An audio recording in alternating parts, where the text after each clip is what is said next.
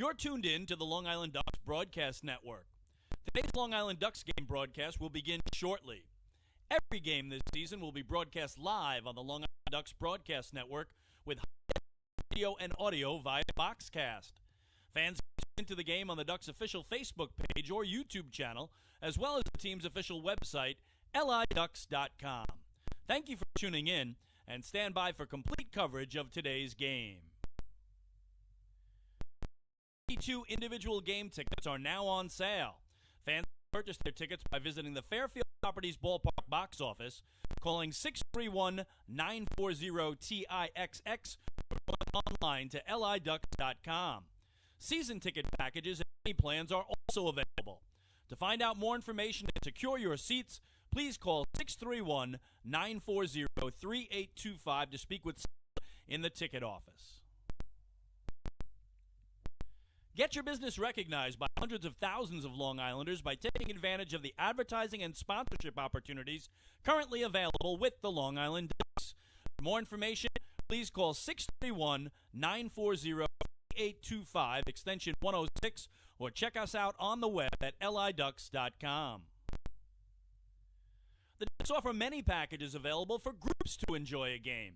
The team offers block seating, pregame and in-game picnics, luxury suites, an exclusive party deck, and so much more.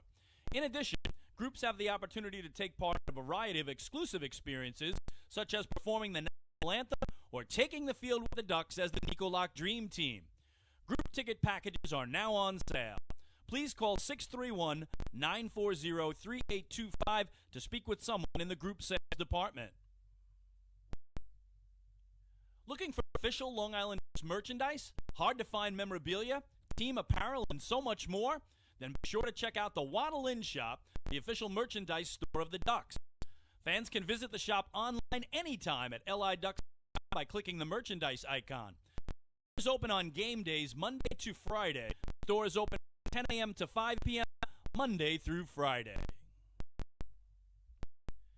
Children 14 and under can become members of the Bethpage Federal Credit Union Long Island Ducks Kids Club today.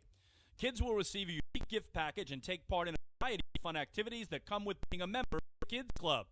For more information on how to sign your child up, please visit Please fill out and submit an appearance request form at liducks.com or contact the Community Relations Department at 631-940-3825 to book an appearance.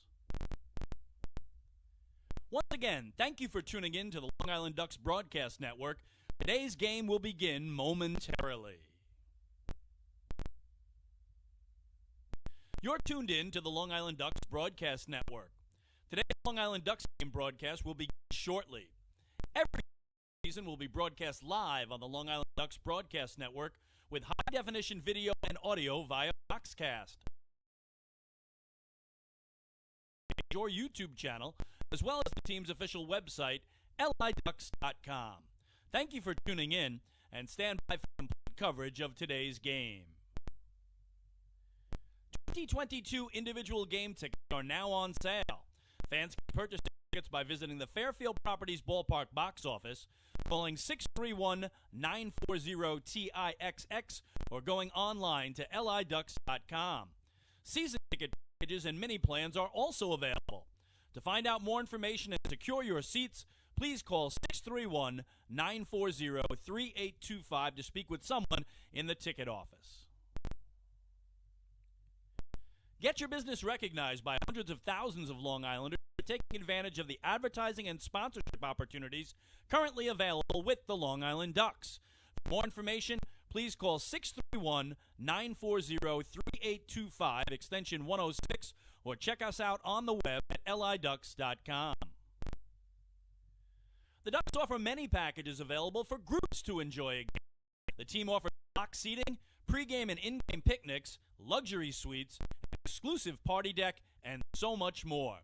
In addition, groups have the opportunity to take part in a variety of exclusive experiences, such as performing the national anthem or taking the field with the Ducks as the Nicolak Dream Team. Group ticket packages are now on sale. Please call 631-940. Hard-to-find memorabilia, team apparel, and so much more? Then be sure to check out the Waddle Inn Shop, the official merchandise store of the Ducks. Fans can visit the shop online anytime at liducks.com by clicking the merchandise icon. The store is open on game days Monday to Friday from 10 a.m. to 4 p.m. and then during the game from inside the ballpark only. On non-game days, the store is open from 10 a.m. to 5 p.m. Monday through Friday. Children 14 and under can become members of the Bethpage Federal Credit Union Long Island Ducks Kids Club today. Kids will receive a unique gift package and take part in a variety of fun activities that come with being a member of the Kids Club. For more information on how to sign your child up, please visit liducks.com or call 631-940-3825. Quacker Jack, the 11-time Best Long Island Mascot, is now available for appearances at parties and other special events throughout the Long Island community. Please fill out and submit an appearance request form at liducks.com or contact the Community Relations Department at 631-940-3825 to book an appearance. Once again, thank you for tuning in to the Long Island Ducks Broadcast Network. Today's game will begin momentarily. You're tuned in to the Long Island Ducks Broadcast Network. Today's Long Island Ducks game broadcast will begin shortly. Every game this season will be broadcast live on the Long Island Ducks Broadcast Network with high-definition video and audio via Boxcast. Fans can tune into the game on the Ducks' official Facebook page or YouTube channel, as well as the team's official website, liducks.com. Thank you for tuning in, and stand by for complete coverage of today's game. 2022 individual game tickets are now on sale. Fans can purchase their tickets by visiting the Fairfield Properties Ballpark box office, calling 631-940-TIXX, or going online to liducks.com. Season ticket packages and mini plans are also available. To find out more information and secure your seats, please call 631-940-3825 to speak with someone in the ticket office. Get your business recognized by hundreds of thousands of Long Islanders by taking advantage of the advertising and sponsorship opportunities currently available with the Long Island Ducks.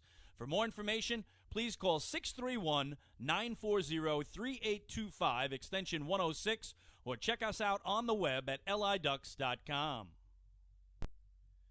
The Ducks offer many packages available for groups to enjoy a game. The team offers block seating, pregame and in-game picnics, luxury suites, an exclusive party deck, and so much more. In addition, groups have the opportunity to take part in a variety of exclusive experiences, such as performing the national anthem or taking the field with the Ducks as the Nicolak Dream Team. Group ticket packages are now on sale. Please call 631-940-3825 to speak with someone in the group sales department. Looking for official Long Island Ducks merchandise, hard-to-find memorabilia, team apparel, and so much more? Then be sure to check out the Waddle Inn Shop, the official merchandise store of the Ducks. Fans can visit the shop online anytime at liducks.com by clicking the merchandise icon. The store is open on game days Monday to Friday from 10 a.m. to 4 p.m. and then during the game from inside the ballpark only. On non-game days, the store is open from 10 a.m. to 5 p.m. Monday through Friday. Children 14 and under can become members of the Bethpage Federal Credit Union Long Island Ducks Kids Club today. Kids will receive a unique gift package and take part in a variety of fun activities that come with being a member of the Kids Club. For more information on how to sign your child up, please visit liducks.com or call 631-940-3825. Quacker Jack, the 11-time Best Long Island Mascot, is now available for appearances at parties and other special events throughout the Long Island community. Please fill out and submit an appearance request form at liducks.com or contact the Community Relations Department at 631-940-3825 to book an appearance. Once again, thank you for tuning in to the Long Island Ducks Broadcast Network. Today's game will begin momentarily.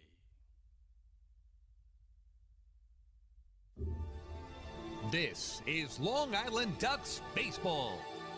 Justin Davies at the plate, the winning run at third. Crowd going nuts. Swung on, bouncing ball left side, off the mitt, up third baseman Brad Strauss. Here comes Willie Rodriguez.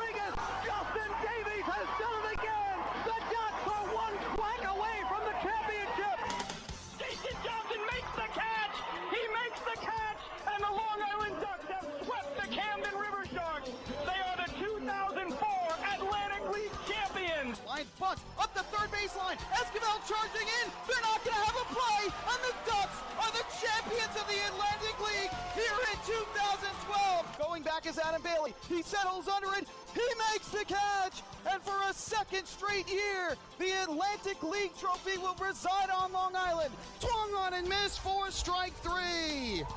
The Long Island Ducks have come to Texas, and they'll be bringing the trophy back home to Long Island. The Long Island Ducks are the 2019 Atlantic League champions.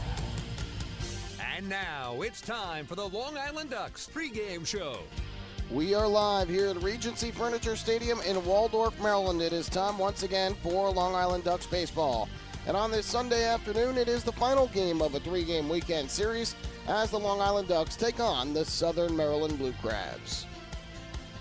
Well, good afternoon, everybody. My name is Michael Pollock. I'll be bringing you the play-by-play for all of today's action. Thank you so much for joining us here on the Long Island Ducks Broadcast Network, coming to you on liducks.com, Facebook Live, and youtube.com/DucksBaseball. Well, the Blue Crabs keep on rolling. They have gotten off to a tremendous start this season, their best in franchise history, 22 wins in their first 26 games. And with their win over the Ducks last night, have opened up a 10-game lead in the North Division standings. In addition, they improved to 15-1 in their first 16 games of the season here on their home field. Last night was a heartbreaker for the Ducks, a game which they led going into the 8th inning. But shockingly, for the third time this year, they did not come away with a win when leading after 7, as the Blue Crabs rallied in the 8th to take the lead. Then after the Ducks tied it with 2 runs in the 9th, the Blue Crabs with a 7-6 win in 11 innings to claim the first 2 games now of this 3-game weekend set. So entering the day, the Blue Crabs at 22-4. The Ducks, for the first time since the second day of the season, are no longer in second place in the division. They have dropped back to third place, a half game behind the Barnstormers, who are 12-14. Ducks are 11-14. And Long Island, meanwhile, desperate for a win today to try and avoid tying their franchise record for the longest losing streak on the road in franchise history. They have now dropped 10 consecutive road games after starting the year 3-1. So after the good vibes of sweeping the Staten Island Ferry Hawks at home earlier this week, things have taken a turn southward again as the Ducks have lost both games in this series. They dropped Game 1 13-2 here on Friday night, with the Blue Crabs scoring early and often. Last night, the Ducks had gotten out to an early lead, but could not hold it late. And in the first extra inning game of the year for the Ducks, it was Southern Maryland who came out on top. We will take a break here on the pregame show. When we come back, we'll recap yesterday's game with some of the audio highlights included. Then a little bit later on, we'll look at the pitching matchup for this afternoon's series finale. And then we'll have the starting lineups and the first pitch. Hey fans, this is manager Wally Backman, and you're listening to Ducks Baseball on the Long Island Ducks Broadcast Network. When we see Long Island, we see you. Because at Catholic Health, we know that it's your remarkable lives that breathe life into our island. So at every Catholic Health hospital, practice, and care facility, we're able to provide the highest quality, most innovative care for your body, because our culture cherishes your humanity. Long live Long Island. Take your group out to the game this season and enjoy all the fun of Ducks baseball at discounted prices with the picnic area, luxury suites, party deck, and so much more. Bringing your group to the game will be an unforgettable experience. The Ducks even offer opportunities to sing the national anthem, serve as the Ridgewood Savings Bank color guard, be the Nicolak Dream Team, or put on a pregame performance. To book your outing today, call 631-940-3825 and ask for the group sales department. Long Island Ducks baseball. Good times every time.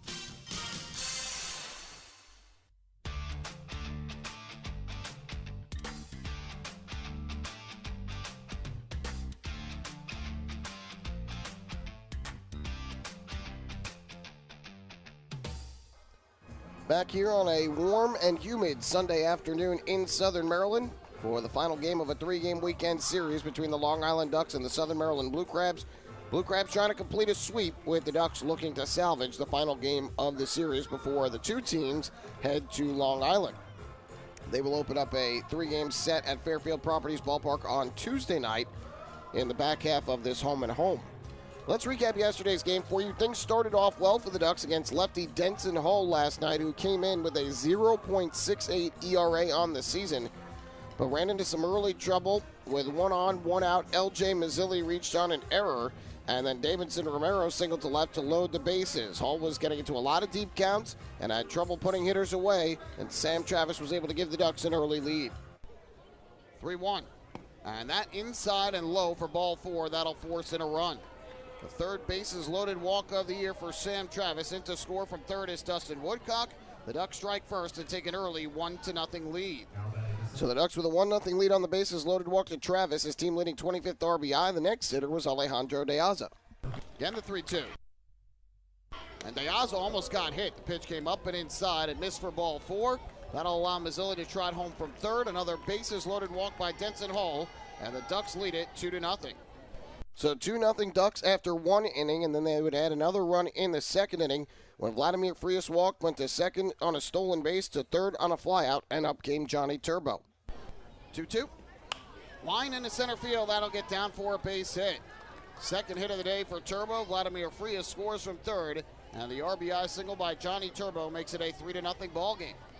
So the Ducks off to a great start against Denson Hull last night. Meanwhile, Scott Harkin got the start last night for the Ducks. Pitched a 1-2-3 first, but in the second inning allowed a leadoff infield single to David Harris and a 1-out walk to Zach Collier. Braxton Lee would follow with an RBI single to right, and then a wild pitch by Harkin allowed Zach Collier to score, and the Blue Crabs closed within a run. At that point, it was 3-2. Hull settled down, retired the sign in order in the third, and allowed just a double in the fourth with 1 out to Vladimir Frias, but he was able to get out of the jam. Scott Harkin settled down as well. He was able to work around 3 singles in the fourth to keep the Blue Crabs off the scoreboard, and so that took us to the fifth. After a fly out to right by Dustin Woodcock opened the inning, up to the plate came L.J. Mazzilli. 1-2. High fly ball to left. That's well hit. Back goes Sundberg to the track, at the wall, and you can forget it. A solo home run up onto the picnic tables in left for L.J. Mazzilli. His second home run of the season, and the moonshot to left gives the Ducks a 4-2 lead here in the fifth. So L.J. Mazzilli with the long home run gives the Ducks the 4-2 lead, but from that point on, Ducks offense was held in check over the next 3 innings by the Blue Crabs bullpen. Patrick Baker 1-2-3 innings in the 6th and the 7th. Nick Wells the same in the 8th.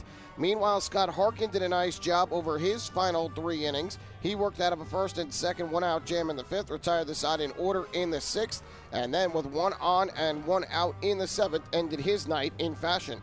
Beckman and the closer Tyler Webb. Hot shot back to the mound, caught by Harkin. He lobs it to first, double play. Scott Harkin induces his 3rd double play of the night, snaring the lineup from Baca and getting Ryan Haug out at first, and he is through 7 innings of 2-run ball on this Saturday night in Southern Maryland. So Scott Harkin with his 2nd consecutive quality start, both of 7 innings, and the Ducks would turn it over to the bullpen in the bottom of the 8th.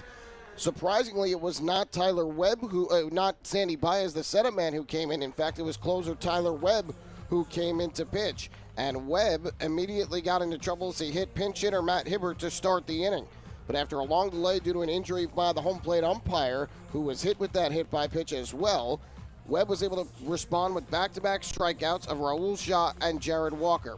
However, with 2 outs in the inning, the wheels fell off for Tyler Webb. He allowed an RBI double to David Harris. An RBI single by Alex Crosby tied the game, giving Webb his 2nd blown save of the year.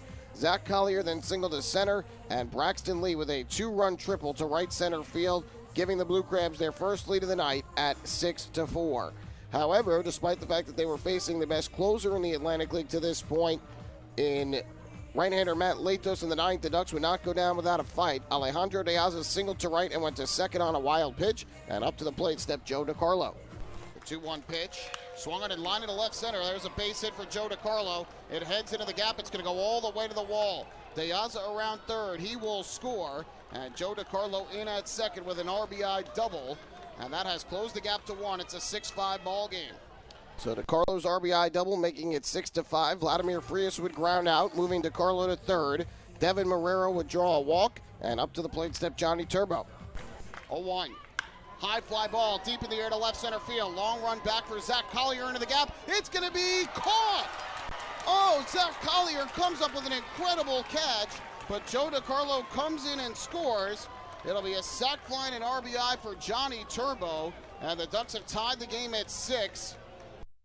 It looked ticketed for sure to be an RBI double or triple for Turbo. That actually would have probably been a 2-run double or triple and would have given the Ducks the lead. But Collier makes a great catch, then Dustin Woodcock lined to right. And so the top of the ninth ends with the score tied at 6. Sandy Baez came in the bottom of the ninth, retired the side in order, and so we would go to extras. Ducks had the runner at second to start the 10th. Back-to-back flyouts started the inning. But with 2 outs, up came Sam Travis. He hit a ground ball single through the left side. Woodcock tried to score from second on the play, and he was thrown out at the plate on a great throw by Matt Hibbert, and that ended the top of the 10th with the game still tied. In the bottom of the 10th, the Blue Crabs had the runner at second. Jared Walker and David Harris both flied out. An intentional walk put runners at first and third, and a defensive indifference put them at second and third. But Baez would strike out Zach Collier and send the game to the 11th. Ducks got the runner at his second to start the 11th, but they went in order against Andres Briseño, who pitched 2 scoreless innings in relief. Chad Hawkins took over in the bottom of the 11th after 2 scoreless innings from Sandy Baez. Runner was at second. A strikeout and an intentional walk began the inning. Michael Baca then popped to right to move Zach Collier to third. And then with 2 outs, up at the plate was Matt Hibbert. Fell behind in the count. Chad Hawkins threw a pitch that was swung on and missed for strike 3, but the breaking ball was down low in the zone. It got past Joe DeCarlo behind the plate, and scampering home from third with the winning run was Zach Collier as the Blue Crabs won the game by the count of 7-6. They out-hit the Ducks 11-8. Southern Maryland committed the only error in the game. Blue Crabs left 9, the Ducks left 7. The winning pitcher, Andres Briseño, improved to 3-0, while Chad Hawkins took the loss, a hard luck loss for him. He falls to 0-1. The game took 3 hours and 34 minutes here last night in front of a crowd of 4,009. So, a heartbreaker for the Ducks, who lose for the 3rd time this year when leading after 7. They'll try and bounce back here this afternoon and take the final game before they head back home to Long Island. Take a break again here on the pregame show. When we come back, we'll look at today's pitching matchup, and then we'll have the starting lineups in the first pitch as the Ducks and the Blue Crabs close out this 3-game weekend series. Hey fans, this is pitching coach Rick Tomlin, and you're listening to Ducks Baseball on the Long Island Ducks Broadcast Network. Sayville Ford, the no-fees dealer, has been family-owned and operated for 65 years. Visit their spacious showroom to choose from a giant inventory of new, pre-owned, and commercial vehicles with a free 10-year, 100,000-mile powertrain limited warranty included. Some exclusions apply. Plus, they offer top dollar for trades, and their service department is open until 1 a.m. on weekdays. Sayville Ford, Long Island's Ford giant, is conveniently located off exit 50 on Sunrise Highway, or visit SayvilleFord.com for more information. Morning, Dan. How was your weekend? Oh, it was awesome. I took my family to a Ducks game and had a blast. The seats were great. We ate a ton of food, and the Ducks won. They even had amazing fireworks. Oh, yeah. They got a good thing going on there. I took friends to Thirsty Thursday a couple weeks ago and had too much fun. They should totally use us in one of their radio spots. You mean like the one we're doing right now? Sure, that works. Ducks Baseball. Good times every time. Get tickets at liducks.com.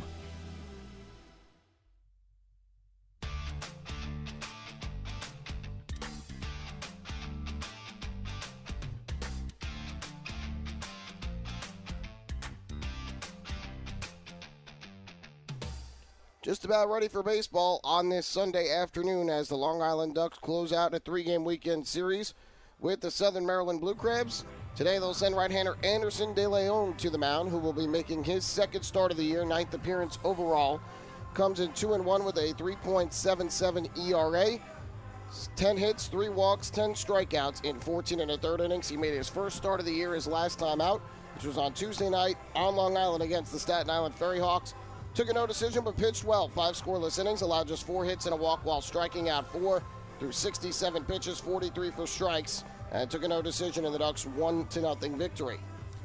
He was very familiar with the Blue Crabs, faced them 7 times last year, 5 of which were starts, 2 of which were complete games in 7-inning contests. Overall, he was 3-0 with a 3.03 ERA in his 7 games against Southern Maryland a year ago. On the flip side of things, it'll be lefty Mitch Lamson who gets the start for the Blue Crabs here today. Lamson has made 5 starts. He is 2-0 with a 3.72 ERA, 26 strikeouts to 10 walks, and 27 hits in 29 innings. His last time out was also on Tuesday. That was down in Gastonia against the Honey Hunters. He took a no decision that day, tossing 6 innings of 4-run ball, allowed 7 hits, including 2 homers, did not walk a batter, and struck out 5. This will be his first outing against the Ducks, has not faced him in any of his 5 starts this year, and did not face him in either of his 4 starts with Southern Maryland back during the 2019 season. Take one more break. When we come back, we'll have today's starting lineups as the Blue Crabs take the field, and then it'll be first pitch time as the Ducks and the Blue Crabs wrap up the series. Hey fans, this is outfielder and hitting coach Lou Ford, and you're listening to Ducks Baseball on the Long Island Ducks Broadcast Network. Millennium Container Service is fulfilling the needs of businesses and homes across Long Island. They provide waste and recycling services plus a variety of dumpster rental options for any project. Millennium Container Service offers convenient, on-time deliveries and pickups, as well as daily, weekly, and monthly commercial service. Need a quote? Call 516-826-5544 or visit millenniumcontainer.com. Millennium Container Service. Keep your home and business clean. The Waddle Inn Shop is your home for everything Ducks baseball. The team store is full of official Long Island Ducks merchandise, great gifts, hard-to-find memorabilia, team apparel, and so much more. You can even get your favorite name and number put on the back of your very own Ducks jersey. Celebrate Waddle Inn Wednesday as well, with exclusive deals in-store during every Wednesday home game. Visit the Waddle Inn Shop today at Fairfield Properties Ballpark or shop online anytime at liducks.com.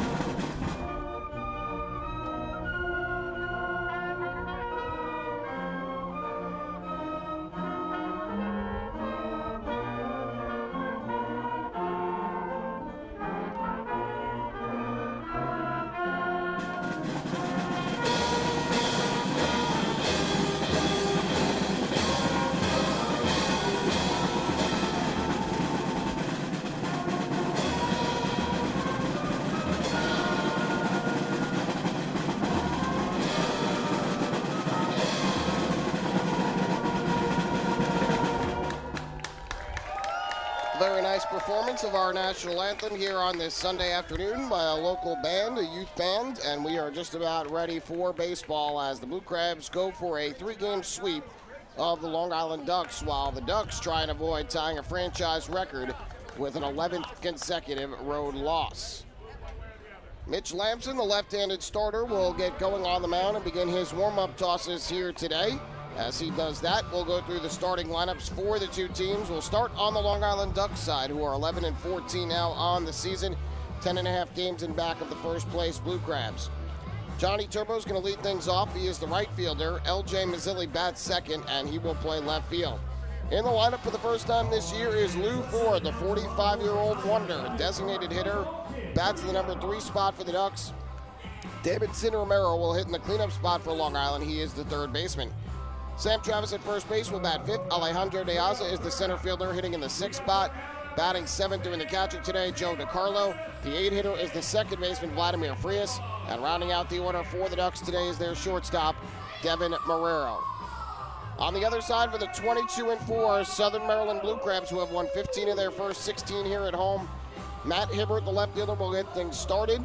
Ian Yetzko gets the start at second base. He will bat second. The 3-hitter and first baseman is Jared Walker. In the cleanup spot, the designated hitter, David Harris. Batting 5th at third base, Alex Crosby. The 6-hitter and center fielder is Zach Collier. Braxton Lee gets the start at right field. He will hit 7th. Austin Rye does the catching and bats in the 8th spot. And rounding out the order for Southern Maryland is their shortstop, and that is Michael Baca. So that's the look at the starting lineups for the two teams here on this Sunday afternoon. Not quite as hot as it was the last 2 days, but still temperatures up, dipping into the upper 90s with a breeze blowing from right to left today. Sun shining, clear skies overhead. But another hot and sticky day here in Southern Maryland on what has been a very warm weather weekend, especially considering the cooler temperatures that the Ducks experienced on Long Island last week. As I'm sure you could hear, the vast change in temperatures certainly not doing wonders for yours truly. But I'll try and tough it out here today as the Ducks do the same on the field for the final game of this weekend set. Leading off for Long Island, the right fielder number 14, Johnny Turbo. So Johnny Turbo will make his way up to the plate for Long Island, and Mitch Lampson, the left-hander, 31 years old, will make his way up to the pitching mound as the teams close out this 3-game weekend series in the first half of a home-and-home 6-game stretch. So Turbo steps in from the right side. Lampson from the windup. First pitch of today's ball game is taken on the outside corner for a strike. And we are underway late again here today at 2:12 in the afternoon. 2:05, the original scheduled first pitch time, so 7 minutes late today. 0-1, and the off-speed misses outside to even the count at 1-1. Turbo hitting .394, second best batting average in the Atlantic League thus far. 2 homers, 14 RBIs. 1-1. On the ground through the left side, a base hit, and Johnny Turbo just keeps on hitting. What a start to the year he has had. 2 more hits last night, and he gets a base hit in his first at-bat of the ball game here today. Fielder number 13, LJ Mazzilli. So Turbo has now hit safely in 18 of his 19 games played this year. He's reached base safely in all 19. Longest on-base streak by a Duck this year. So Turbo gets aboard to start off the ball game, and now LJ Mazzilli, the 2-hitter and left fielder, up to the plate. Lampson gets the sign and come set as Turbo leads off first. First pitch, and Mazzilli is swinging a miss at a fastball over the outside corner for strike 1. Mazzilli hitting .192 on the year, 2 home runs. His second came here last night, 9 RBIs on the year.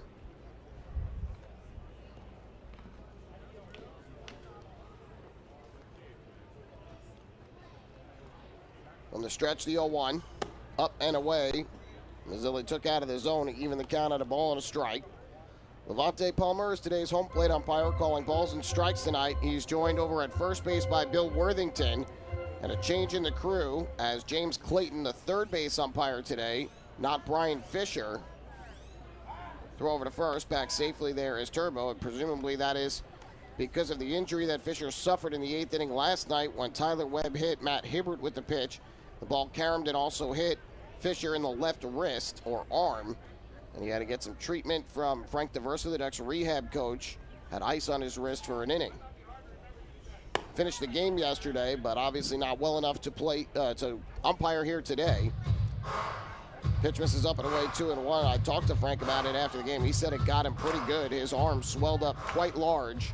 That's why they immediately iced it, but Fisher was able to tough it out throughout the rest of the game. So we send our well wishes to him. 2-1, changeup misses upstairs. 3 balls and 1 strike on LJ Mazzilli. Good hitters count here. We'll see if Turbo goes into motion at all at first base. Bit tougher to try and steal with a lefty on the hill. Jared Walker holds on Turbo. 3-1. And that catches a piece of the outside corner for strike 2. Looked like a fastball from Lampson. Mazzilli had taken a step towards first, but Levante Palmer makes the strike call, and now the count full.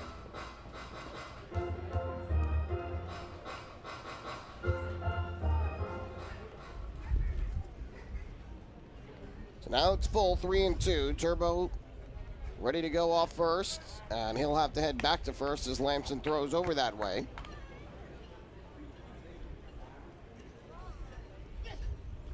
Light crowd on hand here today. Not quite the crowds that we had here the last 2 nights. Boy, was the crowd fired up yesterday. 3-2, swung on and missed, strike 3. Good curveball from Mitch Lampson, and Mazzilli out in front. So first strikeout of the day, for the lefty, and there's one away here in the top of the first. Now batting the designated hitter, number 20, Lou Ford. So here is Lou Ford to the plate, 45 years young, starting his 12th season here with the Long Island Ducks, more than any other player in franchise history, the team's all-time leading hitter and all-time leader in hits, getting his first action of this 2022 season. First pitch is taken on the outside corner for strike one. Lou had been on the disabled list until Friday. He had been dealing with a lower extremity injury, but had been taking batting practice in recent days with the Ducks, really over the last couple of weeks, to prepare himself for this moment. The 0-1. Runner goes. Pitch is taken for a strike. The throw to second is in plenty of time. So Johnny Turbo is out on the caught stealing, and it's 0-2 on Ford. First time this year that Turbo has been caught stealing. Not often that you see Turbo get beat with a throw by that much, but a good throw by Austin Rye, the catcher. And I believe it was the second baseman who applied the tag, which is Ian Yetzko. Indeed it was. So 2-4 on the caught stealing. Just like that, the bases are empty, and Ford lays off a high fastball here to move the count to 1-2. Obviously with Ford batting today, Wally Backman coaches down at third for the Ducks. 1-2, and Ford a swing and a miss, strike three. So 2 strikeouts in the first for Mitch Lampson. And the left-hander works around the leadoff single by Johnny Turbo. No runs a hit, nobody left for the Ducks after a half inning. It's the Ducks 0, and the Blue Crabs coming up to bat. Hey fans, this is infielder Elgin Mazzilli, and you're listening to Ducks Baseball on the Long Island Ducks Broadcast Network. Planning your next party or looking for a caterer that will handle all of your needs? Hidden Gem Cafe has got you covered. From setup to service to cleanup and amazing food that is sure to be talked about, they can do it all without breaking the bank. Hidden Gem knows that each event is unique and strives to design a specialized menu for each event. Call the Hidden Gem Cafe for your next party at 631-390-5912, and be sure to follow them on social media too at the Hidden Gem Cafe for ideas and information. Can't get enough of the Long Island Ducks? Well, now you can get even more inside info on your favorite hometown team through Facebook and Twitter. The Ducks are constantly updating fans through social media with scores, transactions, ballpark promotions, and much more. You can even win great prizes. All you'll need to do is make a free account on Facebook and Twitter, and then visit us at facebook.com/LIDucks and twitter.com/LIDucks. Think you're Long Island's biggest Ducks fan? Get connected now.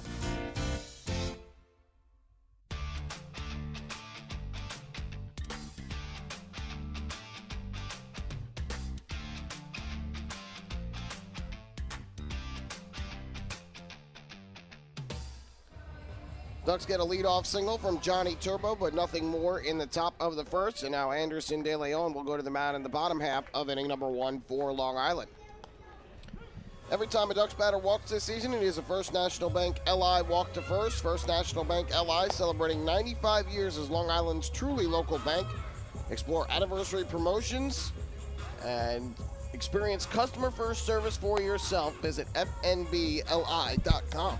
Leading off for your Blue Crabs, left fielder number 4. Just jumped there, looked like a dragonfly that just made its way into the broadcast booth out of nowhere.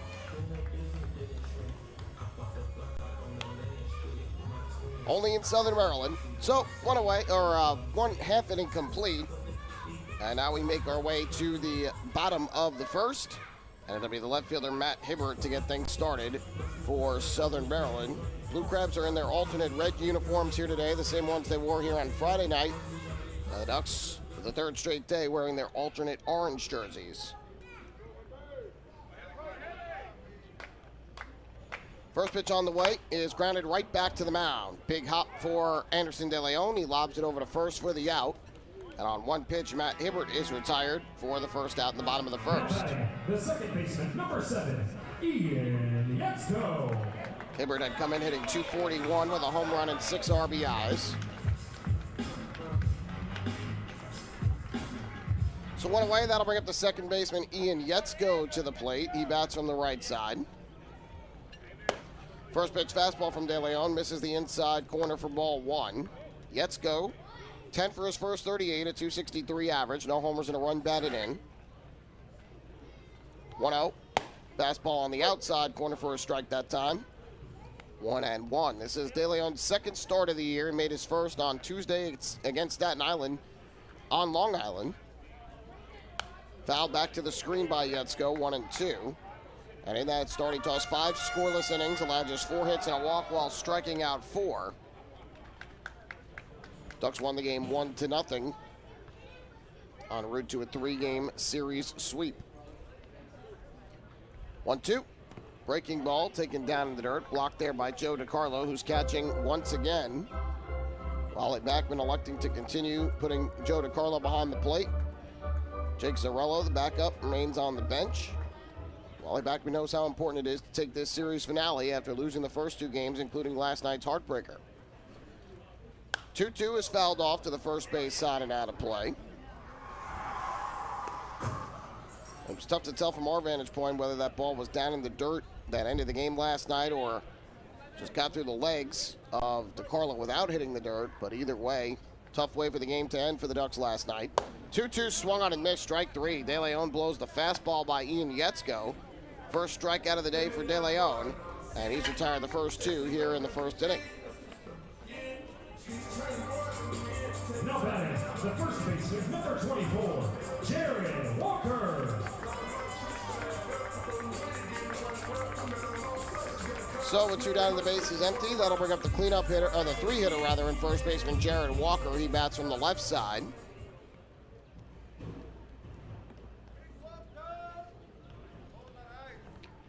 De Leon from the windup, his first pitch, and Walker takes a fastball strike, belt high over the outside corner, 0-1. Walker hitting .229 on the year, 5 home runs, 15 runs batted in. From the windup, the 0-1. High pop-up, a mile in the air, left side of the infield. Devin Marrero settling under it. He'll make the catch, and that will retire the side. A nice job by Anderson De Leon in the bottom half of the first. He retires the Blue Crabs in order on a ground out, a strikeout, and a pop-up. That means it's a PSEG Long Island energy efficient inning with energy efficiency programs from PSEG Long Island. Saving on your electric bill is also as easy as 1, 2, 3. Visit PSEGLINY.com/efficiency. It's just one more way PSEG Long Island is making things work for you. Hey fans, this is pitcher Bennett Perry, and you're listening to Ducks Baseball on the Long Island Ducks Broadcast Network. PSEG Long Island wants you to know how to save energy and money in your home. Did you know energy-efficient appliances can use up to 25% less energy? Here's how to save. PSEG Long Island offers money-saving rebates when you purchase Energy Star appliances. Discover how a little energy efficiency know-how can mean savings in your home. Find more energy efficiency tips, tools, and money-saving rebates at psegLINY.com/save money. Want an awesome birthday without all the hassle? Book your Kona Ice birthday party with the Ducks today. 2 brand new packages are now available, including our exclusive game room suite. Along with enjoying an exciting Ducks game, your birthday child and his or her friends will have a blast playing video games on Nintendo Switch, Xbox, and PlayStation 4 in their very own private luxury suite. Plus, they'll be treated to food, beverages, snacks, and much more. Kona Ice birthday parties with the Long Island Ducks, the party of a lifetime.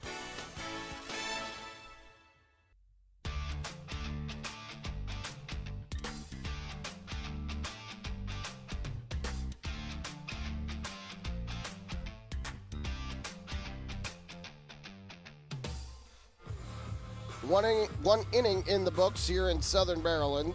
Ducks and the Blue Crabs are scoreless. As we head to the second, a reminder that this 2022 season is presented by Catholic Health. Visit them online at chsli.org. Catholic Health, long live Long Island. Now batting your Lightning's Ices and Creams K-Man of the evening. So Mitch Lamson back to the hill. He faced the minimum 3 batters in the first inning. Allowed a leadoff single to Johnny Turbo, but came back with a pair of strikeouts and got Turbo stealing. Caught him stealing on a good throw by Austin Rye during Lou Ford's at bat. So Davidson Romero will lead off the second for the Ducks. Cleanup hitter and third baseman batting from the right side. First pitch, breaking ball, taken inside and low for ball 1. Romero batting .261 on the year for the Ducks, 3 homers, 12 RBIs. 1-0.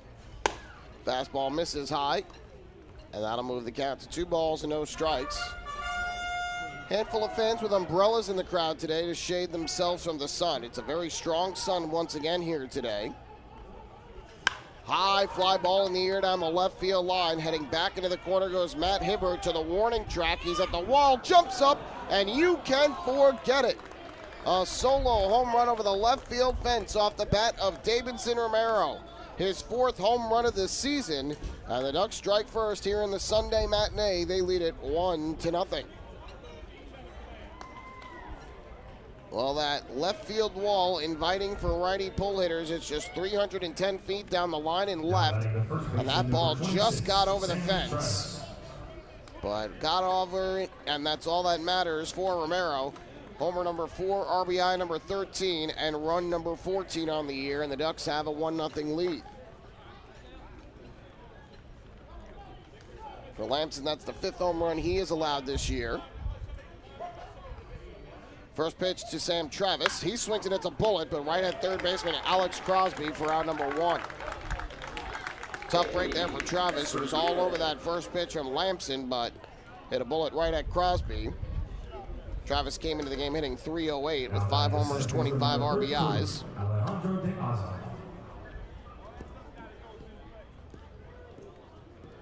So 1 away, and that'll bring up Alejandro De Aza to the plate. I have no idea what's going on right now. Levante Palmer, the home plate umpire, is yelling towards the Ducks dugout. Vladimir Frias has a bat and is out on the top step of the dugout. He looks like he's motioning over to the Blue Crabs dugout on the third base side. Bill Worthington, the first base umpire, has gone over there and is standing right next to Frias. I'm not quite sure what's going on here, but Frias looked like he was standing at the far end of the dugout with a bat in hand. And Levante Palmer had to tell him to go back into the dugout. I'm not quite sure what that was all about. So after the delay, back to action. First pitch on the way to Alejandro De Aza. And he takes low from Lamson for ball 1. De Aza 5 for his first 31 with the Ducks, a 161 average, no homers and 2 RBIs. 1-0. And the breaking ball taken for a strike on the inside corner, 1-1. For the Ducks, that was their 16th home run of the year. They've given up 25, but they've started to come to life with the long ball after a long drought of 10 games. Here, De Aza smacks one at first past Jared Walker in the right field, a base hit. De Aza will stop at first base. Tough play for Walker there, had to try to scoop it out on the backhand as he dove to the ground, but De Aza will have his first hit of the day.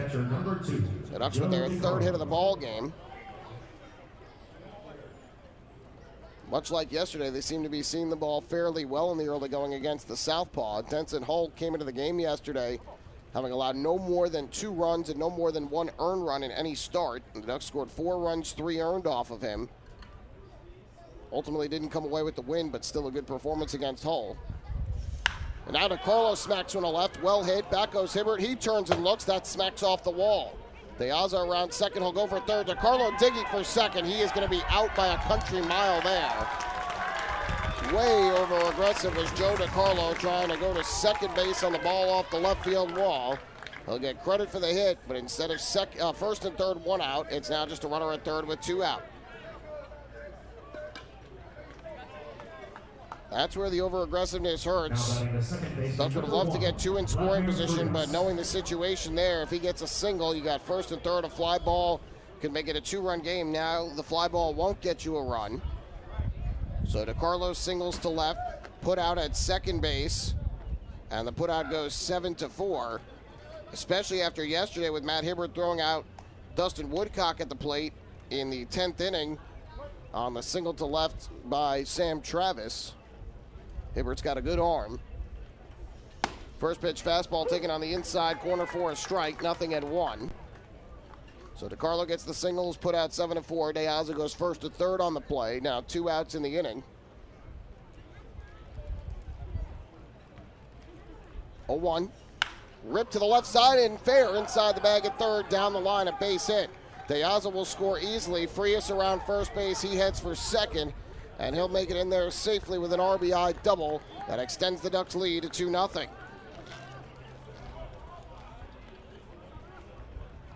So Vladimir Frias picks up his 4th double of the year, his 7th run batted in. Now batting the shortstop, number 35.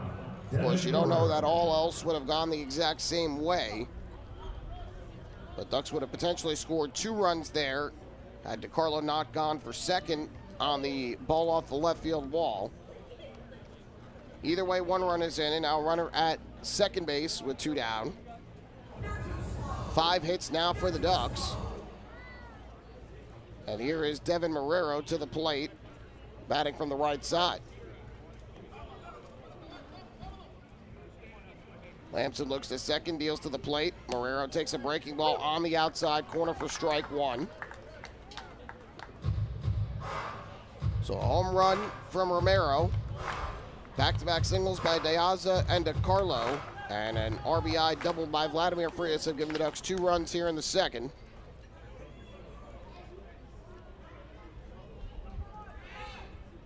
Lamson's 0-1.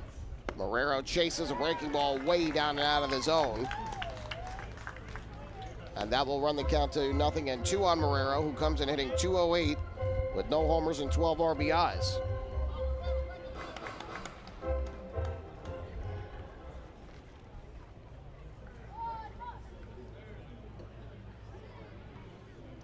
Lamson has the pitch he likes. Frias takes his lead off second. The 0-2. Half swing and a pitch up and away. Well, Marrero was able to hold up. Good job by the Ducks shortstop not to go after that pitch. 1-2.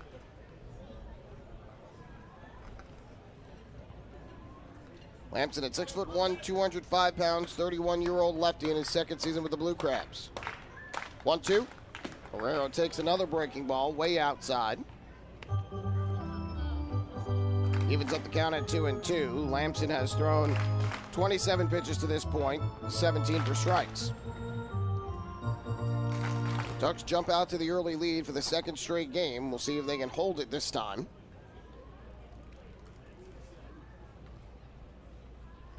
2-2.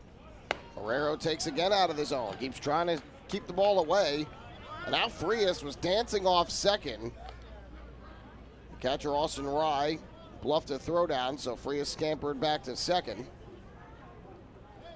Now the count full at 3 balls and 2 strikes. Frias asked for time here. Looks like he either damaged his glasses or damaged the helmet. Dustin Woodcock, who was coaching down at first, goes to grab what looks like glasses from him. The glasses or jewelry, something like that. So Frias will make his way back to second base here. And another little delay in this game.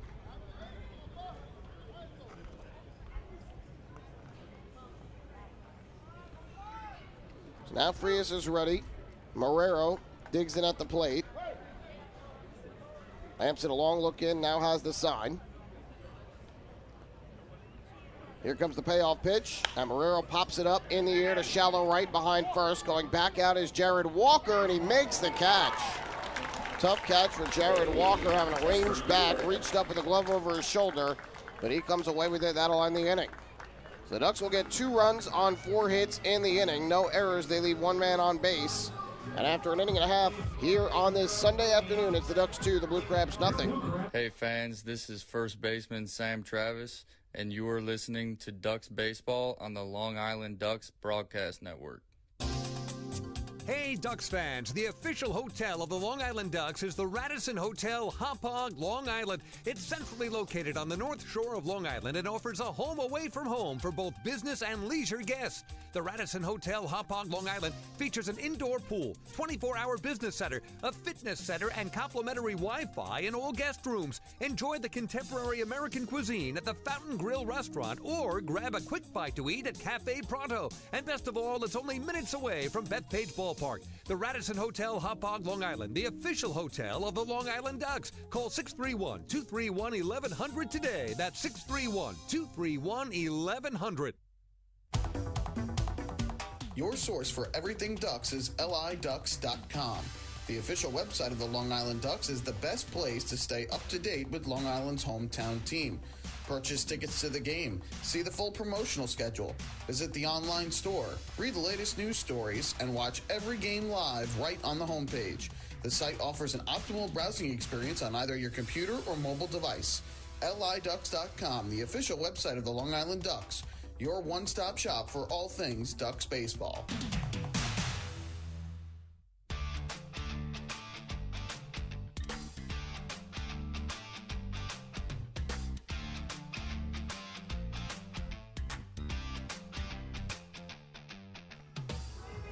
Well, the Ducks put up a 2-spot in their half of the second inning.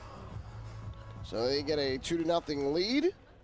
And as we go to the bottom half of the second, Anderson De Leon back to the mound for his second inning of work after he retired the side in order in the home half of the first.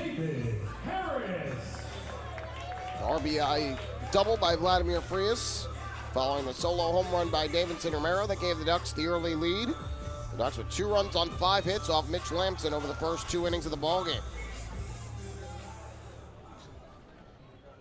David Harris will lead things off for the Blue Crabs here in the second.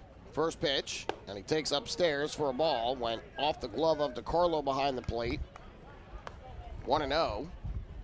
Harris, the cleanup hitter in DH, has had a terrific season thus far for Southern Maryland. .344 average, 6 homers, and 25 RBIs. 1-0.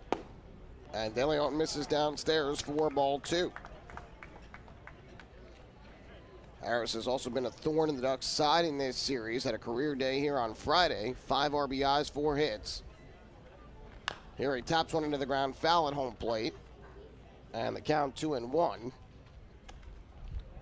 Then picked up 3 more hits last night, scoring a couple of runs and driving in 1.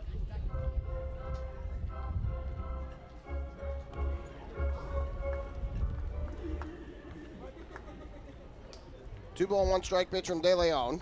Harris takes a fastball that misses down below the knees. Close pitch. But Harris gets the call. It's 3-1. He'll be followed by Alex Crosby and Zach Collier in the second. 3-1. Fly ball in the air, shallow right. Going out is Frias, coming in is Turbo. Vladimir Frias will make the catch, and there's one away here in the bottom of the second.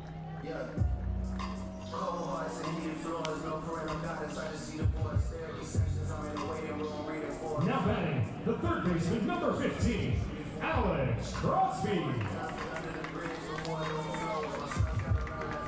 So the one away, Alex Crosby comes to the plate, the third baseman and 5-hitter for Southern Maryland.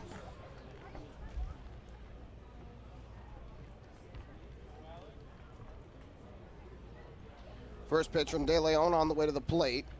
Rocketed in a right, well hit. Going back, Johnny Turbo to the warning track, and he'll make the catch. So we talked about it extensively over the first 2 games of this series, but this ballpark is Death Valley out to right field. Very deep. From the batter's eye in center all the way around to almost at the foul pole. The ball comes in on a diagonal closer to the foul pole, but otherwise there's a lot of room out there and right. At Fairfield Properties Ballpark, that very well could have been a home run, but here it's a long, loud out. 2 away. And the first pitch to Zach Collier is a fastball, belt eye for a strike, 0-1.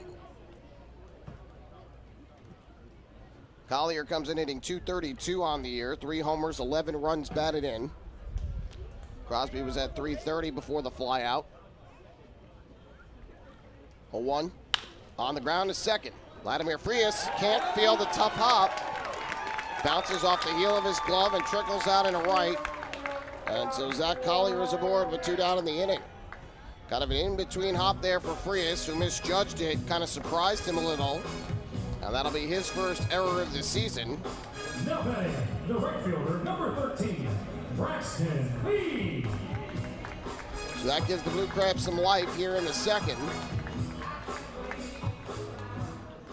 And up will step the right fielder, Braxton Lee, who had a terrific ball game last night for the Blue Crabs against these Ducks. 3 hits, 3 RBIs for Lee last night. Collier held on at first by Travis. De Leon's first pitch is taken high and outside for a ball, 1-0. Lee comes in hitting .278, no homers, 12 RBIs on the year.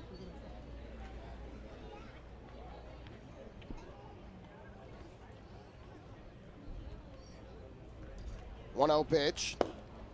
De Leon misses again downstairs. And the count goes to 2 balls and no strikes. We talked about it before, but the Ducks pitching staff has struggled this year with 2 outs in an inning. Opponents are hitting .293 with 2 outs in an inning against them. That was when all 4 hits came and all 4 runs for the Blue Crabs in the 8th inning last night.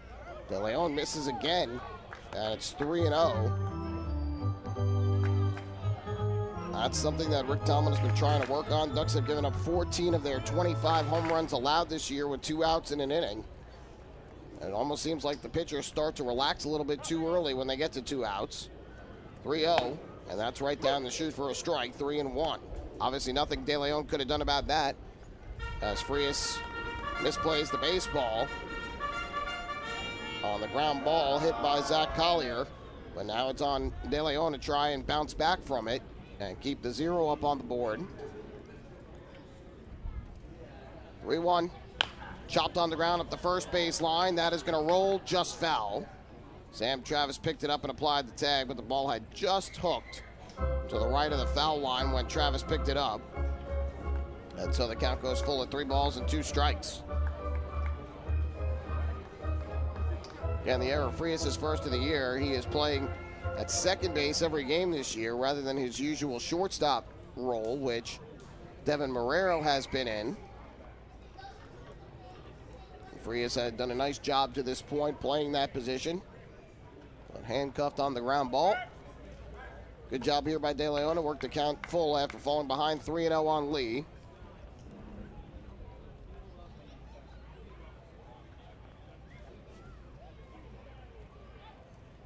Now the payoff pitch coming.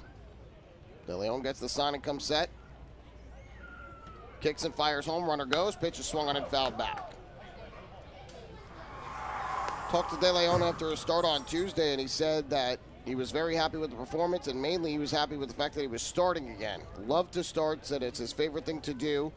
He did that after initially starting in the bullpen last year, then went into the starting role for Long Island. Began this year in the bullpen as well. But with some injuries in the rotation, he has moved into the starting role. Again, the 3-2. Skied foul again, this time to the third base side by Lee.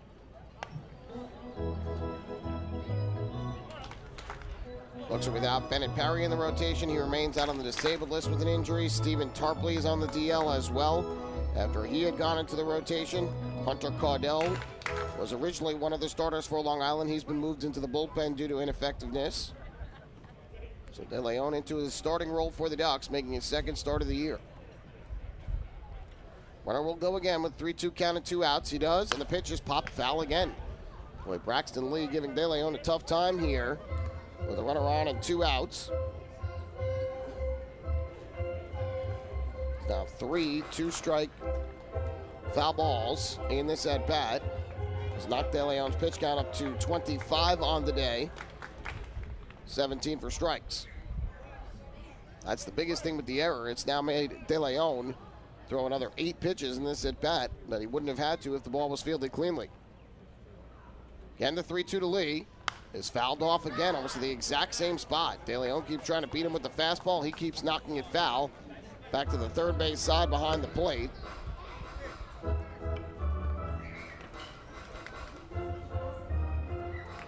And Lee asks for the pine tar just to try and get a bit of a better grip on his bat.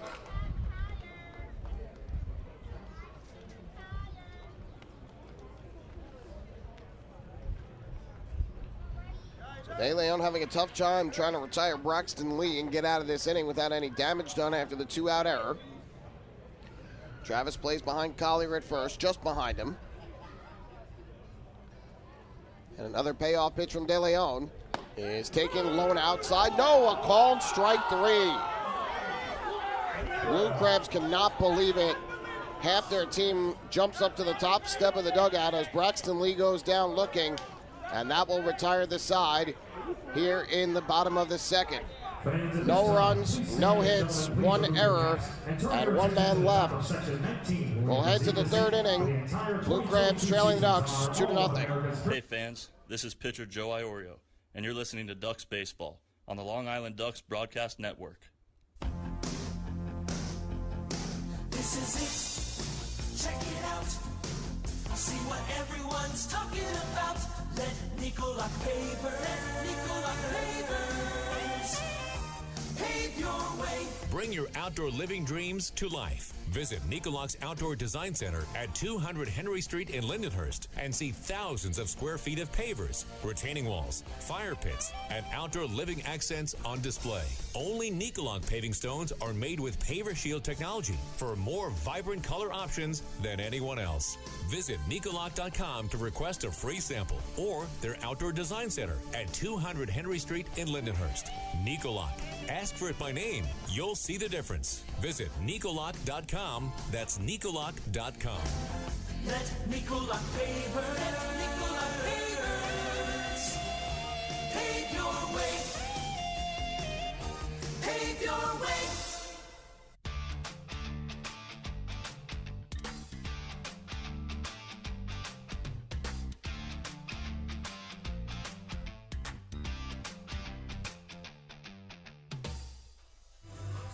Well, we go to the third inning. The Ducks still leading 2-0 as Anderson De Leon strikes out Braxton Lee, looking on a pitch that Lee and the rest of the Blue Crabs all felt was low and away. That's how it looked from our vantage point up here in the press box, but a strikeout call made by Lamonte Palmer, and so this game remains 2-0 as we go to the top half of the third inning. Fans, be sure to follow all season long as the Ducks the Ducks team up with Island Federal Credit Union to present Home Runs for Hunger. Every time the Ducks hit a home run at Fairfield Properties Ballpark this year, Island Federal Credit Union will make a $100 donation to Long Island Cares in an effort to help improve food security for families on Long Island. Island Federal Credit Union, catch the wave to better banking. So we move to the third, and it'll be the top of the order due up for the Ducks against Mitch Lamson, who tries to bounce back after giving up 2 runs in the top of the second. Johnny Turbo will lead off for Long Island. He'll be followed by L.J. Mazzilli and then Lou Ford. First pitch on the way, and Turbo hits a high fly ball foul down the left field line. That'll go back into the crowd, and the count 0-1. Turbo singled to left field back in the first inning, but then was caught stealing second, the first time he's been caught stealing this year. 0-1. And he hits a shot foul, almost hit Wally Backman coaching down at third. That'll move the count to 0-2. Backman way out of the coach's box. He is well past it. And well closer to the warning track down the left field line. Extra reaction time for him. That might have saved him from getting hit there. 0-2. Way upstairs. Turbo takes out of the zone 1-2. Turbo had 2 hits last night, the only Duck with multiple hits in the game. He also drove in 2 runs.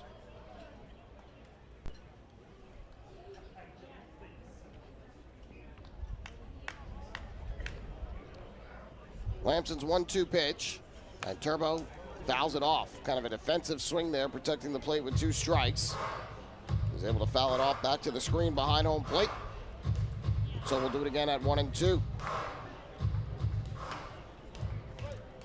Lamson, a former draft pick of the Houston Astros back in 2011, 19th round selection out of Arizona State. 1-2, and a swing and a miss. Turbo chasing way out of the zone on the breaking ball. Strikeout number 3 on the day for Mitch Lamson, and there's the first out here in the top of the third. Now batting the left fielder, number 13, L.J. Mazzilli. Lamson started his career in 2011 with Tri-City in the New York Penn League. Played in the Astros organization, the Braves, and the Brewers systems before getting his first independent experience in 2017 with Winnipeg in the American Association. First pitch taken for a strike over the outside corner, 0-1. He's been with independent teams since, just beginning his second season here in the Atlantic League. both with the Blue Crabs. Zilli was a strikeout victim his first time up back in the first. Lamson's 0-1 is low and inside on a curveball. That'll even up the count at 1-1.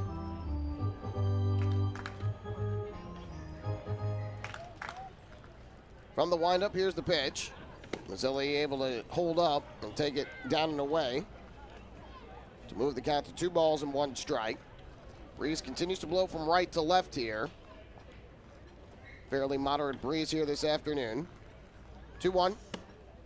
It's taken low, 3-1. It's got to make it feel a little bit better than it has the last 2 days, where it was very warm, temperatures in the mid-90s, very humid, and with no breeze.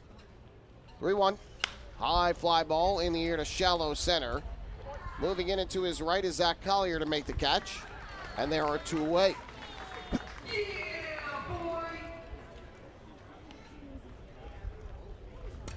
Now batting the designated hitter, number 20, Lou Ford.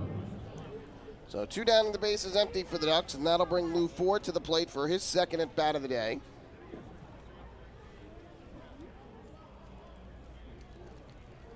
Ford activated from the disabled list by the Ducks on Friday and getting into his first game of the season here today. He played 58 games a year ago for Long Island. First pitch, and he takes low and inside for ball 1. Said before the season that he was trying to keep himself in the best shape possible so he could play earlier this season than we've seen him in recent years. 1-0. Swing and a miss. Out in front of the breaking ball, leaving the count at 1-1. Just became a father once again a few weeks back. His fiancee Gladys gave birth to Lou Jr.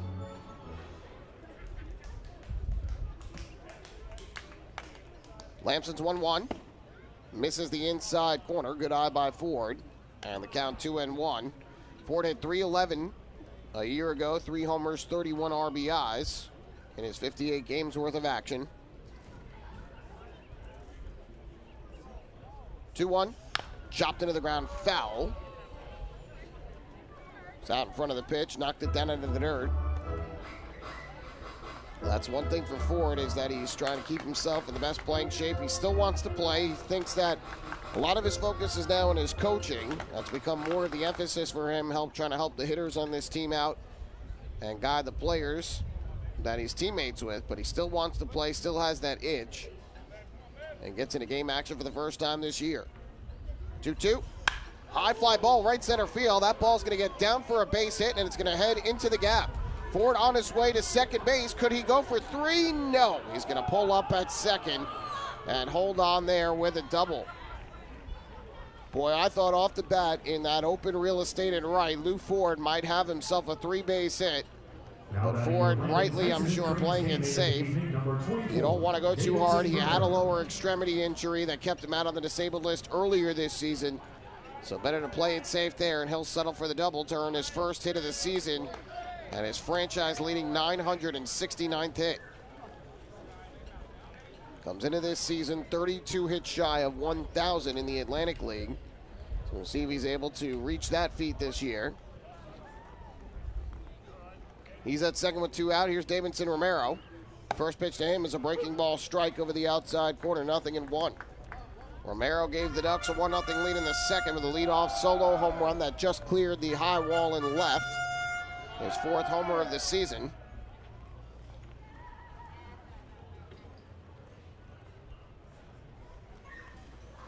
Here comes the 0-1. Fastball misses high. Now it's 1 ball and 1 strike on Romero.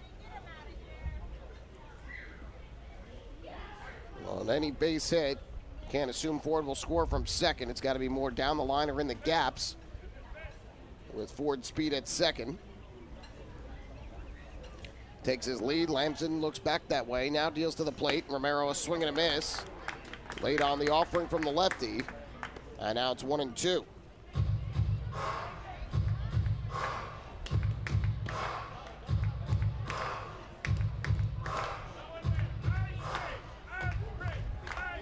Ducks now out hitting the Blue Crabs 6-0 here in the game.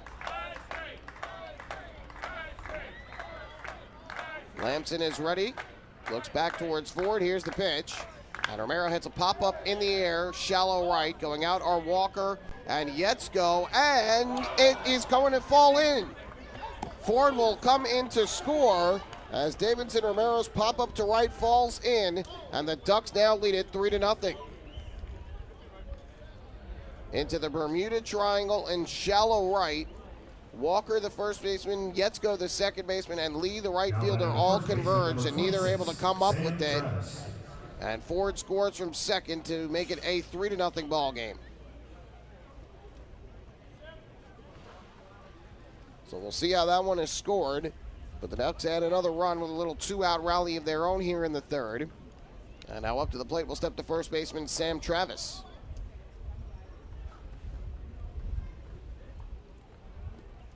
Travis takes the first pitch high and outside for a ball, 1-0. They rule a base hit for Romero, so his second hit of the ball game. And he picks up his second RBI as well, 14th of the year. Now 7 hits for the Ducks. Travis takes high and tight, and it's quickly 2 balls and no strikes. Travis swung at the first pitch he saw back in the second, and lined out to Alex Crosby at third.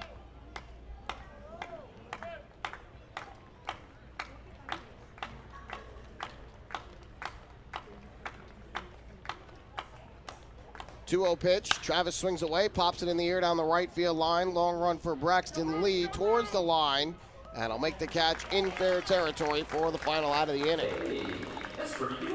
But the Ducks add another run to their lead with a back-to-back 2-out hits, a double by Lou Ford, and an RBI single by Davidson Romero. No errors, 1 left. And after 2.5 innings, it's now the Ducks 3 and the Blue Crabs nothing. Hey fans, this is infielder Vladimir Frias, and you're listening to Ducks Baseball on the Long Island Ducks Broadcast Network. When we see Long Island, we see you. Because at Catholic Health, we know that it's your remarkable lives that breathe life into our island. So at every Catholic Health hospital, practice, and care facility, we're able to provide the highest quality, most innovative care for your body, because our culture cherishes your humanity. Long live Long Island.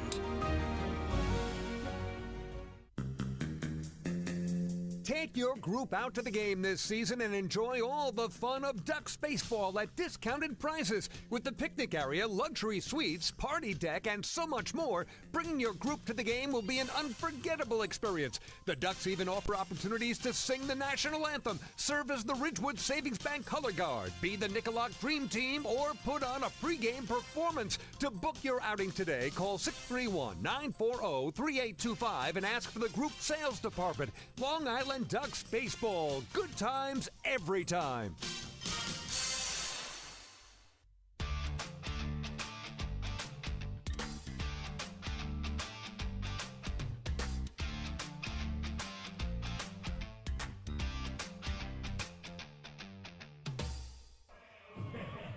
Well, the Ducks are able to add to their lead as Lou Ford doubles to right center and comes home on a bloop single to right by Davidson Romero, who drives in his second run of the game. The Ducks with a 3-0 lead as we go to the bottom of the third inning. And up to the plate will step Austin Rye to lead things off. Reminder fans, the Ducks will return home on Tuesday to open up another 3-game series with these Blue Crabs, second half of the home-and-home series. It's also the start of a 7-game homestand for the Ducks, 3 against the Blue Crabs, 4 against the Honey Hunters. Tickets are available for all 7 games and every game this year at the Fairfield Properties Ballpark box office, online at liducks.com, or by calling 631-940-TIXX. Anderson De Leon's first pitch of the third inning misses high and inside for a ball, 1-0. Rye gets his first action of this series. 300 batting average coming in, 12 for 40. No homers, 11 RBIs. And De Leon misses again, 4-2. Ryan Haug has been behind the plate for the first 2 games of this series. Joe DeLuca has just returned to the Blue Crabs as well. Team signing and activating DeLuca today. 2-0 fastball. That's on the outside corner for a called strike. 2-1. So now 3 catchers on this Blue Crabs roster with Haug, Rye, and DeLuca. You wonder whether they'll elect to keep all 3 or try to move one of them. 2-1. Breaking ball at the knees, a called strike. Good job by De Leon to get the call over the inside corner of the plate. And the count now even at 2-2.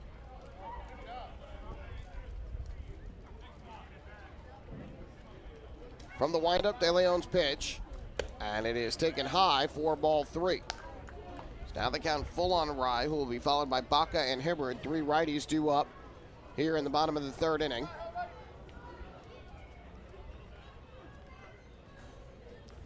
Payoff pitch, chopped foul at home plate. Blue Crabs have had just 1 base runner through the first 2 innings, and that was on the error by Frias that allowed Zach Collier to reach with 2 outs in the 2nd.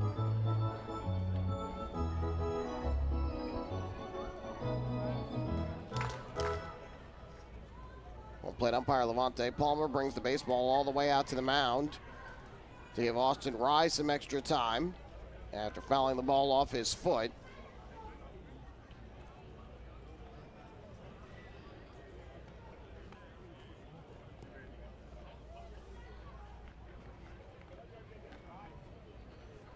Now we're ready to resume play.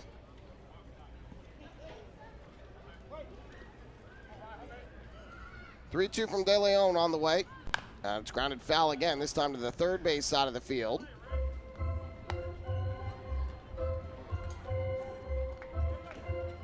De Leon 2 complete games against the Blue Crabs last year. August 11th on Long Island and September 9th on Long Island. Both 7-inning complete games. He allowed 1 run and 5 hits in both. 3-2. Rocketed to deep left, but foul. Perfect contact there for Austin Rye, just a hair out in front, and pulls it over the Legends Club down the left field line and fell. De Leon combined a walk, just 1, and strikeout 13 in those 2 complete games last year.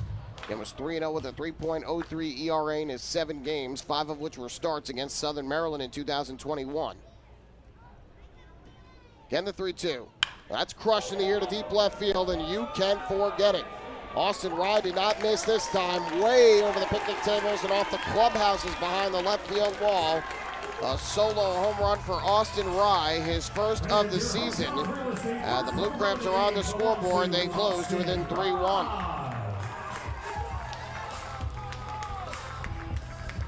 A no-doubt home run off the bat of Austin Rye, who hit one that looked like was going to be a home run the pitch before, but went foul. This time De Leon threw a very similar pitch, maybe just a little bit lower in the zone.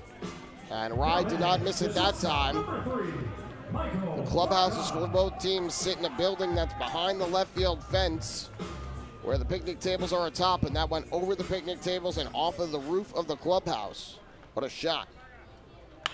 Ground ball back to the mound, fielded on 1 hop by De Leon. He'll throw over to first in time for the out. And Michael Baca's retired on 1 pitch. 1 away here in the 3rd.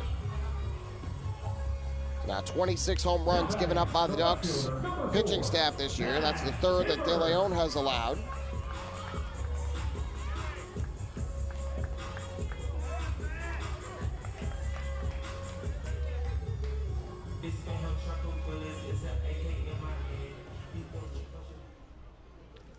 So, up to the plate will step Matt Hibbert from the right side as the Blue Crabs begin their 2nd trip through the lineup. Shows bunt, pulls back, and takes a fastball upstairs for ball 1. Hibbert grounded out back to the mound in the first, so twice now De Leon has had to field his position and has made the out both times. 1-0, and De Leon just missed that time. So that'll move the count to 2 balls and no strikes. The home run breaks up the no-hitter and the shutout for De Leon. Very early in the game still, but worth noting. 2-0. There's a strike. Fastball right at the knees from De Leon, who has very good stuff, can throw his fastball in the upper 80s, can even touch 90 with it.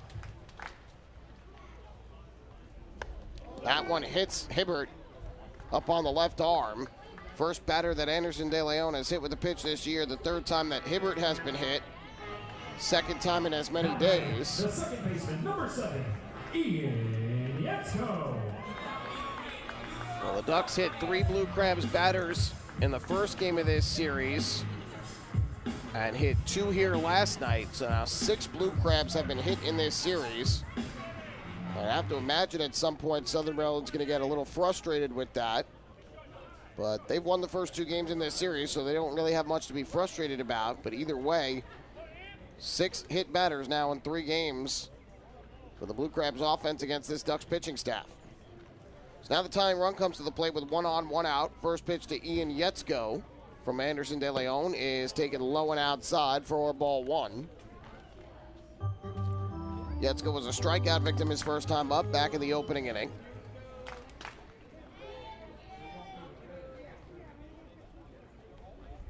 Hibbert being held on by Travis. 1-0.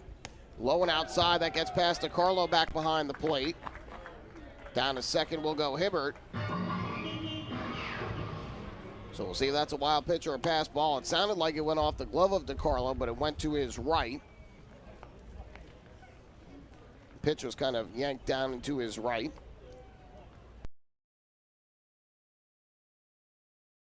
Balls and no strikes. After hitting Matt Hibbert, they rule a wild pitch on De Leon. 2-0. Fouled off to the first base side. That's out of play. That'll move the count to 2 balls and 1 strike. For the Ducks pitching staff, that is their 17th wild pitch of the year, which is kind of middle of the pack in the Atlantic League. 2-1. Breaking ball swung on and missed for a strike. And Yetzko now with a count of 2-2. De Leon with 2 strikeouts to this point, no walks. So allowed 1 run on 1 hit and 1 hit batter.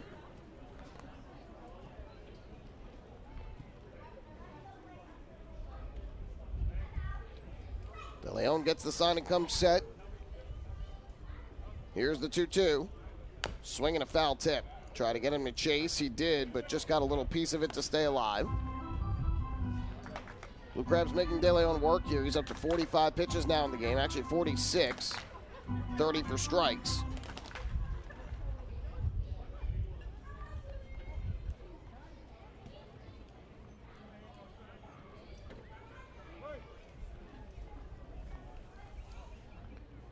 De Leon's got what he likes. Here comes the 2-2.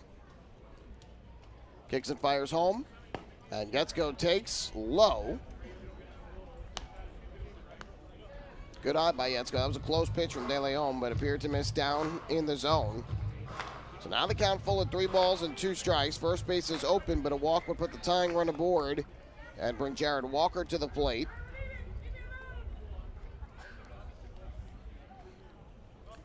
De Leon's 3-2, and that's fouled off down the right field line.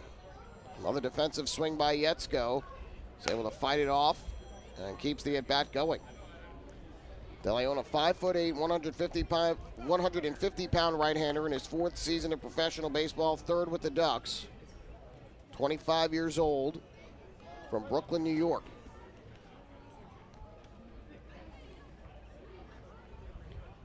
Once again, the 3-2. And the breaking ball misses inside, ball 4. So De Leon has lost a little command here in the 3rd with 1 out. A hit by pitch of Hibbert, a wild pitch, and now a walk. Blue Crabs have the tying runs on with 1 out for Jared Walker. The first baseman, number 24, Jared Walker.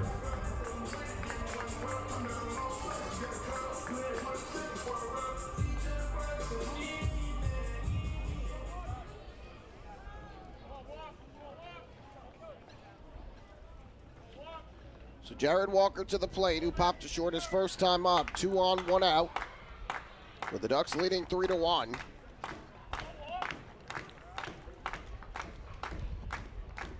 De Leon deals. Line down the right field line. Hooking foul. With the count 0 and 1 on Walker.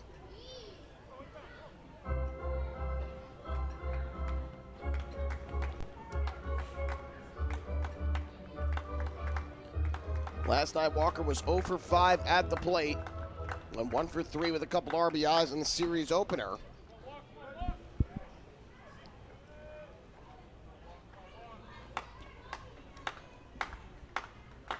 0-1. High fly ball in the air to right.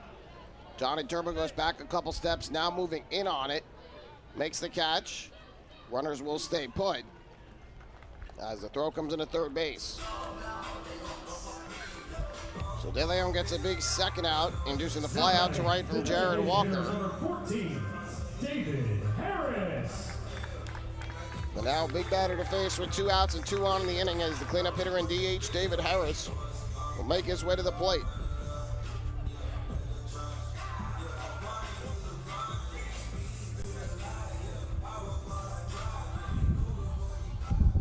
De Leon trying to find his way out of trouble after allowing a hit batter and a walk with 1 out in the inning. Gave up the leadoff solo homer to Austin Rye.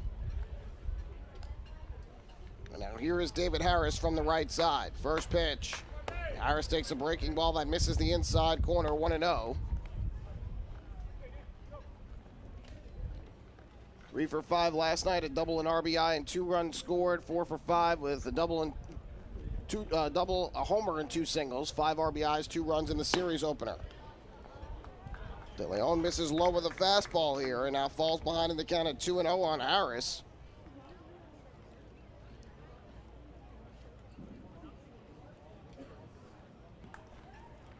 Hibbert leads from second, Yetzko from first. 2-0. Fisted foul, first base side out of play. Got jammed on the pitch.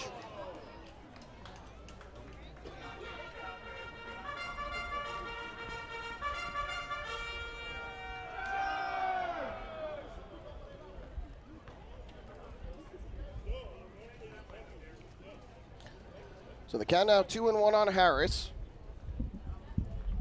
De Leon gets the pitch he likes from DiCarlo and comes set on the mound. Runners take their leads. The 2-1. Fastball runs outside.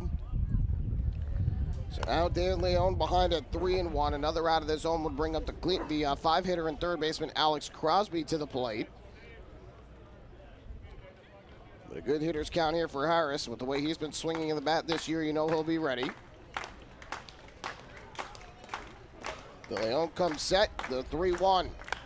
Lifted in the air to third. Davidson Romero is there. He'll make the catch. And De Leon wins the battle against Harris and is able to get out of further trouble here in the third. Blue Crabs will settle for 1 run on 1 hit, the homer by Rye. No errors, they leave 2. We have played 3 here at Regency Furniture Stadium. The Ducks lead the Blue Crabs 3-1. Hey fans, this is pitcher Akil Morris, and you're listening to Ducks Baseball on the Long Island Ducks Broadcast Network. Sayville Ford, the no-fees dealer, has been family-owned and operated for 65 years. Visit their spacious showroom to choose from a giant inventory of new, pre-owned, and commercial vehicles with a free 10-year, 100,000-mile powertrain limited warranty included. Some exclusions apply. Plus, they offer top dollar for trays, and their service department is open until 1 a.m. on weekdays. Sayville Ford, Long Island's Ford giant, is conveniently located off exit 50 on Sunrise Highway, or visit SayvilleFord.com for more information. Morning, Dan. How was your weekend? Oh, it was awesome. I took my family to a Ducks game and had a blast. The seats were great. We ate a ton of food, and the Ducks won. They even had amazing fireworks. Oh, yeah. They got a good thing going on there. I took friends to Thirsty Thursday a couple weeks ago and had too much fun. They should totally use us in one of their radio spots. You mean like the one we're doing right now? Sure, that works. Ducks Baseball. Good times every time. Get tickets at liducks.com.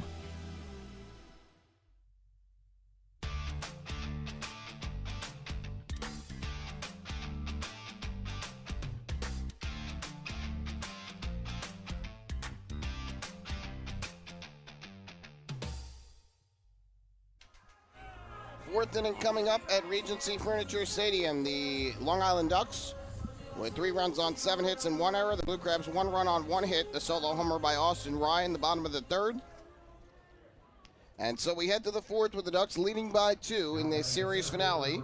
Long Island trying to salvage the finale before they head back home. Blue Crabs trying to complete a sweep before they head to Long Island.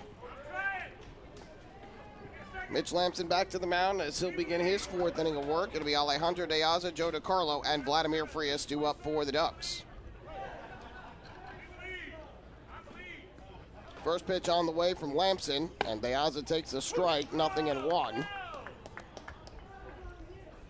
De Aza singled to right his first time up, then came around to score on an RBI double by Vladimir Frias. 0-1. De Aza takes a slider that hits the inside corner for another strike. And it's quickly 0-2.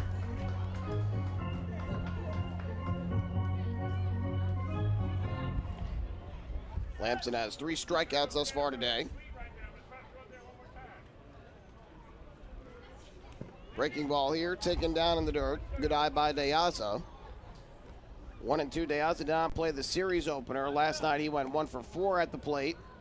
Brought in a run on a bases loaded walk. Also scored a run in the game.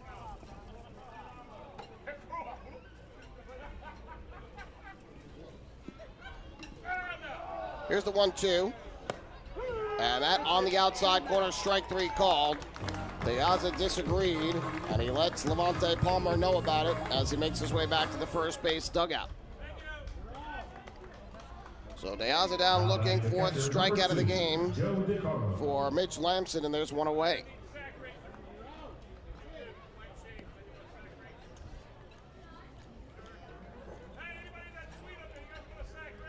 So up steps Joe DiCarlo from the right side for the Ducks.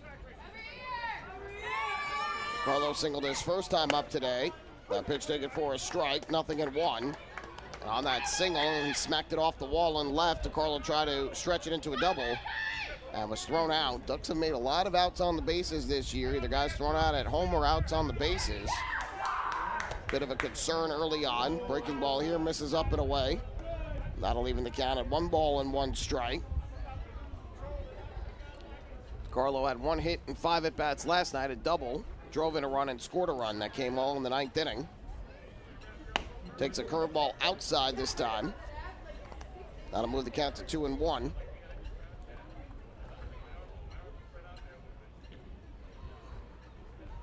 Lamson's allowed 2 in the second, 1 in the third since the scoreless first. Here DiCarlo pops one up foul back behind the plate. And that is going to go out of play. Landing in the stands out in front of us. And so that'll even up the count at 2-2.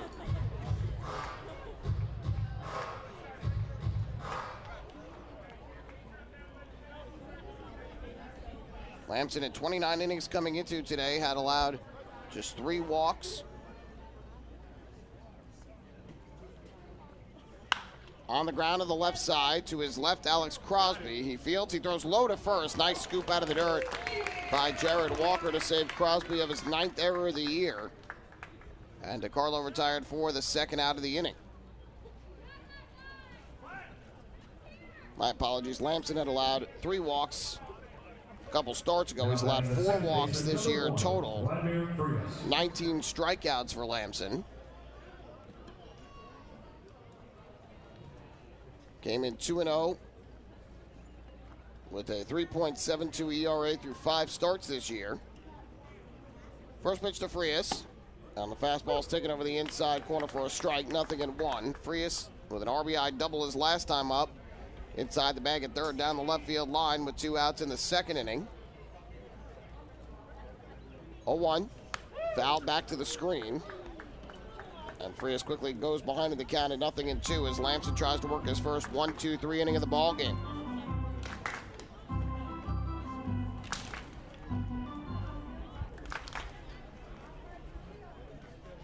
Infield straight away. The 0-2. Breaking ball down in the dirt. And it gets past the catcher. Frias is going to go for first base, and he's going to make it in there safely. So the ball went down in the dirt, kicked away from the catcher, Austin Rye, and Frias scampers to first base, gets there without a throw. That wasn't a drop third strike, so Frias will get a base hit. That'll be the 8th hit of the ball game for Long Island.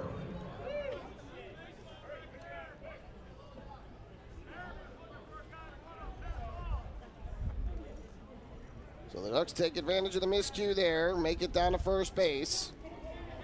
And now with 2 down and a runner at first, up will step Devin Marrero to the plate from the right side. Again, the batter has to go immediately when that ball kicks away. First pitch here misses for a ball to Devin Marrero. And so the count 1-0. Marrero with a pop-up to first his first time up. He's had a tough series. 0 for 6 with a walk. Now 0 for 7 with a walk. Lamson throws over to first to chase Frias back to the bag. Frias has 3 steals and 3 attempts this year.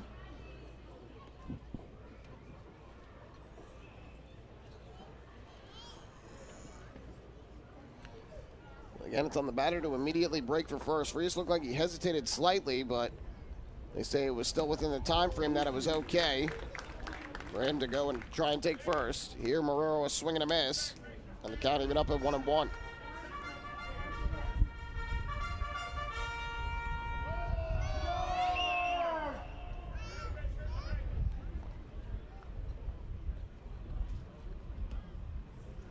Lamson gets the sign and comes set. Marrero awaits a 1-1. Throw over to first again to chase Frias back to the bag.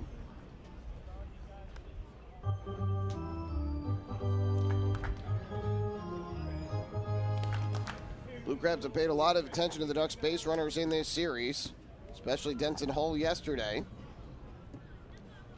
1-1. Fouled off to the first base side by Marrero, out of play. The Ducks shortstop now behind in the count at 1-2.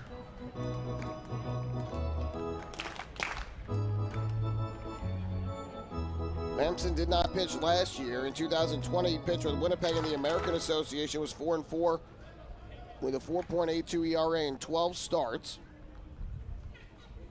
1-2. Breaking ball. Just missed the outside corner. Good eye by Marrero.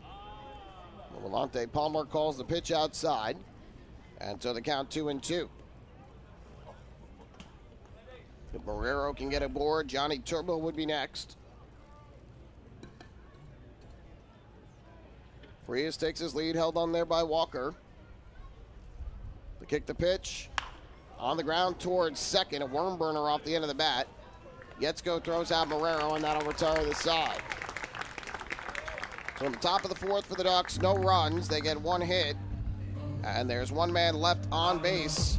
To the bottom half of the fourth we go. The Ducks have a 3-1 lead over the Blue Crabs. Hey fans, this is outfielder Johnny Turbo, and you're listening to Ducks Baseball on the Long Island Ducks Broadcast Network. Last night while my husband was sleeping, he shouted, "Baby, I want more." And I said, "What more could you want? You got me." And he said, "I was dreaming about a new house." So we went online to First National Bank of Long Island and applied for a mortgage. Best night of my life. With competitive mortgage rates and flexible solutions, First National is the local bank that always puts you first. Let's connect at fnbli.com. First National. Go first. Go far. The First National Bank of Long Island. Member FDIC. Equal opportunity lender. Equal housing lender. Loan subject to credit approval. Hey kids, are you ready to be part of the coolest club in town? If so, sign up today for the Long Island Ducks Kids Club, presented by Bethpage Federal Credit Union. Children 14 and under will receive exclusive perks that only come with being a member, including a free ticket to a Ducks game, a free commemorative yearbook, 10% off at the Waddle Inn Shop, and much more. They'll also receive priority access to skip the line during Kids Run the Bases at all Sunday home games. Sign up today by visiting liducks.com or by calling 631-940-3825, and we'll see you at the ballpark.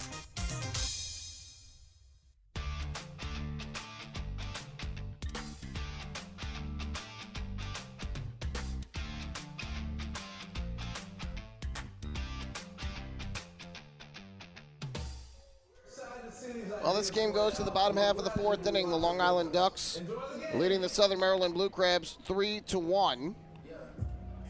Out hitting Southern Maryland 8-1 in this game. They've yet to put the 8th hit up on the scoreboard, which was on Vladimir Frias taking first base on the ball that got away from the catcher, Austin Rye. So Anderson De Leon back to the mound for his fourth inning. He'll face Alex Crosby, Zach Collier, and Braxton Lee here in the inning. 3 lefties due up for Southern Maryland. First pitch on the way is swung on and missed as Crosby went after the curveball down in the dirt for strike 1. Crosby fly to deep right field his first time up back in the second inning. It's all over the pitch from De Leon, but with all that real estate, easy for Turbo to go back and make the catch. 0-1. Half swing on a breaking ball. They appeal to third. No swing, says James Clayton. 1-1. It's also time for the Ducks Health Report, which is brought to you by Island Shore Physical Therapy, the official therapists of the Long Island Ducks. Currently 3 lefty pitchers for the Ducks out on the disabled list. Bennett Perry, upper body injury. Brady Feigl, upper body soreness. And Stephen Tarpley, who has a blister. Another half swing. And this time Levante Palmer makes the call himself that it's a strike. And so Crosby behind at 1-2. All those pitchers day to day. De Leon calling for Tommy, wants a new baseball, so we'll toss it away to the Blue Crabs dugout on the third base side. And get the fresh baseball from home plate umpire Levante Palmer. 1-2. Crosby takes downstairs. That'll even up the count of 2 balls and 2 strikes. De Leon's allowed 1 run on 1 hit and 1 walk to this point. He has struck out 2, also has hit a batter. Ducks have a 3-1 lead. 1-2. Fastball is high. That'll even the count of 2 balls and 2 strikes. De Leon, before he made his first start, pitched 7 games out of the bullpen for the Ducks and did a pretty good job. He had 1 bad inning. Other than that, he's been great. Chopped on the ground here, wide of third, fielded by Romero. And he throws over to first in time for the out. 1 away. Nice job by Romero fielding his position there. He was playing in tight. And with Marrero back, an easier play for Romero going to his left to field it and throw to first. So 1 away here in the bottom of the 4th, and that'll bring up Zach Collier to the plate. There are a couple games going on right now in the Atlantic League outside of this one. York Revolution playing host to the Lexington Legends. Top of the 5th inning, Lexington has a 3-1 lead. First pitch here to Collier, swung on and grounded to first. Right there is Sam Travis. He'll take it to the bag himself for the out. Quickly 2 away as Collier is now 0 for 2 on the day. Marshall has hit his 2nd home run, and Courtney Hawkins is leading 12th of the year for the Legends. Troy Stokes Jr. with an RBI for York. Dormany started, went just 3 innings for Lexington. And Rivera on the mound today for the Revolution. Other game going on is in Kentucky right now, where the Wild Health Genomes have a 2-0 lead over the Lancaster Barnstormers, top half of the 5th inning. First pitch to Braxton Lee was a half swing. The ball was down in the dirt. It kicked away from DeCarlo, but Lee did not attempt to take first. The pitch was a ball, 1-0. Genomes with RBIs from Castro and Paredes thus far. Teller gets the start today for Lancaster. Povsey for West Virginia. For Wild Health. Fouled off third base side of home plate for a strike. 1-1 here. At 4:05, High Point will host Staten Island down in North Carolina. And at 4:15, Gastonia, also at home in North Carolina, will host the Charleston Dirty Birds. Lee fouls off another upstairs back behind the plate. 1-2. Lee had a 10-pitch at bat back in the 2nd inning after Collier reached on an error and struck out looking.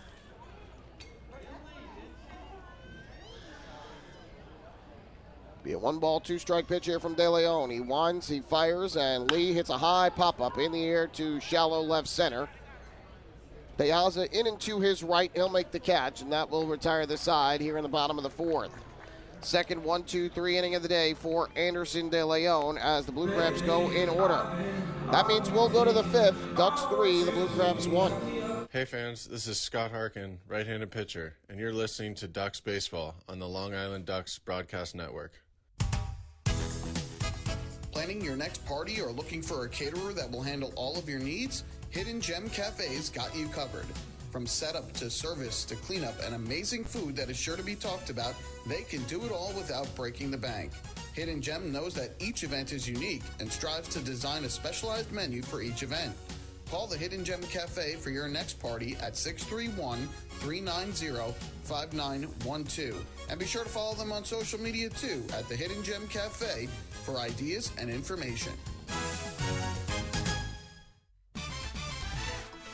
Hey kids, are you looking for even more fun when you come out to a Long Island Ducks game? Then be sure to head on over to the Ducks Fun Zone. It's located on the main concourse down the right field line. There you'll find 3 fun-filled inflatables, including the Duck Tail Slide, the Bounce House, and an obstacle course. Enjoy unlimited access to all 3 inflatables for just $5 every game. That's the Long Island Ducks Fun Zone, open during all home games at Fairfield Properties Ballpark.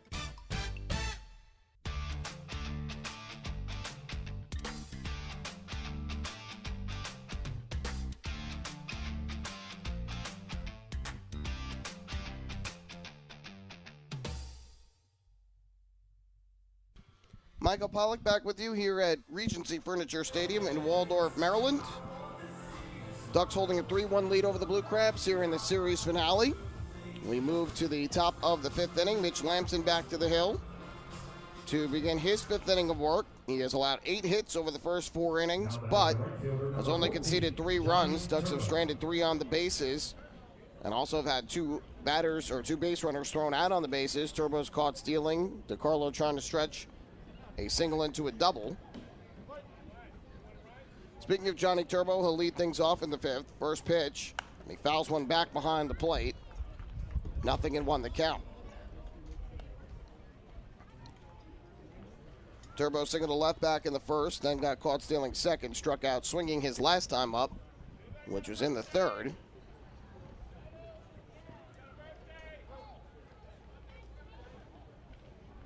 Lamson's 0-1. And Turbo pops this one up a mile in the air near home plate. The catcher, Rye, sheds his mask, and he'll make the catch in foul territory for the first out. So Turbo with the foul fly, 1 away here in inning number 5. That'll bring up the left fielder, L.J. Mazzilli, to the plate. Continuing on the out-of-town scoreboard, Mets are visiting the Rockies today. Top of the 2nd inning, no score out in Colorado. Walker against Gomber, the pitching matchup in that ball game. First pitch to L.J. Mazzilli, and it's a ground ball weakly towards 2nd. Fielded there by Yetzko, who throws over to 1st for the out. L.J. Mazzilli now 0 for 3 on this Sunday afternoon with a strikeout, a flyout, and a ground out. 2 away quickly for the Ducks here in the top of the 5th inning. And that will bring up the designated hitter, Lou Ford. Game 1 of a doubleheader between the Yankees and White Sox in the Bronx. Bottom of the 2nd inning, no score. Tyone against Cueto, the pitching matchup in the opener of the doubleheader. Game 2 will get underway a little bit later with Luis Severino facing Michael Kopech. And about to get underway at Madison Square Garden, Game 3, 2nd round of the postseason. The New York Rangers, trailing 2-0 in the series, face the Carolina Hurricanes.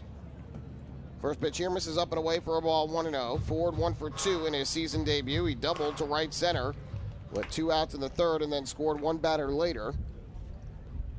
1-0. And fouls one back to the screen behind home plate. That'll even up the count at 1-1.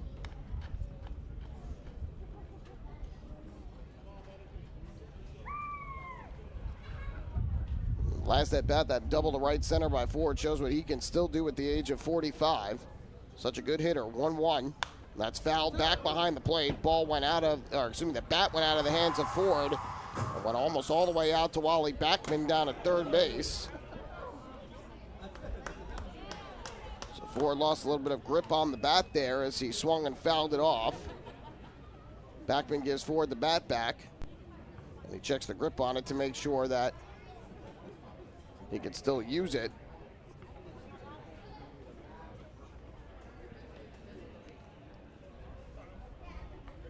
So Ford behind here and 1 ball and 2 strikes as Lamson looks to retire the side in order for the first time in this ball game.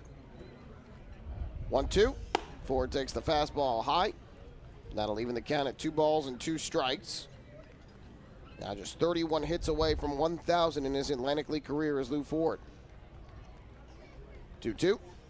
Breaking ball, that misses down and in. Good eye once again. That'll run the count full at 3 balls and 2 strikes. Ford in his 12th season with the Ducks, his 8th as a player coach.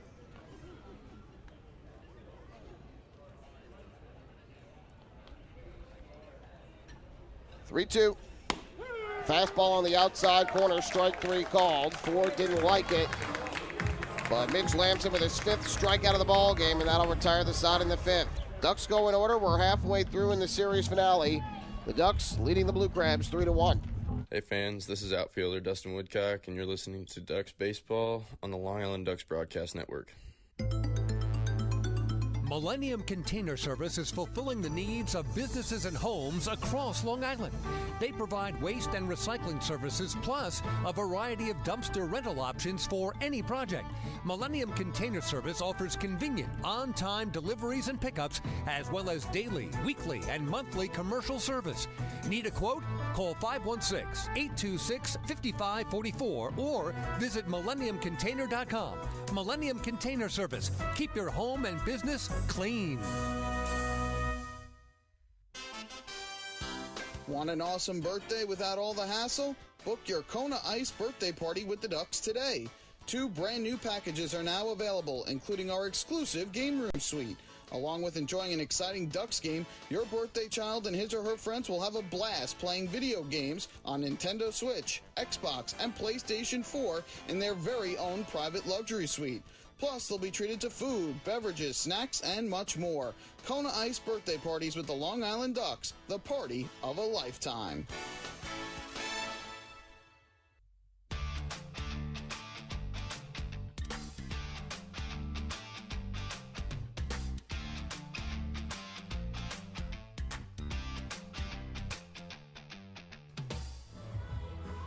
So Mitch Lamson picks up his first 1-2-3 inning of the ball game as he retires top of the order in order. In inning number 5, Anderson De Leon goes back to work for his 5th inning. And it'll be 8-9-1 in the order for the Blue Crabs. Austin Rye, Michael Baca, and Matt Hibbard 2 up to the plate. Lamson at 78 pitches, 49 for strikes through his 5 innings of work. De Leon at 67 pitches, 42 for strikes during his first 4 innings. The first pitch is fouled off by Austin Rye to the third base side for strike 1. Rye is responsible for the only Blue Crab run thus far today, a solo home run well over everything in left off the roof of the clubhouses behind the picnic area in left. His first home run of the season.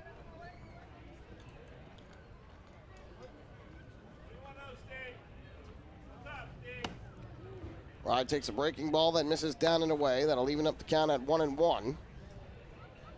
Ryan Haug did the catching in the first 2 games of this series. He was 1 for 3 with a run scored in the opener and over 3 at the plate with a walk last night. Here, De Leon misses with a breaking ball down and away. That'll move the count to 2-1.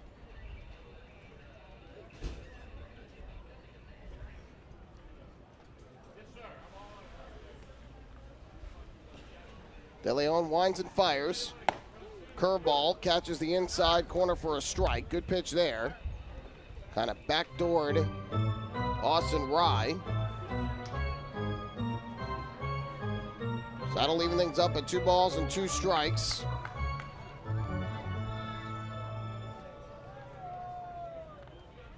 De Leon kicks and comes home.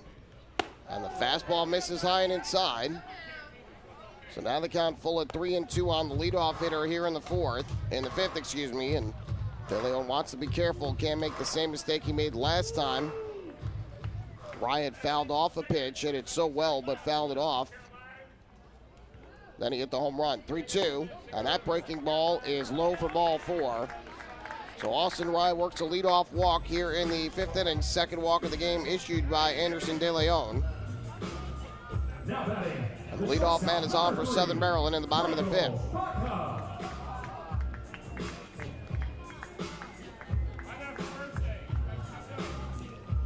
Now the shortstop, Michael Baca, will come up to the plate, batting from the right side for the Blue Crabs.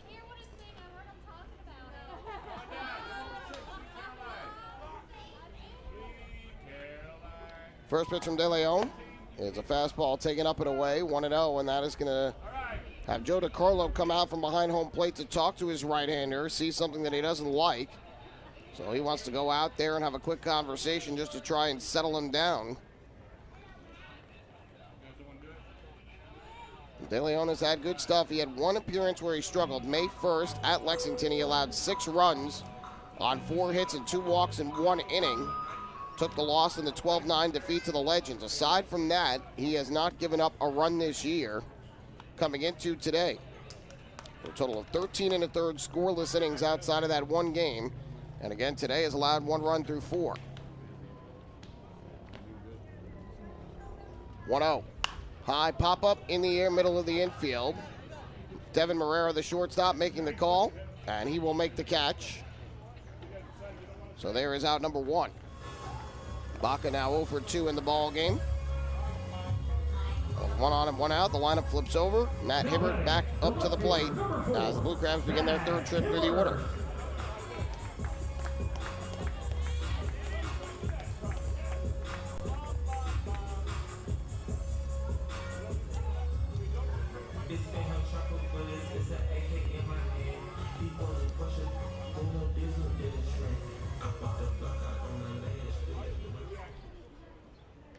So 1 on, 1 out now for the Blue Crabs.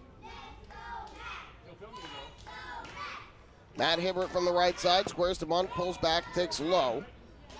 And the count goes to 1 ball and no strikes. Hibbert grounded out to the mound in the first, was hit by a pitch in the third, but then was stranded at second base.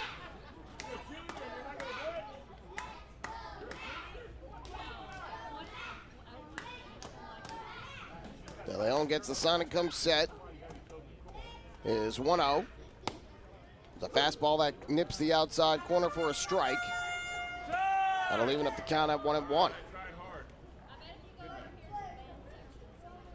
Hibbert came into the game yesterday in the 8th inning and was hit by a pitch.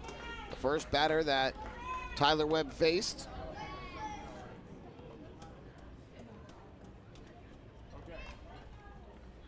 Here he fouls one off to the first base side and out of play, 1-2. And Hibbert ended up outside of the hit by pitch having 2 other at-bats, but was retired in both. He scored 1 run.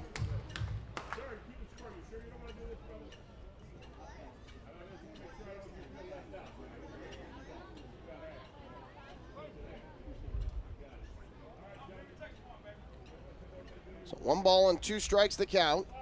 De Leon comes set, kicks and fires home, and this is a hit on the ground is short. Marrero fields, he'll flip to Frias, 1 onto first, double play. Nicely turned 6-4, 3 double play induced by De Leon off the bat of Matt Hibbert, and that will retire the side here in inning number 5. No runs, no hits, and because of the double play, nobody left on base. Let's head to the 6th inning here in the series finale. The Long Island Ducks 3, the Southern Maryland Blue Crabs 1. Hey fans, this is pitcher Brett Kennedy, and you're listening to Ducks Baseball on the Long Island Ducks Broadcast Network. Hey, Ducks fans, the official hotel of the Long Island Ducks is the Radisson Hotel Hauppauge, Long Island. It's centrally located on the north shore of Long Island and offers a home away from home for both business and leisure guests. The Radisson Hotel Hauppauge, Long Island features an indoor pool, 24-hour business center, a fitness center, and complimentary Wi-Fi in all guest rooms. Enjoy the contemporary American cuisine at the Fountain Grill restaurant or grab a quick bite to eat at Cafe Pronto. And best of all, it's only minutes away from Bethpage Ballpark. The Radisson Hotel Hauppauge, Long Island, the official hotel of the Long Island Ducks. Call 631-231-1100 today. That's 631-231-1100. Your source for everything Ducks is liducks.com. The official website of the Long Island Ducks is the best place to stay up to date with Long Island's hometown team. Purchase tickets to the game, see the full promotional schedule, visit the online store, read the latest news stories, and watch every game live right on the homepage. The site offers an optimal browsing experience on either your computer or mobile device. liducks.com, the official website of the Long Island Ducks. Your one-stop shop for all things Ducks baseball.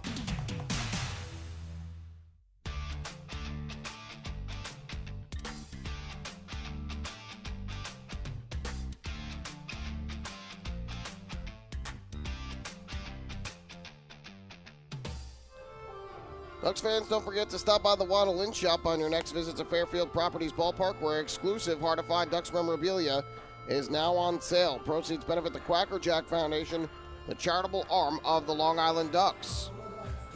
Well, the Ducks, who turned 3 double plays in yesterday's game, turn a 6-4 3-inning double play in the bottom of the 5th. So we make our way to the top half of the 6th. Mitch Lamson back to the mound for Southern Maryland. The Ducks will send the middle of their order to the plate. Davidson Romero, followed by Sam Travis and Alejandro De Aza.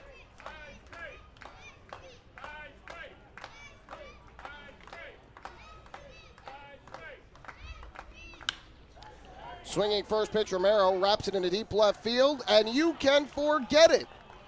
Second home run of the day for Davidson Romero as he lines the first pitch here in the 6th inning over the left field wall.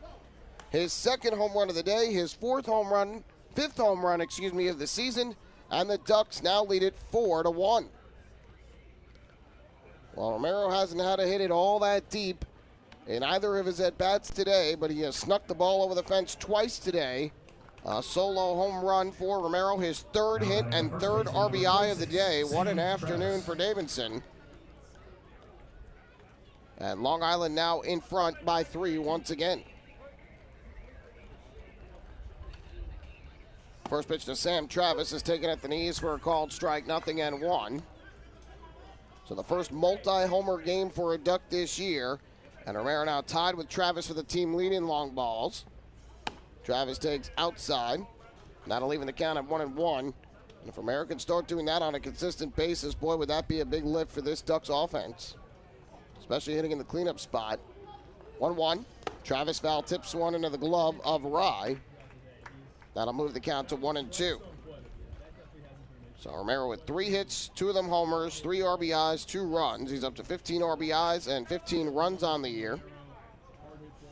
And here Travis is swinging a miss for strike 3 as he goes after the high fastball. Travis 0 for 3 on the afternoon, 6th strikeout for Mitch Lamson. And there's one away here in the top of the 6th. Now batting the center fielder, number 33, Alejandro De Aza.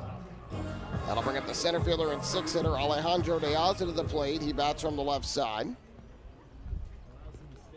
Lamson at 83 pitches, 53 for strikes.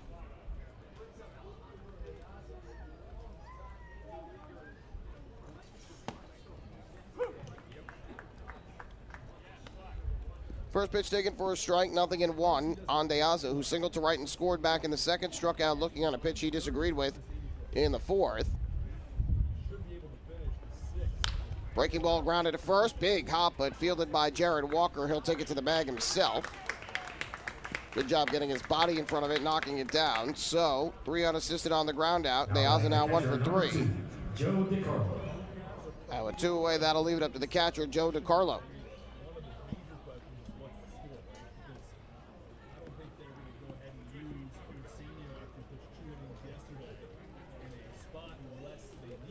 So DiCarlo digs in from the right side.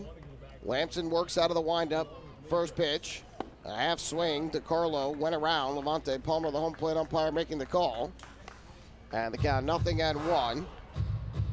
DiCarlo singled to left, but was thrown out at second, trying to stretch it into a double in the 2nd inning, then grounded out to 3rd base in the 4th. 0-1. Breaking ball, outside corner for a strike. Lamson has done a nice job in response to the home run by Romero, getting back-to-back outs and now getting ahead of DiCarlo, 0-2.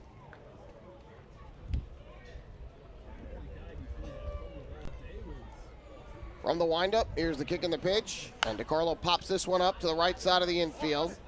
Right along the line, Jared Walker comes back into fair territory, makes the catch, and that'll retire the side. Well, the Ducks restore their 3-run lead back on a leadoff solo home run over the left field fence by Davidson Romero, his 2nd home run and 3rd hit of the day, as the Ducks on top 4-1. Hey fans, this is catcher Joe DiCarlo, and you're listening to Ducks Baseball on the Long Island Ducks Broadcast Network. This is it. Check it out. See what everyone's talking about. Let Nicolak pavers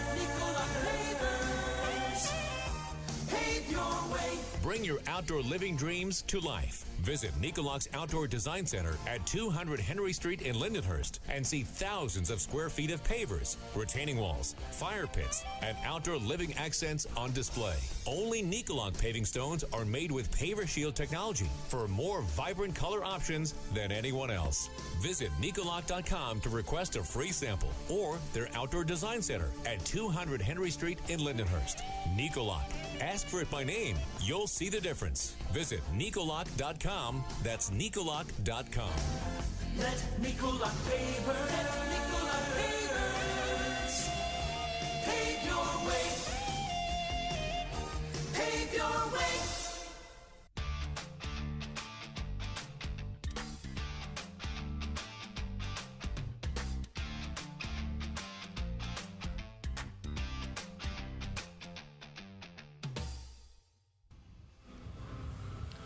Well, Davidson Romero having himself a ball game today. 2 home runs, 3 hits, 3 RBIs thus far. For the Ducks' third baseman, and Long Island has a 4-1 lead. As we go to the bottom half of the 6th inning, Anderson De Leon back to the mound. Pitched 5 innings his first start of the year on Tuesday, and today he goes into the 6th. De Leon currently at 79 pitches, 48 for strikes. Meanwhile, Lamson just finished the 6th inning at 88 pitches. So we'll see if he comes back out for the 7th inning. He has thrown as many as 114 pitches in a start this year. So quite possibly has another inning left in him. First pitch here is taken outside for a ball. 1-0 the count on Ian Yetzko, the second baseman, who leads things off for Southern Maryland, batting from the right side. 1-0. And De Leon misses up and inside for ball 2. Yetzko struck out swinging in the first, drew a walk in the third. Southern Maryland still with just 1 hit in the ball game, the home run by Austin Rye. Making 2 hits as that one smacked to the left field. So on cue, a single to left by Ian Yetzko, his first hit of the ball game and of the series. Southern Maryland gets the leadoff man on base here in inning number 6. Now batting, the first baseman, number 24, Jared Walker. Well, it gets a couple bodies stirring in the Ducks bullpen down the right field line. It looks like Cody Beckman is going to start making his way to the pen and start getting loose.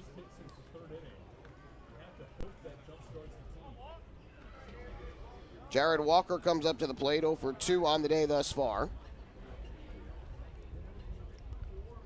De Leon gets the sign and comes set. First pitch on the way. Walker takes the fastball high. And De Leon falls behind 1-0.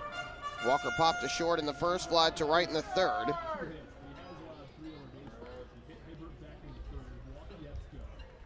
De Leon gets the sign and comes set. Runner leads. And the 1-0. Missed, nope, called strike, excuse me. Bit of a late call there from Levante Palmer, the home plate umpire. Makes that strike call out in front of him, not to his right. And so sometimes I don't see him moving his arm to make that call, just moving it slightly before he pumps the fist. So I was fooled a little on that one. 1-1 the count. Walker didn't like the call. De Leon kicks and comes home. Fastball misses inside this time. That'll move the count to 2-1. Walker last night was 0 for 5 at the plate. Ducks did a good job against the Blue Crabs lefty hitting first baseman in yesterday's game and so far today. 2-1. Chopped into the ground, foul. De Leon gets the count even at 2-2. De Leon went 6 innings or more 3 times against the Blue Crabs last year. August 5th, he went 6 innings, allowing 5 runs. August 11th, the complete game, 7 innings, allowing 1 run. September 9th, the complete game, 7 innings, 1 run. And then his last start against the Blue Crabs before this was on September the 14th here. He allowed 4 runs on 3 hits and 2 walks in 3 2/3 innings. Took a no decision.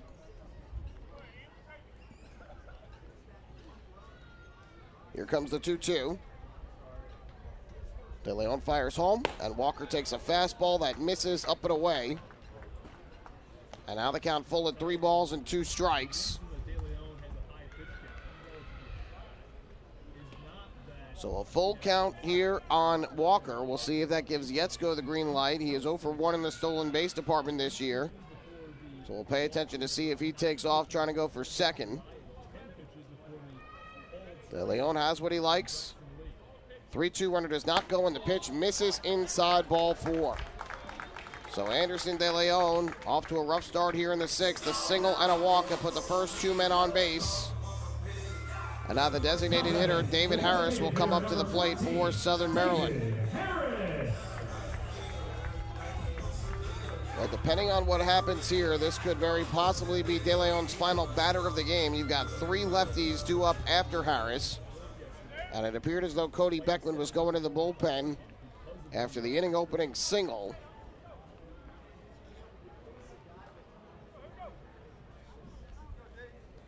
First pitch from De Leon to Harris is a breaking ball. Take it for a strike, 0-1. And you have to be careful here with Harris being the power threat that he is. 6 home runs on the year. He represents the tying run.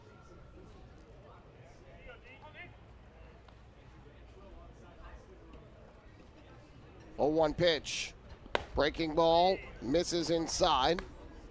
That'll leave in the count at 1-1. Harris today has popped out twice, once to second and once to third.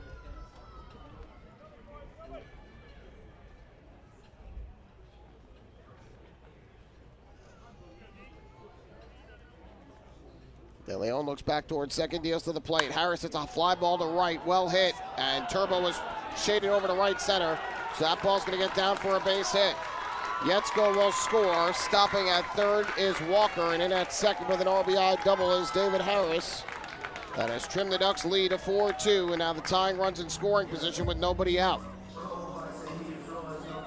So Anderson De Leon coming back to the mound for the 6th inning after 5 really strong innings today, but allows a single, a walk, and an RBI double. And out of the dugout will come Wally Backman to take the ball from his starter. So the Ducks with a 3-run lead entering the inning has seen it go down to 2, and now the tying runs in scoring position. Pitch and change coming up here at Regency Furniture Stadium.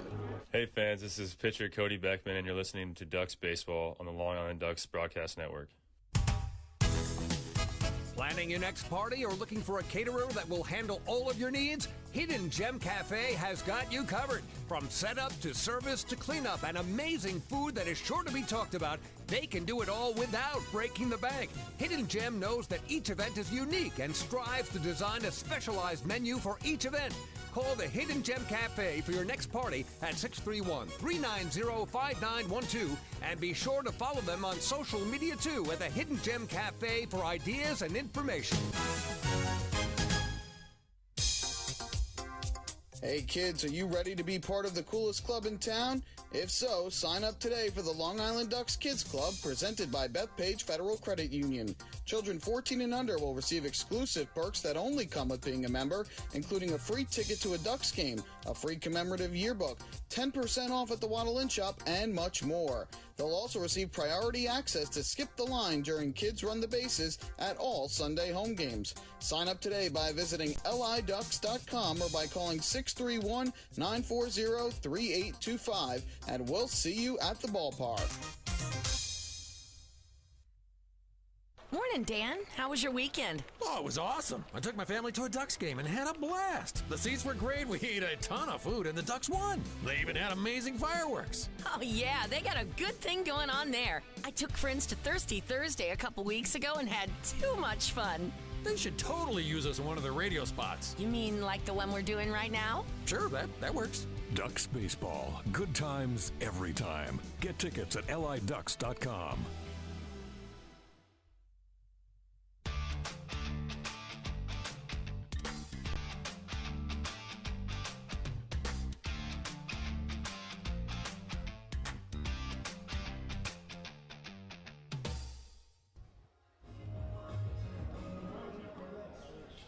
Well, we continue here in the 6th inning. Anderson De Leon starts the inning but runs into trouble right away. A leadoff single by Ian Yetzko, a walk to Jared Walker, and an RBI double to David Harris. And immediately the Blue Crabs have put a run on the board to close the gap to 2. It's a 4-2 ball game after Davidson Romero had made it a 3-run game in the top half of the inning with a solo shot to left. So now the tying runs at second and third with nobody out, and up will step Alex Crosby to the plate. Into the ball game for the Ducks is left-hander Cody Beckman. Try and find his way out of trouble. First pitch, and a slider taken for a strike. 0-1, so as of now, 5 innings plus 3 batters in the 6th for De Leon. And he's allowed 2 runs on 3 hits and 3 walks while striking out 2, but still responsible for the 2 men on base. 0-1. Lifted in the air to shallow left center. De Aza and Mazzilli converging. It'll be De Aza making the catch. Tagging at third just to draw the throw, is Jared Walker. So a fly out to left center by Alex Crosby for an important first out. And that'll bring up Zach Collier to the plate. The center fielder, number 8, Zach Collier. Beckman is pitching in his first road game of the year. He has thrown a total of 5 games, 1 start.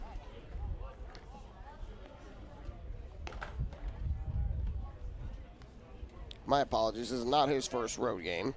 This is his 3rd road game of the year. First pitch slider taken for a strike, 0-1. Overall, Beckman is 1-1 with a 6.14 ERA. He's allowed 5 runs on 4 hits and 5 walks in 7 1/3 innings while striking out 4.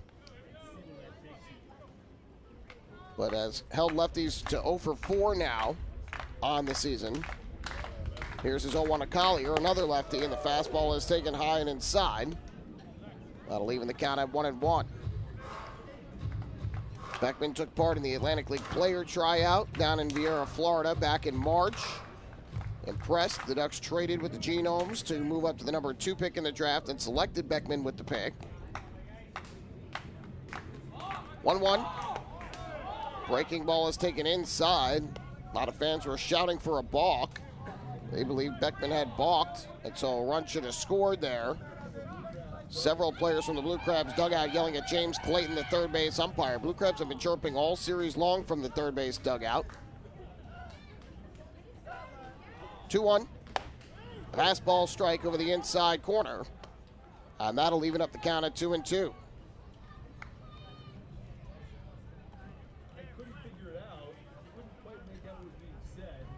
Collier has reached on an error and grounded it to first in his 2 at-bats thus far today. 2-2. On the inside corner, strike 3 called. Cody Beckman strikes out Zach Collier looking. So the left-hander has come in and retired Crosby and Collier for the first 2 outs here in the 6th. And that'll leave it up to the right fielder, Braxton Lee.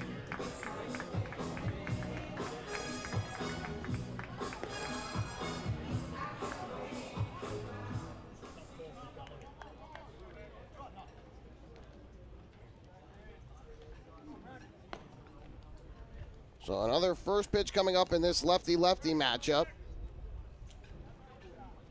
Slider from Beckman misses down and away for ball 1.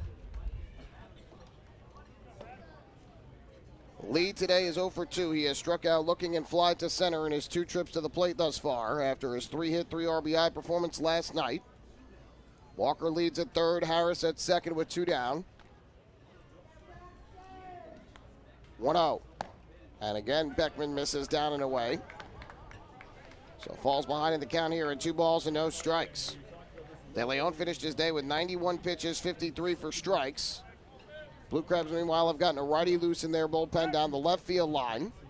So perhaps Mitch Lamson's day is done. Beckman comes set, looks back towards second. 2-0. Lee takes, and that misses down and away. So 3 straight out of the strike zone here from Cody Beckman to Braxton Lee.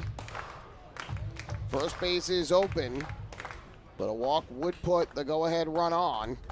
That would bring up the righty hitting catcher Austin Rye to the plate. 3-0.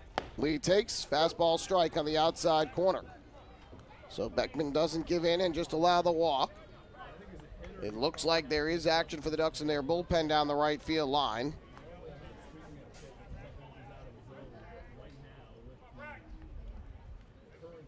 Beckman looks back towards Harris at second. The 3-1 pitch. Lee swings and misses. Way out in front. Expected fastball. Got a changeup. And now Beckman is strike 3 away from getting out of this big jam and keeping the Ducks in front.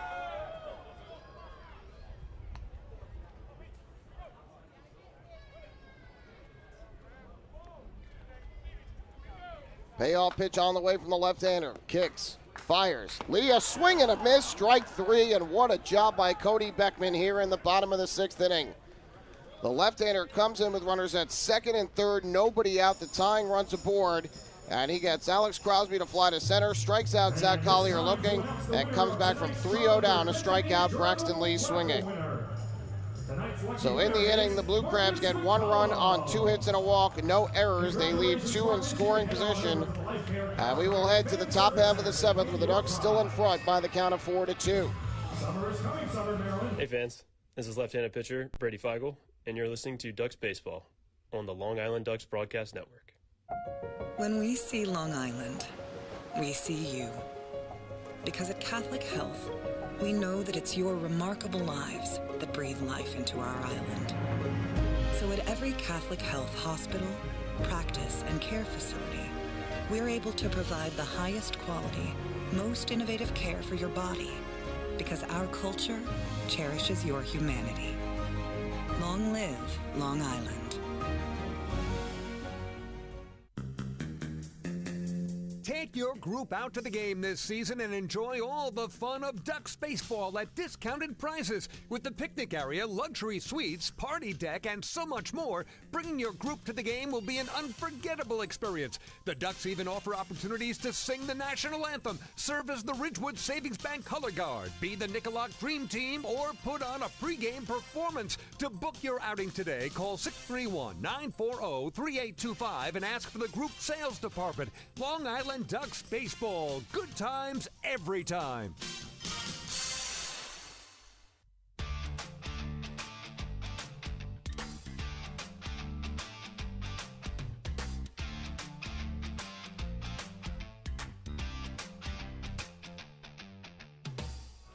Well, Wally Backman's move works to perfection after the Blue Crabs put the first 3 on in the 6th. Played a run and closed the gap to 4-2. The Ducks manager calls upon left-hander Cody Beckman to come in and face the 3 lefties, Crosby, Collier, and Lee. And he gets Crosby to fly to center, Collier to strike out looking, and Lee to strike out swinging, coming back from 3-0 down to strike out Braxton Lee and keep the Ducks ahead by 2 runs. So that is big, and we'll see if that ends up playing a huge factor in the final result of this game. Meanwhile, Mitch Lamson will go back to the mound to begin this 7th inning for Southern Maryland. He'll face 8, 9, and 1 in the Ducks order, Frias, Marrero, and Turbo. First pitch, Frias crushes one deep in the air to left field, and you can forget it. Onto the clubhouses in left, a solo home run for Vladimir Frias. His first long ball of the season. The Ducks homer on the first pitch of an inning for the 2nd straight inning, and their 3rd home run of the ball game puts their 3-run lead back intact. It's a 5-2 ball game. Vladimir Frias with his 3rd hit of the day. He is now a triple shy of the cycle. And for a man who has been struggling at the plate this year, boy, does that have to feel good. He walloped that pitch from Lamson well over the picnic tables out in left field. So he's now got 3 hits, 2 for extra bases, and 2 RBIs today. And the Ducks with 3 homers on the afternoon, all from their Dominican Republic connection, have increased the lead back to 3 again. First pitch here misses for a ball to Devin Marrero, 1-0. Davidson Romero and Vladimir Frias, good friends, both from the Dominican Republic. Teammates for a 3rd straight year here with the Ducks, as this pitch misses up and away for ball 2 to Marrero. So Lamson, who had 88 pitches, goes back out to begin this 7th inning and rudely greeted by Frias. 2-0. Marrero was swinging a miss. Strike number 1. Marrero 0 for 2 today and 0 for 8 with a walk in this series, as he has slowed back down at the plate after he had picked it up over the last couple of weeks. Left-hander has started to get loose. It looks like Dario Polanco for the Blue Crabs. Marrero pops one up in the air to right. Braxton Lee over towards the line will make the catch. Hey, that's pretty good. And Marrero retired for the first out. So the Ducks with 3 solo home runs in the ball game here this afternoon. That ties their season high for most homers in a game. The only other game they had 3 home runs in was April 26th in Charleston, when Romero, Travis, and Mazzilli all went deep. So 1 out, base is empty. Johnny Turbo scheduled to come to the plate, but nobody has yet to come to the plate for Long Island. So not sure if there's just a bit of a delay here waiting for Turbo or if something else is going on. We can't really see from our vantage point. And now Turbo does indeed make his way up to bat. So I'm not sure what the delay was, but Turbo gets to the circle and immediately races into the batter's box. First pitch from Lamson, and Turbo takes a breaking ball low, 1 ball and no strikes. Turbo's 1 for 3 on the day. He singled back in the first and was caught stealing second. Since then, has struck out swinging and popped out foul to the catcher. Takes a fastball here on the outside corner for a strike. That'll even up the count at 1-1. Lamson's longest outing was 9 innings on May 11th against Gastonia. A complete game shutout with 8 strikeouts. Here, a breaking ball misses low. The count goes to 2-1. We'll see if he's able to get through the 7th inning here. Ducks don't have a lefty coming up until the 6th spot of the order, De Aza. Turbo chases down and in, swings and misses for strike 2. So again, the lefty Polanco getting loose in the bullpen. With the Ducks now leading by 3. They have yet to put the 5th run on the scoreboard in left. 2-2.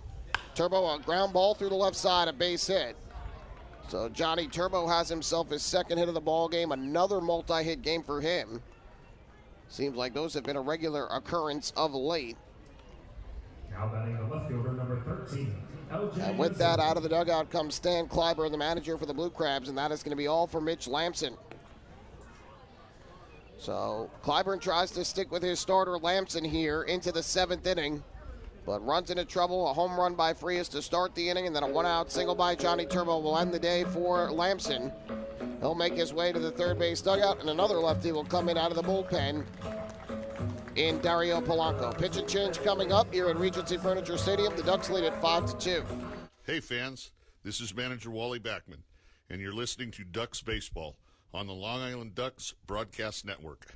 The other day, my husband, Jason, was searching for something to watch on TV, and he said, "Baby, I want to take off." And I said, "Me too. Cancun?" And he said, "No, I mean our life. Get to the next level." So we called First National Bank of Long Island. Now we're going places. With access to local decision makers who are known for highly personalized service, First National is the bank that always puts you first. Newsweek named us the best small bank in New York State. Let's connect at fnbli.com. First National. Go first. Go far. First National Bank of Long Island, member FDIC. Take your group out to the game this season and enjoy all the fun of Ducks baseball at discounted prices with the picnic area, luxury suites, party deck, and so much more. Bringing your group to the game will be an unforgettable experience. The Ducks even offer opportunities to sing the national anthem, serve as the Ridgewood Savings Bank color guard, be the Nicolak Dream Team, or put on a pregame performance. To book your outing today, call 631-940-3825 and ask for the group sales department. Long Island Ducks baseball. Good times every time.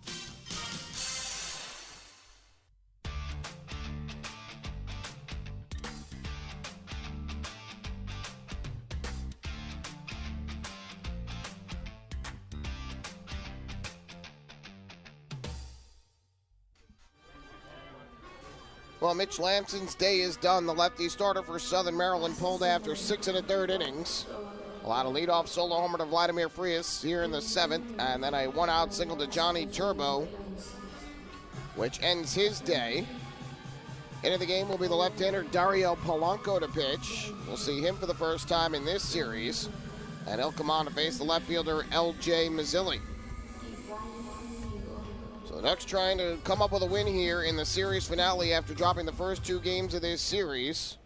Now, they were in a good spot yesterday, leading by 2 runs going into the bottom half of the 8th inning.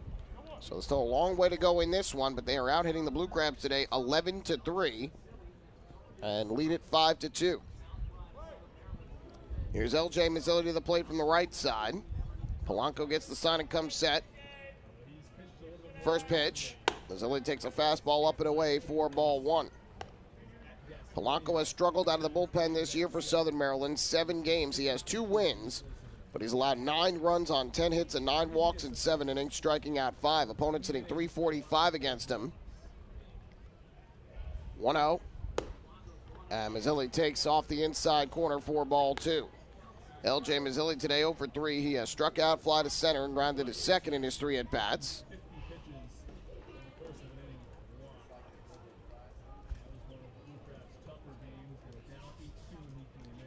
Turbo takes his lead at first. Here's the pitch. Mazzilli takes a strike this time over the inside corner. So we got a lefty still on the mound, so not easy for Turbo to try and steal second base. He's already been caught stealing once today with the lefty on the mound.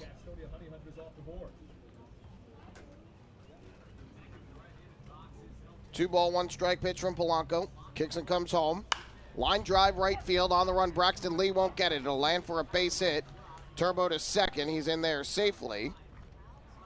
So a single by L.J. Mazzilli, his first hit of the game. Back-to-back one-out base hits for Long Island.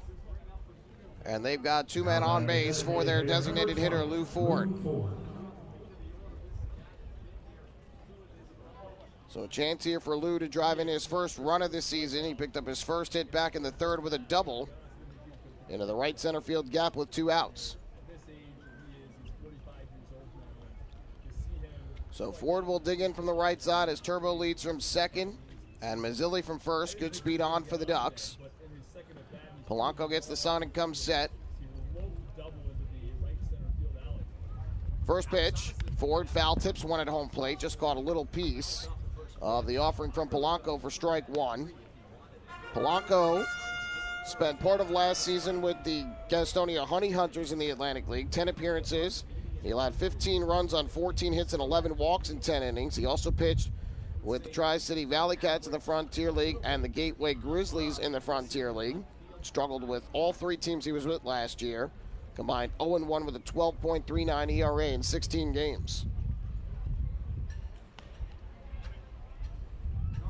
0-1. Ford takes low and inside. And that'll even up the count at 1 ball and 1 strike.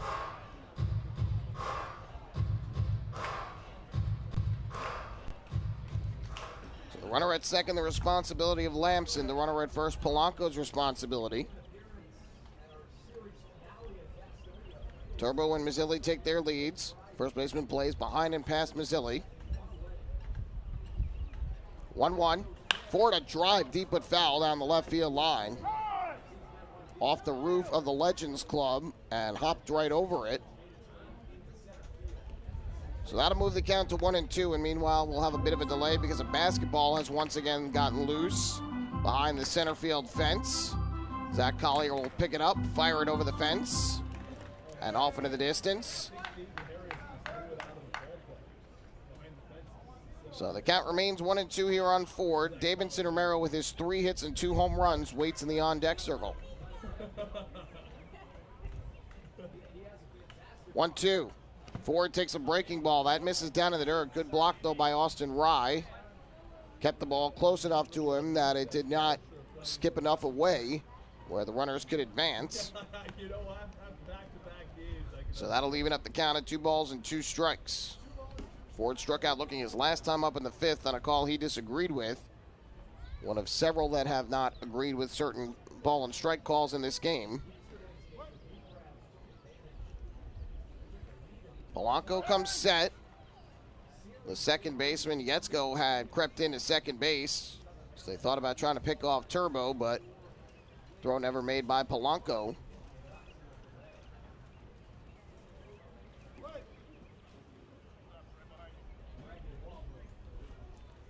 Left-hander gets the sign and comes set. 2-2 to Ford. It swung on and tapped weakly out in front of home plate. It hits the bat and goes foul. The catcher, Austin Rye, is trying to say that it hit the bat in fair territory and that knocked it foul. But Levante Palmer is saying otherwise. And so I believe it's going to be a foul ball and the at-bat's going to continue here. Ford hit a little chopper out in front of the plate, dropped the bat as he ran to first, and the ball definitely made contact with the bat. And Karam's foul. I don't know if it caught the bat in fair territory or foul ground. But Stan Kleiber, the manager of the Blue Crabs, now will make his way out and ask the home plate umpire for an explanation. Gets one that he seems to be satisfied with. And he'll come back to the third base dugout.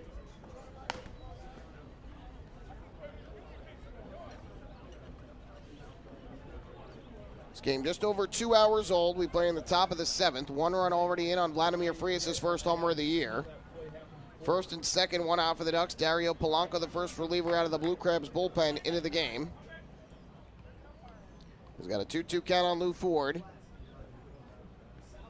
Left-hander kicks and fires, and Ford hits a ground ball towards the middle. Diving stop made by Yetzko. Steps on second, throws to first low, but it's dug out by Walker. Double play. What a terrific play by Blue Crabs second baseman Ian Yetzko to rob Ford of the base hit and convert the double play 4-3 to end the Ducks rally in the top of the 7th. So for Long Island, they will have to settle for 1 run on 3 hits, no errors because of the double play, only 1 left on base. Time to stretch here in Regency Furniture Stadium. The Ducks 5, the Blue Crabs 2. Hey fans, this is outfielder Alejandro de Asa, and you are listening to Duck Baseball on the Long Island Duck Broadcast Network. Sayville Ford, the no-fees dealer, has been family-owned and operated for 65 years. Visit their spacious showroom to choose from a giant inventory of new, pre-owned, and commercial vehicles with a free 10-year, 100,000-mile powertrain limited warranty included. Some exclusions apply. Plus, they offer top dollar for trades, and their service department is open until 1 a.m. on weekdays. Sayville Ford, Long Island's Ford giant, is conveniently located off exit 50 on Sunrise Highway, or visit SayvilleFord.com for more information. Morning, Dan. How was your weekend? Oh, it was awesome. I took my family to a Ducks game and had a blast. The seats were great. We ate a ton of food, and the Ducks won. They even had amazing fireworks. Oh, yeah. They got a good thing going on there. I took friends to Thirsty Thursday a couple weeks ago and had too much fun. They should totally use us in one of their radio spots. You mean like the one we're doing right now? Sure, that works. Ducks Baseball. Good times every time. Get tickets at liducks.com.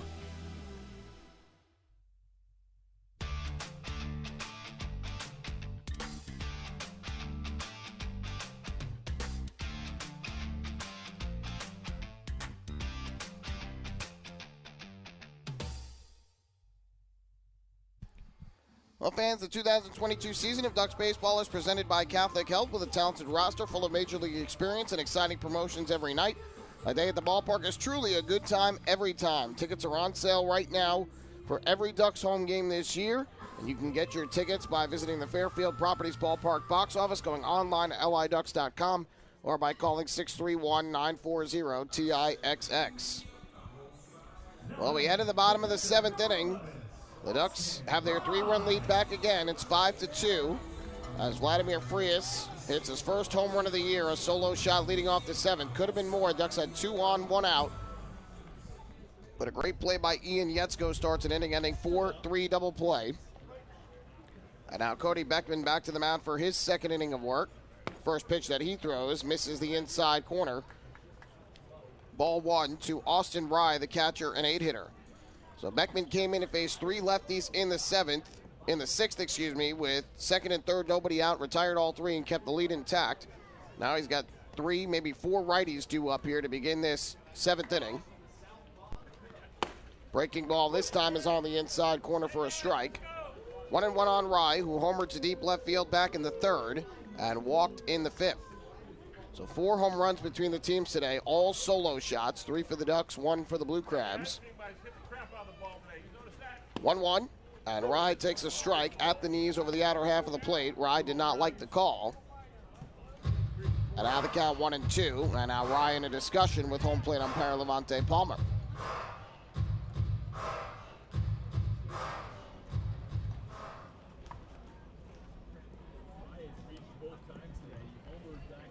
Here comes the 1-2. Beckman gets the sign and comes set. Kicks and fires. That pitch misses downstairs. 2 balls, 2 strikes. Blue Crabs have gotten a righty loose in their bullpen down the left field line, presumably to come in and pitch the 8th inning.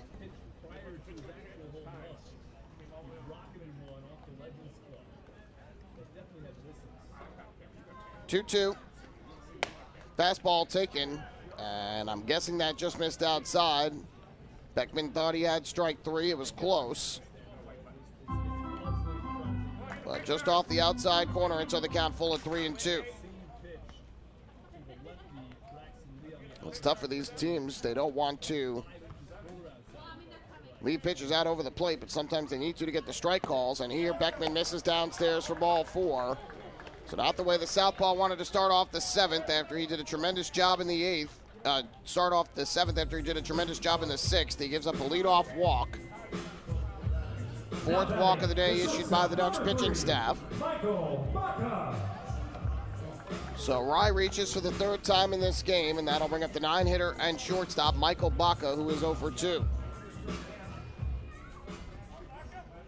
Beckman last pitched on Tuesday, tossing a scoreless inning. And the Ducks 1-0 win over the Ferry Hawks. He walked 1, nothing further. And here, way out in front of it was Baca, swings and misses for strike 1. Baca last night was 0 for 5 at the plate. And in game 1 of the series, 0 for 3 with a run scored and a walk. 0-1. Foul tipped at home plate. And the count quickly goes to 0-2. The key at this stage of the game for the Ducks pitching staff is getting ahead in the count and throwing strikes. They lead by 3. The last thing they want to do is give free bases to the Blue Crabs, who have been known to rally throughout the course of this season. 0-2.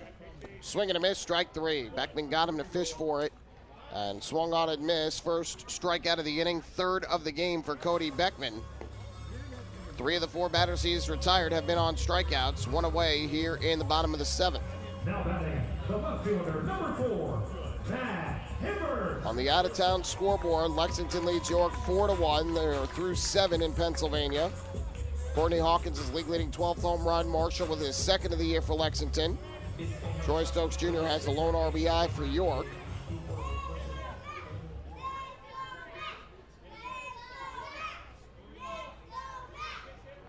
First pitch coming from Beckman to Hibbert. Left-hander kicks and fires. Hibbert takes a fastball up and away for ball 1. In Kentucky, the Genomes a 5-0 lead over the Barnstormers, bottom of the 7th. 2 RBIs to Carlos Castro and Jimmy Paredes, leading the Genomes charge today.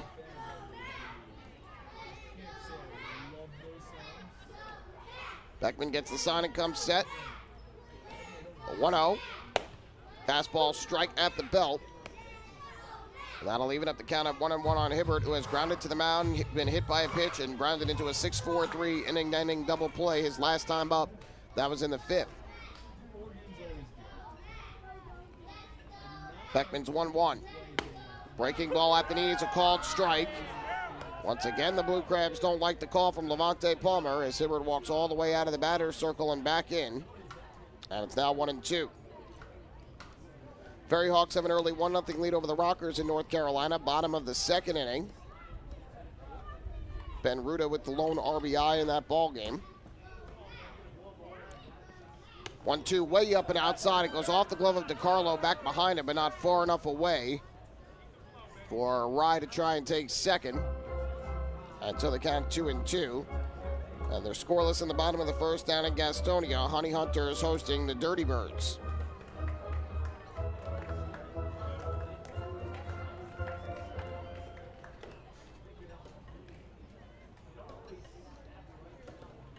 So it'll be a 2-ball, 2-strike pitch coming up here to Matt Hibbert with 1 on and 1 out. The Ducks leading by 3.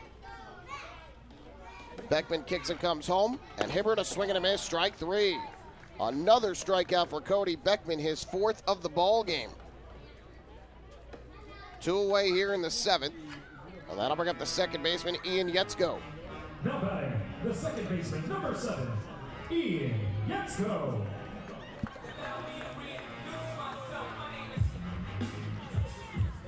Major League scoreboard, Mets and the Rockies still scoreless. Top of the 6th inning in Colorado. The starters still in. Walker for the Mets, Gomber for the Rockies. First pitch fouled off first base side by Yetzko, who has struck out, walked, and singled in today's game. 0-1. Yankees trail the White Sox 1-0, bottom of the 5th, game 1 of the doubleheader. Grandal with the lone RBI. The starters still in. Tyone for the Yankees, Cueto for the White Sox.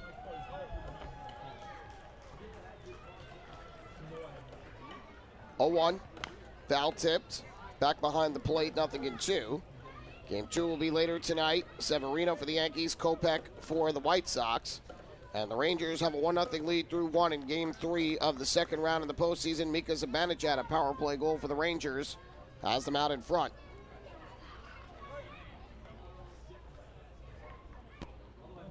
Beckman comes set. The 0-2 pitch on the way is swung on and chopped weakly towards third. Charging in is Romero. He fields. He throws on a hop. What a pick at first by Sam Travis.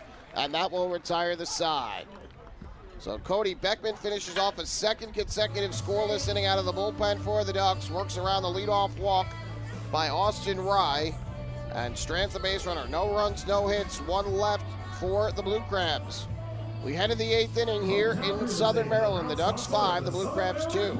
Hey fans, this is pitcher Dylan Pfeiffer, and you're listening to Ducks Baseball on the Long Island Ducks Broadcast Network. Last night I told my husband, baby, I'm ready to grow. And he said, are we having a baby? I said, no, but I do want to expand our business. So First National Bank of Long Island really delivered. At First National, we offer competitive rates in the financing you need and access to expert local lenders. We also underwrite and service every loan. Let's connect at fnbli.com.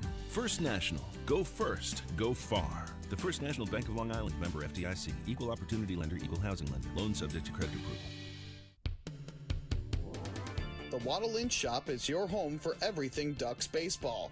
The team store is full of official Long Island Ducks merchandise, great gifts, hard-to-find memorabilia, team apparel, and so much more. You can even get your favorite name and number put on the back of your very own Ducks jersey. Celebrate Waddle Inn Wednesday as well, with exclusive deals in-store during every Wednesday home game. Visit the Waddle Inn Shop today at Fairfield Properties Ballpark or shop online anytime at liducks.com.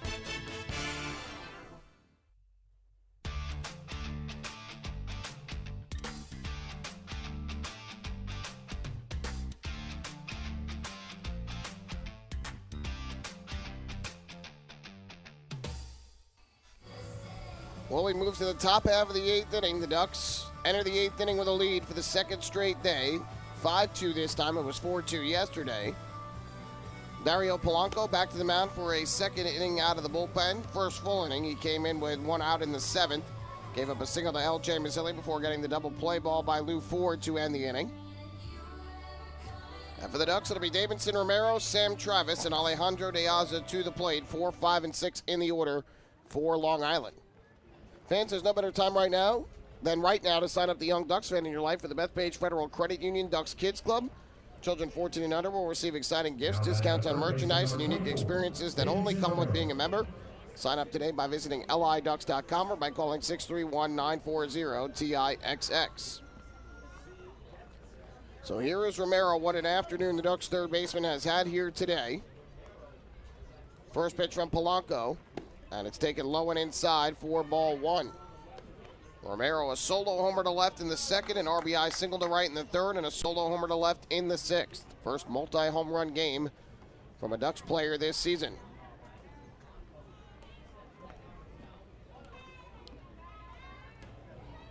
One out. Tapped into the ground, foul at home plate. And that will even up the count at 1-1.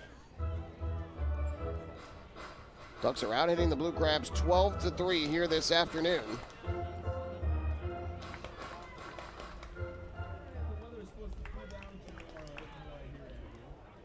Polanco comes set. Here's the kick in the pitch. Romero takes off the outside corner.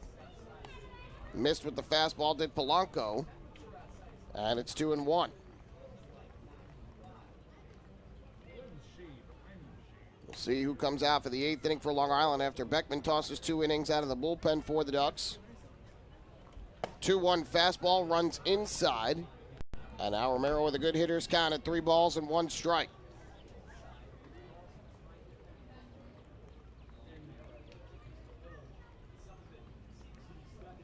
weren't told before the game whether or not either Webb or Baez would be unavailable today. 3-1. Romero grounds it foul along the third base line. Out in front of the pitch. 3-2. Webb blew the save in the 8th inning yesterday through 21 pitches. And Baez came in and pitched 2 scoreless innings, only 15 pitches needed to get through the 9th and the 10th. So normally if a guy throws 2 innings, you wouldn't see him come back out the following day, but with only 15 pitches, it's possible. Polanco's 3-2, and Romero hits a shot to short, and it's booted at short by Baca. His throw to first, not in time.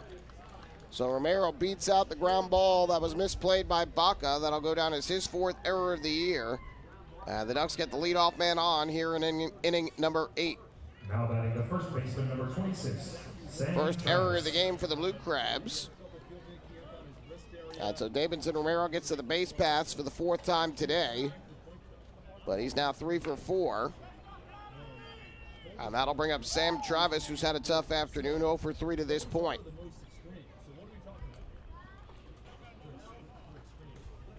Polanco's first pitch on the way to the plate. Travis takes the fastball upstairs. 1 ball, no strikes. Certainly you'd have to think the Ducks offense here wants to try and give their bullpen some more breathing room. Had just a two-run lead yesterday going into the bottom of the 8th, so insurance runs would certainly help here. 1-0. Travis a shot to third. Oh, what a diving play by Crosby. Goes to second, and a terrific stretch at second base by Yetzko keeps his foot on the bag to get the out. So a great play by 2 members of the Blue Crabs there. Robs Travis of a base hit. It'll go down as a 5-4 fielder's choice. Romero out at second. And reaching at first is Travis. Alex Crosby with a diving stop to prevent the ball from going into left field. And then Yetzko with a terrific stretch at second to keep his foot on the bag to get the out there. So now 1 on and 1 out. And here's Alejandro De Aza to the plate.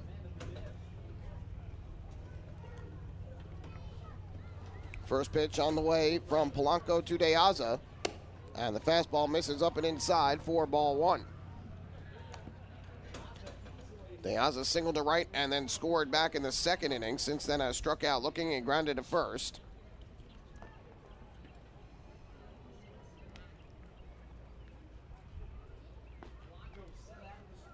Polanco comes set and fires home. De Aza takes a slider that misses the outside corner and low. 2 balls, no strikes, and a right-hander has started to get loose once again for Southern Maryland. Out in their bullpen down the left field line.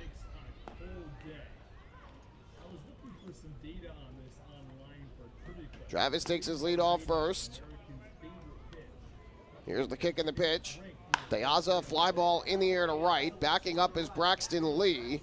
And he'll make the catch on the run.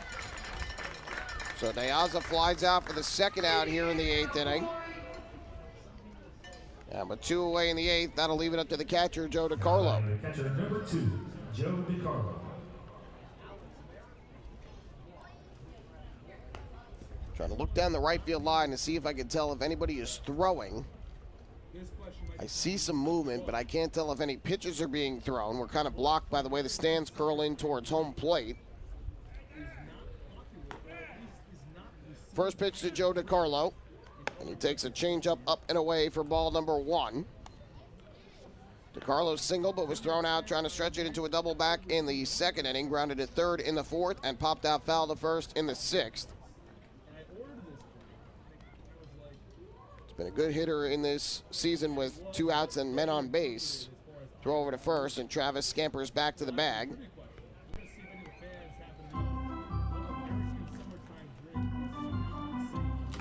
So Polanco trying to get through his 2nd scoreless inning, even though his first was only 2 of the 3 outs. So he came in with 1 out in the inning, but got a big double play to get out of a 2-on, 1-out jam. 1-0 foul tipped into the glove of Rye for strike 1. The error by Baca allowed Romero to reach to lead off the inning, but a fielder's choice ground out and a flyout have followed.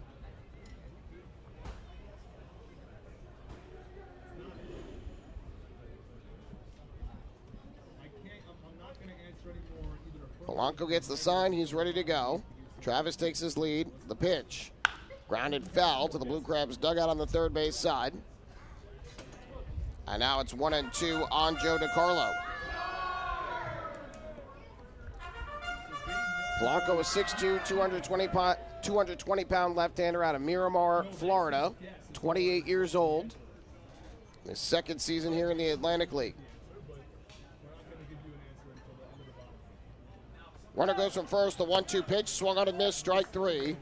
So Joe DiCarlo is down on strikes. And Dario Polanco gets the job done here in the 8th inning. For the Ducks, no runs, no hits. There was one error, one man left on base. To the bottom half of the 8th inning we go. Long Island 5, Southern Maryland 2. Hey fans, this is infielder Michael Wolansky, and you're listening to Ducks Baseball on the Long Island Ducks Broadcast Network. Planning your next party or looking for a caterer that will handle all of your needs? Hidden Gem Cafe has got you covered. From setup to service to cleanup and amazing food that is sure to be talked about, they can do it all without breaking the bank. Hidden Gem knows that each event is unique and strives to design a specialized menu for each event. Call the Hidden Gem Cafe for your next party at 631-390-5912 and be sure to follow them on social media too at the Hidden Gem Cafe for ideas and information.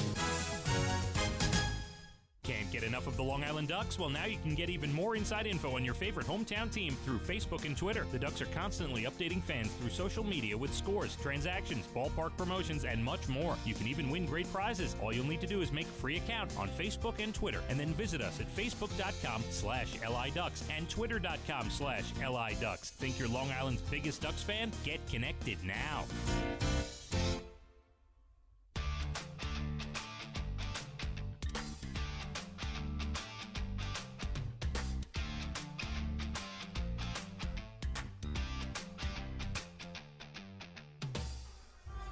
On to the bottom of the 8th inning we go here at Regency Furniture Stadium. Ducks with a 5-2 lead over the Southern Maryland Blue Crabs in the final game of this 3-game series. And Cody Beckman is going to go back to the mound for a 3rd inning of relief here today. Took over in the 6th with runners at 2nd and 3rd. Nobody out. Retired 3 in a row to get out of trouble. And then worked around a leadoff walk in the 7th, retiring the next 3 in order. Beckman has thrown a total of 30 pitches, 19 for strikes. But Wally Beckman going to stick with the lefty here. 2 of the 3 batters to start the inning are lefties, Walker, and then after Harris, Crosby. And then, of course, 2 lefties behind him, so that could be part of the reason why. And Beckman is somewhat stretched out. He did make a start back on May 12th. While the Ducks try to put him in the rotation. He struggled, allowing 5 runs on 3 hits and 4 walks in 3 innings in a loss against the Barnstormers. He threw 53 pitches that day. So, it is very possible that that is also why Beckman is still pitching here. But he will stay in the pitch in the bottom of the 8th. And Jared Walker, the lefty hitting first baseman, will get things started for the Blue Crabs.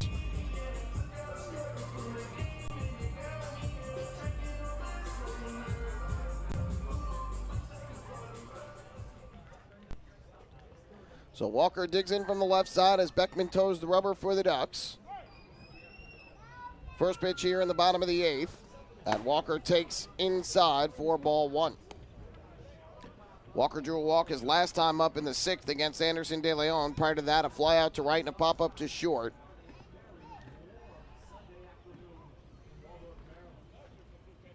One out. Checked his swing, took the breaking ball low. And Beckman now behind at 2 balls and no strikes. And yesterday, Tyler Webb was summoned into the game in the bottom of the 8th. Not in his usual closer role unless he was going for a 6-out save. 2-0.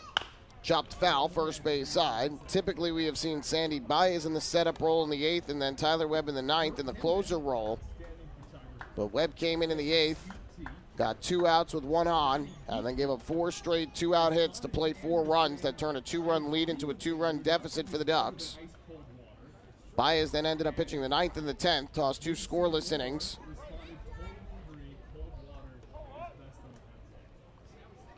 There's the 2-1 from Beckman to Walker. Inside, almost hit him on the leg. but it just missed. And now Cody Beckman behind at 3-1.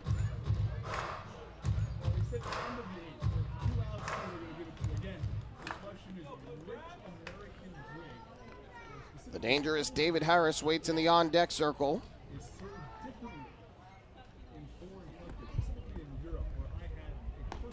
DiCarlo gives Beckman the sign and comes set. And the 3-1. Swung on and hit high in the air to right. Well struck. Back goes Turbo. He looks up and off the wall. Walker will go around first and head to second. And he is in there safely with a leadoff double. So Walker wins the lefty-lefty matchup with Cody Beckman. Hits a ball that would probably be out in most other ballparks, but bangs off the wall in right. Fourth double of the year for Jared Walker. And the leadoff man aboard in scoring position for Southern Maryland.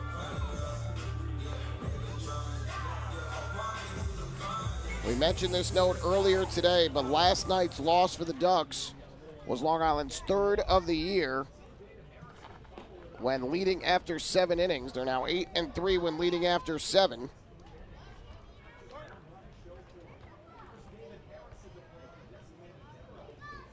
First pitch to Harris here is chopped foul at home plate, strike 1.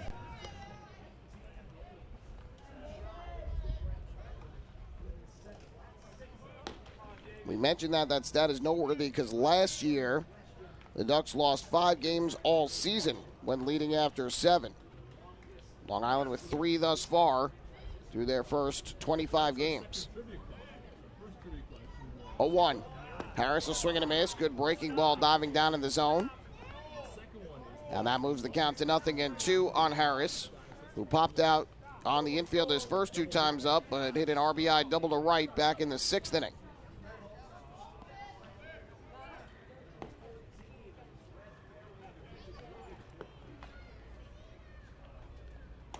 Oh-2. Harris takes low and inside, blocked by DiCarlo for ball number 1. Harris now with 7 RBIs here in this 3-game series. Torch Ducks pitching last year, hit well over 300 against them last season.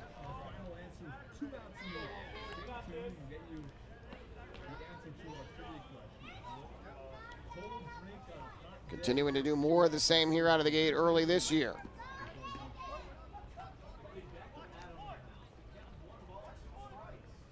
Here comes the 1-2. Harris will swing in a foul tip. Again, just getting a little piece of the offering from Beckman. Ducks do have action in their bullpen down the right field line. So if Beckman does get into trouble, Long Island has somebody getting loose. Blue Crabs also have a right-hander in their bullpen getting loose down the left field line. 1-2 again. Harris takes the fastball outside from Beckman. And that'll even things up at 2 balls and 2 strikes.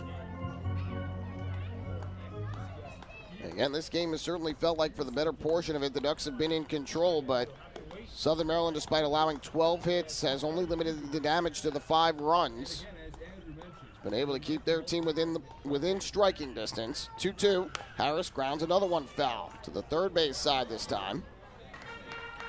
That's kind of been their motto this year, is even when they've made mistakes, even when they haven't had their best performances, they haven't fallen so far behind that comebacks are unreachable. And they have come from behind quite a bit in the early going this year. A big reason why they have 22 wins in their first 26 games.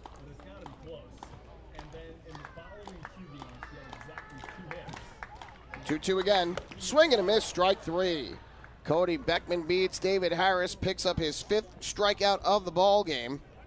And there's one away here in the 8th.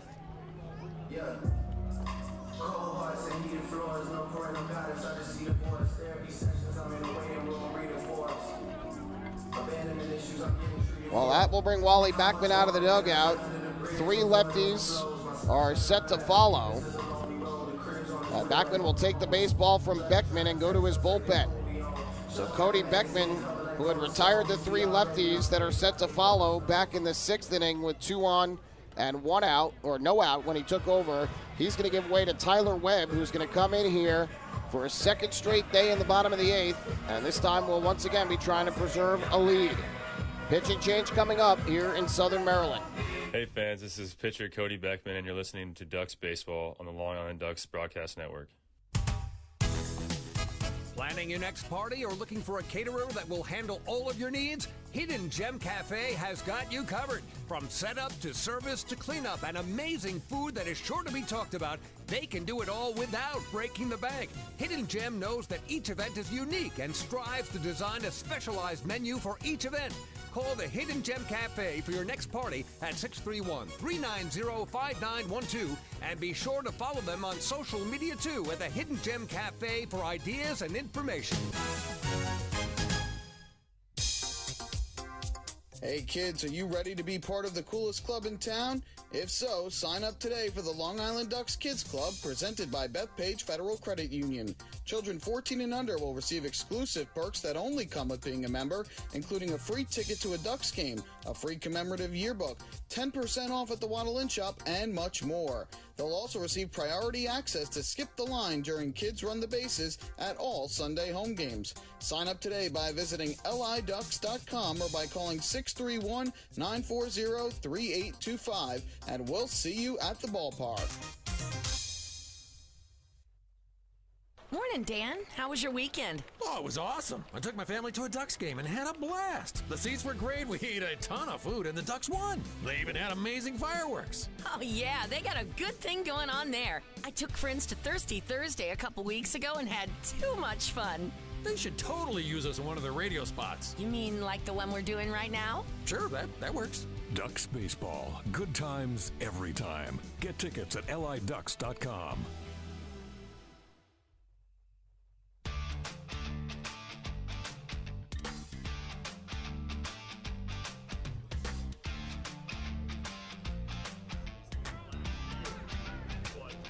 Bottom of the 8th, the Ducks leading 5-2. Runner at second, one out. Tyler Webb into the game, and he deals a first pitch breaking ball for strike one to Alex Crosby. And an interesting decision here as Tyler Webb called upon in the bottom of the 8th for the second straight day and set to face at least two lefties here. The 0-1. Slider misses down and away, 1-1. Yesterday, Webb came in the 8th inning, hit the leadoff man Matt Hibbert before getting two strikeouts, but then allowed an RBI double to David Harris. Then Crosby, who's at the plate, picked up an RBI single. Collier, who's currently waiting on deck, had a single to center. And then Braxton Lee, who is currently in the hole, had a two-run triple. Pitch chopped into the ground, weakly foul on the first base side. And so that'll move the count to 1-2. And so Wally Backman going right back to his former big leaguer Tyler Webb here to try and forget about what happened yesterday and get the job done today to send the Ducks with the lead to the 9th inning. For Webb, this is his 10th appearance of the year. He's 0-1 with a 7.56 ERA and 4 saves. 1-2. Breaking ball down to the dirt. It caroms away from DiCarlo, back to the mound. And advancing to third base on the play goes Jared Walker. So Webb tried to get Crosby to chase. He would not. And the ball skips away from DiCarlo. A wild pitch for Tyler Webb, his first of the year. And now a runner at third with one out for Crosby, who has fly to right, grounded to third, and fly to center today.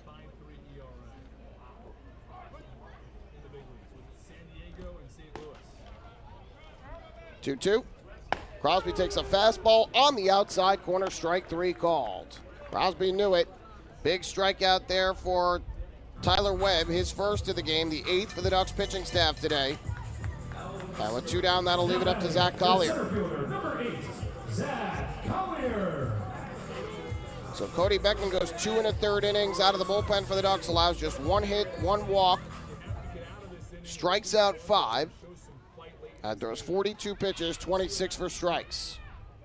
He is still responsible for the man at third. First pitch swinging, ground ball to the right side. Backhanded by Travis. Flips to Webb, covering in time for the out. And Tyler Webb gets the job done here in the 8th inning today as he strikes out Alex Crosby and gets the ground out from Zach Collier. No runs for the Blue Crabs. One hit. They leave a man at third base. To the ninth inning we go here at Regency Furniture Stadium. The Ducks 5, the Blue Crabs 2. Hey fans, this is right-handed pitcher Frank Mascot, and you're listening to Ducks Baseball on the Long Island Ducks Broadcast Network.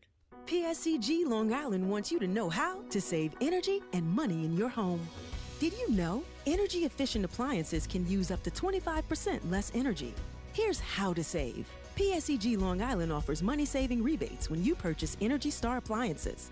Discover how a little energy efficiency know-how can mean savings in your home. Find more energy efficiency tips, tools, and money-saving rebates at pscgliny.com/save money. Want an awesome birthday without all the hassle? Book your Kona Ice birthday party with the Ducks today. 2 brand new packages are now available, including our exclusive game room suite. Along with enjoying an exciting Ducks game, your birthday child and his or her friends will have a blast playing video games on Nintendo Switch, Xbox, and PlayStation 4 in their very own private luxury suite. Plus, they'll be treated to food, beverages, snacks, and much more. Kona Ice birthday parties with the Long Island Ducks, the party of a lifetime.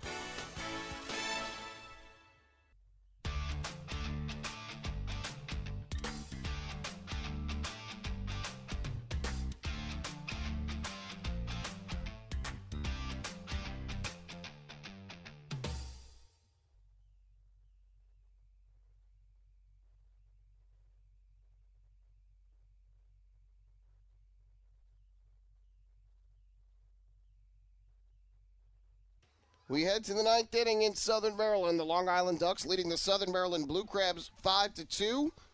Cody Beckman and Tyler Webb team up to compete to keep the Blue Crabs off the scoreboard in the bottom of the 8th inning. So the Ducks take a 3-run lead to the 9th. Dario Polanco's day is done after an inning and 2/3 of relief.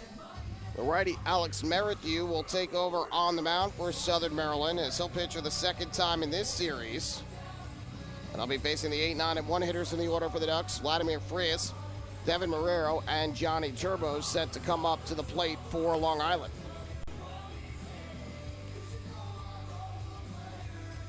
The Ducks with 5 runs, 12 hits, and 1 error over their first 8 innings at the plate. The Blue Crabs 2 runs, 4 hits, and an error. Long Island has left 5 on base. Southern Maryland has left 7 to this point.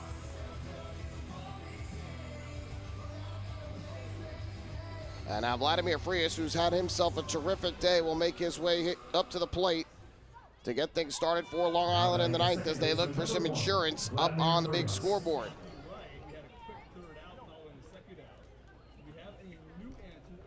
So here is Vladimir Frias, switch hitter batting from the left side. He is a triple shy of the cycle coming into this at-bat, partly because of taking first base on a ball down in the dirt. That goes down as a base hit. First pitch, Frias takes a fastball for a strike, 0-1. He homered to left his last time up back in the 6th. The solo shot, his first of the year, and then had an RBI double down the left field line back in the 2nd. Him and Romero have been the primary drivers of the Ducks offense today. 0-1 fastball over the inside corner for a strike. And Merrithew quickly gets ahead in the count at 0-2. Merrithew pitched here in this series, in the series opener, tossed a scoreless inning in the 9th to close out the Blue Crabs' 13-2 win. Frias here, a chopper to short, gobbled up by Baca. His throw to first is in time. And there's one away here in the top half of the 9th inning. Now batting the shortstop, number 35, Devin Marrero. Overall this year, Merrithew has pitched in 9 games, no record of 7.27 ERA. He's got 1 hold. 9 runs, 7 earned, allowed in 8 2/3 innings. He has given up 12 hits, but no walks, and has struck out 4. So a big pitch to contact guy. First pitch here to Marrero. That's taken outside for a ball, 1-0. Marrero 0 for 3 on the day, 0 for 9 now with a walk in this series. Hasn't been able to solve the Blue Crabs pitching staff to this point.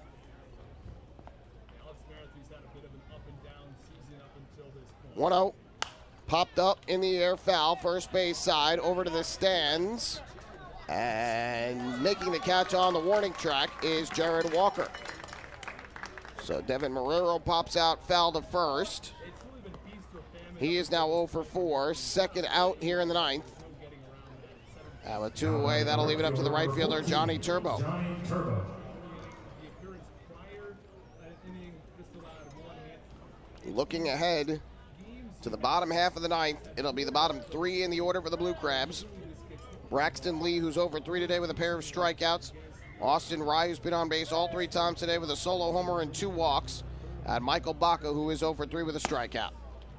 First pitch taken for a strike, 0-1. The Blue Crabs do have a couple regulars on the bench if they elect to go to them, including the lefty Jack Sundberg, the righty Raul Shaw, and the backup catcher Ryan Haug. 0-1. Turbo, a check swinging a ball down in the dirt. They appeal to first, and Bill Worthington said that Turbo did go around. So Marathon quickly ahead in the count at 0-2. Can't tell if the Ducks have anybody warming in their bullpen down the right field line, so we'll see if Tyler Webb comes back out to pitch the bottom of the ninth, or if the Ducks elect to go to Sandy Baez or perhaps somebody else. And we did not get confirmation before the game either way as to whether or not Baez, who threw 2 innings yesterday, would be available. 0-2 to Turbo. Breaking ball on the inside corner, strike 3 called. So the Ducks go in order, 1, 2, 3 on a ground out, a foul fly, and a strikeout in the top of the ninth. To the bottom of the ninth we go. Ducks will try and close this one out. They lead it 5-2. Hey fans, this is Tyler Webb, left-handed pitcher, and you're listening to Ducks Baseball on the Long Island Ducks Broadcast Network. Hey, Ducks fans, the official hotel of the Long Island Ducks is the Radisson Hotel, Hauppauge, Long Island. It's centrally located on the north shore of Long Island and offers a home away from home for both business and leisure guests. The Radisson Hotel, Hauppauge, Long Island features an indoor pool, 24-hour business center, a fitness center, and complimentary Wi-Fi in all guest rooms. Enjoy the contemporary American cuisine at the Fountain Grill restaurant or grab a quick bite to eat at Cafe Pronto. And best of all, it's only minutes away from Bethpage Ballpark. The Radisson Hotel, Hauppauge, Long Island, the official hotel of the Long Island Ducks. Call 631-231-1100 today. That's 631-231-1100. Your source for everything Ducks is liducks.com. The official website of the Long Island Ducks is the best place to stay up to date with Long Island's hometown team. Purchase tickets to the game, see the full promotional schedule, visit the online store, read the latest news stories, and watch every game live right on the homepage. The site offers an optimal browsing experience on either your computer or mobile device. liducks.com, the official website of the Long Island Ducks, your one-stop shop for all things Ducks baseball.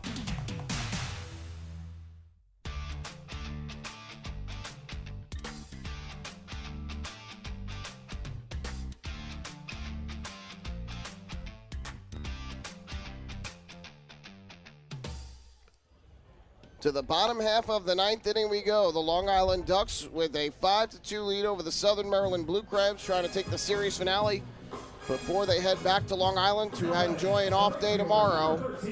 Tyler Webb, who came in and recorded the final 2 outs of the 8th, striking out Alex Crosby and getting Zach Collier to ground out to first, is going to stay in and try for a 5-out save here today.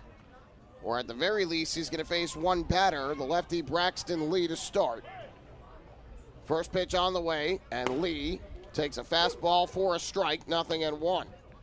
Lee is the one who had a 2-run triple off of Webb yesterday that gave the Blue Crabs a 6-4 lead in the 8th inning. Here he swings and misses, and Webb quickly in front, 0-2. It's tough for me to tell. I don't believe there is action in the bullpen for Long Island. So I believe this game is in the hands of Webb, but again, I can't fully tell based on the way the seats curl in. 0-2. Fouled off back behind the plate by Lee. So Cody Beckman with 2 1/3 shutout innings out of the bullpen today, allowed just a hit and a walk, struck out 5, 42 pitches, 26 for strikes.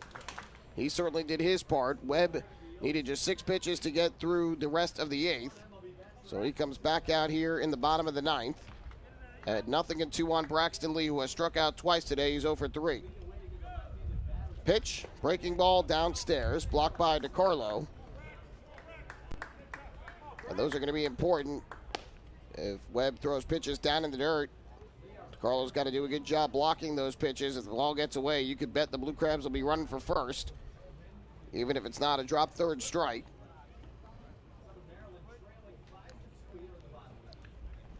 One-two here, hit on the ground towards short. Diving stop made by Marrero. To his feet, the throw to first, out in time. A leadoff infield single for Braxton Lee, and that is how the bottom of the ninth begins. So Lee has his first hit of the game, the 5th hit for Southern Maryland. Marrero shaded towards the middle with the lefty at the plate. And with that, out of the dugout comes Wally Backman. You got 4 righties set to follow. And so it appears that will be all for Webb, as he is going to go to Sandy Baez. So Webb gives the baseball to Backman, and the Ducks manager goes to his bullpen. Pitch and change once again here in Southern Maryland, with the Blue Crabs trailing 5-2. Hey fans, this is pitcher Cody Beckman, and you're listening to Ducks Baseball on the Long Island Ducks Broadcast Network. Planning your next party or looking for a caterer that will handle all of your needs? Hidden Gem Cafe has got you covered. From setup to service to cleanup and amazing food that is sure to be talked about, they can do it all without breaking the bank. Hidden Gem knows that each event is unique and strives to design a specialized menu for each event. Call the Hidden Gem Cafe for your next party at 631-390-5912, and be sure to follow them on social media too at the Hidden Gem Cafe for ideas and information. Hey kids, are you ready to be part of the coolest club in town? If so, sign up today for the Long Island Ducks Kids Club, presented by Bethpage Federal Credit Union. Children 14 and under will receive exclusive perks that only come with being a member, including a free ticket to a Ducks game, a free commemorative yearbook, 10% off at the Waddle Inn Shop, and much more. They'll also receive priority access to skip the line during Kids Run the Bases at all Sunday home games. Sign up today by visiting liducks.com or by calling 631-940-3825, and we'll see you at the ballpark. Morning, Dan. How was your weekend? Oh, it was awesome. I took my family to a Ducks game and had a blast. The seats were great. We ate a ton of food, and the Ducks won. They even had amazing fireworks. Oh, yeah, they got a good thing going on there. I took friends to Thirsty Thursday a couple weeks ago and had too much fun.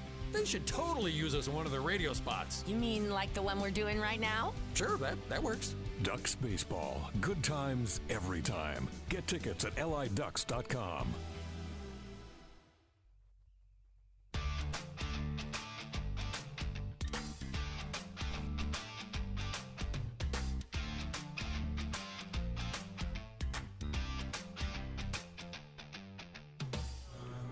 So Wally Backman keeps Tyler Webb in just to face one batter, the lefty Braxton Lee, who gets a hit off of Webb for the second straight day.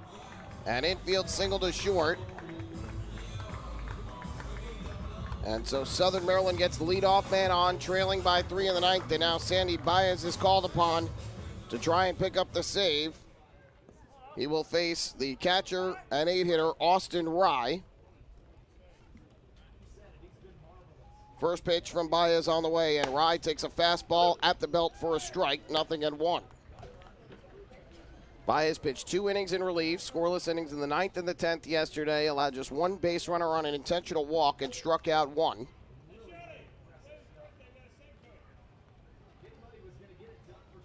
Here's the 0-1. Breaking ball is low and outside. That'll even up the count at 1 ball and 1 strike. Rye has been on base all 3 times he's come to the plate today. A homer to left in the 3rd, a walk in the 5th, and another walk in the 7th.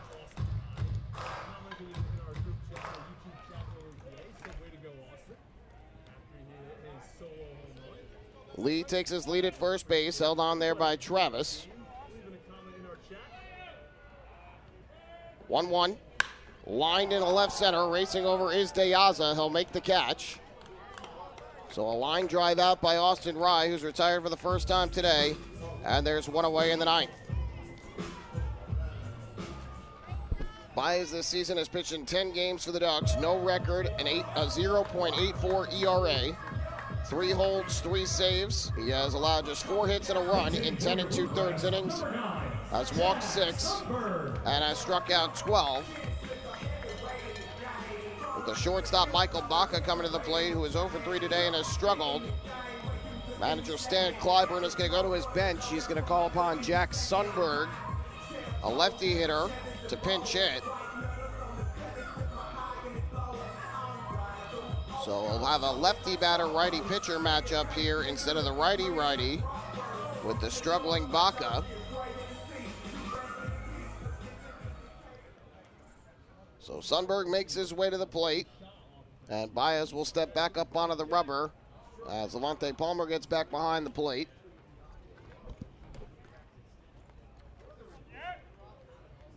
So Sundberg digs in, batting from the left side. He started the first 2 games of this series in left field, but on the bench to begin today. First pitch from Baez is taken low and inside for a ball, 1-0. Baez had just 2 saves in his entire career prior to this season and already has 3 this year without being the primary closer for the Ducks. Up to this point, that had been Tyler Webb's job. But on the days that Webb was unavailable to pitch, Baez took that role and has done a good job with it. 1-0. Sundberg takes a fastball that just missed. Baez has no idea where that pitch was. DeCarlo has no idea where that pitch was. And instead of 1-1, it's 2-0, and that's a huge swing in the count. Well, both sides have been very upset with some of the calls in this game from Levante Palmer. Now the 2-0 on the way. Sundberg hits a ground ball to third. Romero can't field it. It bounces off the wrist and into left field. What could have been a game-ending double play instead will be Romero's 4th error of the year, and that is going to bring the tying run to the plate here in the 9th inning. Oh, was that a killer? Kind of a worm burner as Sundberg was jammed on the pitch, sawed one off to third base, and Romero going to field it, who was playing in tight, had it bounce off of the heel of his glove. He's flexing out that left hand right now. They would have at least gotten 1 had he fielded it cleanly, but it could have potentially been 2, and now it's 1st and 2nd with 1 out for the left fielder, Matt Hibbert.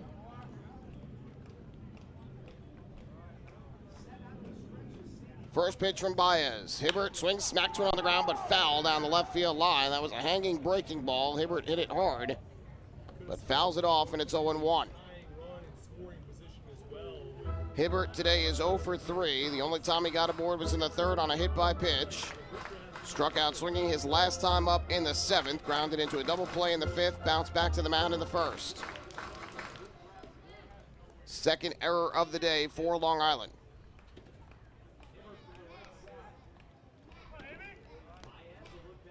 Baez is 0-1. Breaking ball misses down and away, and that'll even the count at 1 ball and 1 strike.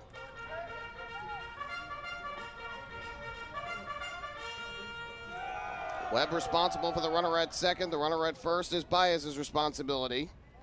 And Hibbert, the man at the plate, representing the tying run with the Ducks leading by 3. The 1-1 from Baez. Hibbert takes a breaking ball. That misses up and in. And that'll move the count to 2 balls and 1 strike.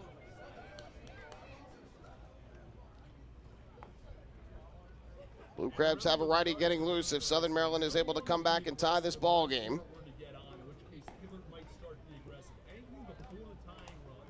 Baez gets the pitch he likes and comes set. The 2-1 to Hibbert. Fastball on the inside corner for a strike. Good pitch from the Ducks right-hander, gets the count even at 2-2.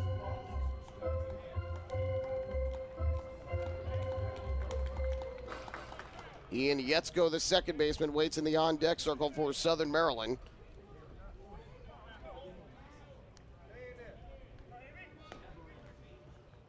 Baez is ready to go on the hill. Runners lead off 1st and 2nd, 1 out. Well, they go, the 2-2. Swing and a miss, strike 3. Hibbert, a check swing, but he went around. So, there is the first strikeout for Baez. But the runners move up. Lee goes to 3rd. Sundberg to 2nd. And it'll be 2nd and 3rd with 2 down for the second baseman, Ian Yetzko. We'll see if that goes down to stolen bases or defensive indifferences. Those runs don't really matter. And by the way, it won't be Yetzko. It's going to be Raul Shah who will come up to the plate as the pinch hitter. So going to his bench again is Stan Clyburn. Pinch hit with Sundberg, who reached on the error by Romero. And now Shaw is going to come in to pinch hit for Yetzko, who went 1 for 3 today with a single, a walk, and a run scored. Rick Tomlin goes out to the mound to have a conversation here with Baez to go over the approach to Shaw, who started the first 2 games of this series at second base, but was not in the starting lineup today. Shaw had a hit, 3 RBIs and 2 runs in the series opener. He was 1 for 5 here yesterday with a pair of strikeouts. But he represents the tying run here as he comes up to bat from the right side with runners at second and third and 2 down in the bottom of the 9th inning. First pitch from Baez. Shaw swings. It's a fly ball in the air to left. Well hit. Back goes Mazzilli. He looks up, and you can forget it. The Ducks have blown the save for the second straight day. A first pitch pinch hit, 3-run home run off the bat of Raul Shah in the bottom of the 9th off of Sandy Baez. And Southern Maryland has come back to tie this game at 5. The mistakes continue to haunt the Ducks as Davidson Romero's error with 1 out and 1 on in this 9th inning allows the inning to continue, and Shaw makes the Ducks pay for it. So for the Ducks, a second straight day where they took a multi-run lead into the bottom of the 8th inning, and for the second time they have lost that lead. First pitch after the visit from Rick Tomlin, and it appeared like a hanging breaking ball was not missed by Raul Shah. It was down and over the inside part of the plate, but that must have been where Shah was looking for. First pitch here to Jared Walker, and that taken low and outside for ball 1. So now it'll be on Baez to try and get through the rest of this inning and force extras for a second straight day. 1-0. Fastball is taken low, and now Baez behind at 2 balls and no strikes. All of these runs are unearned because of the error by Romero. And the last thing the Ducks needed in a game like today was mistakes at a crucial point of the game, but they come back to fruition. And this tough start of the season for Long Island continuing, and now Baez behind at 3-0 on Walker. 1 more out of the zone will put the winning run on base.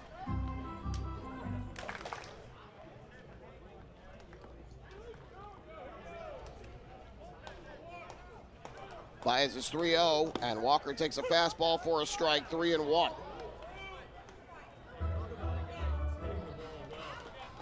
The Blue Crabs have been a team that has just found a way to win seemingly every time they have taken the field here this year, and they do it once again, at least to tie the game here in the 9th, when seemingly the probability of them coming out with the win was so low. And now Baez with a 2-out walk to Walker.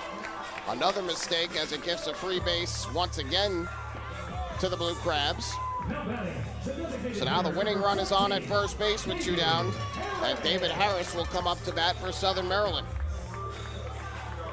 Really the first rough outing of the year for Sandy Baez, and it's hard to fully blame him because he should have been through this inning with the game over at this point if Davidson Romero had not booted the baseball. First pitch from Baez to Harris. Fouled off to the first base side, strike 1.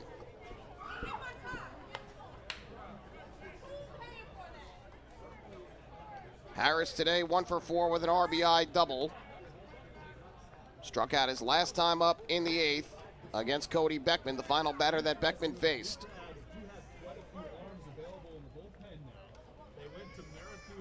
0-1. On the ground, weakly to short, charging in is Marrero, fields the tough hop, goes to second for the force. That'll retire the side, but we will go to extras.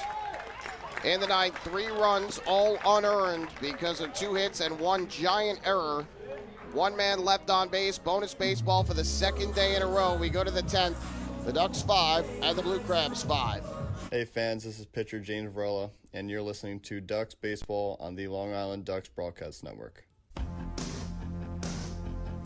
This is it. Check it out. See what everyone's talking about. Let Nicolak paver. Let Nicolak pavers. Pave your way. Bring your outdoor living dreams to life. Visit Nicolak's Outdoor Design Center at 200 Henry Street in Lindenhurst and see thousands of square feet of pavers, retaining walls, fire pits, and outdoor living accents on display. Only Nicolak paving stones are made with Paver Shield technology for more vibrant color options than anyone else. Visit Nicolak.com to request a free sample or their Outdoor Design Center at 200 Henry Street in Lindenhurst. Nicolak. Ask for it by name. You'll see the difference. Visit Nicolak.com. That's Nicolak.com. Let Nicolak paver. Let Nicolak pavers. Pave your way. Pave your way. Hey fan, this is pitcher Anderson De Leon, and you're listening to Duck Baseball on Long Island Ducks Broadcast Network. Sayville Ford, the no-fees dealer, has been family-owned and operated for 65 years. Visit their spacious showroom to choose from a giant inventory of new, pre-owned, and commercial vehicles with a free 10-year, 100,000-mile powertrain limited warranty included. Some exclusions apply. Plus, they offer top dollar for trades, and their service department is open until 1 a.m. on weekdays. Sayville Ford, Long Island's Ford giant, is conveniently located off exit 50 on Sunrise Highway, or visit SayvilleFord.com for more information.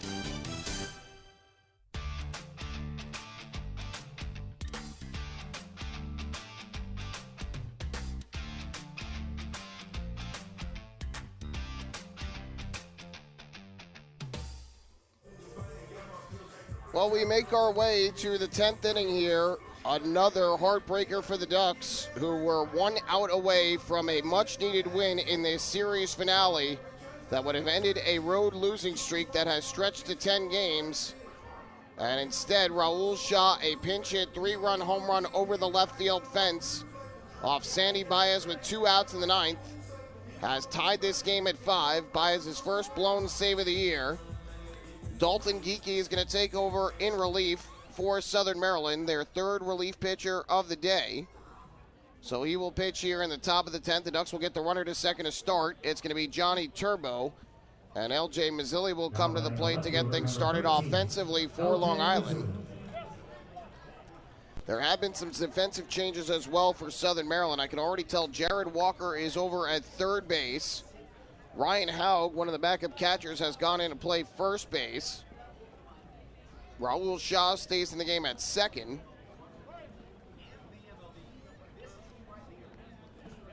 First pitch coming up here to Mazzilli. Will he show bunt? No. He takes inside. The ball goes off the glove of the catcher and back behind the plate, and that's a break for the Ducks as Turbo makes his way to third. So now the Ducks with a runner at third and nobody out on what will either be a wild pitch or a pass ball thrown by Geekie.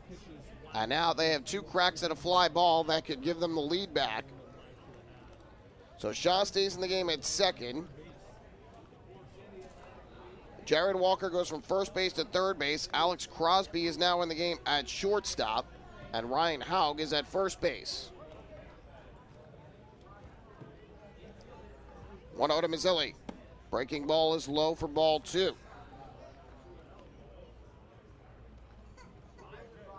It is ruled a pass ball that allows Turbo to go to third. So Austin Rye unable to field the first pitch from Geekie. 2-0 on the way to Mazzilli. Fastball is way outside, 3-0. Mazzilli today with 1 hit and 4 at-bats. A single to right his last time up in the 7th. Other than that, has a strikeout, a flyout, and a ground out. And now ahead 3-0. I would have to think he is going to get the red light and will not be swinging.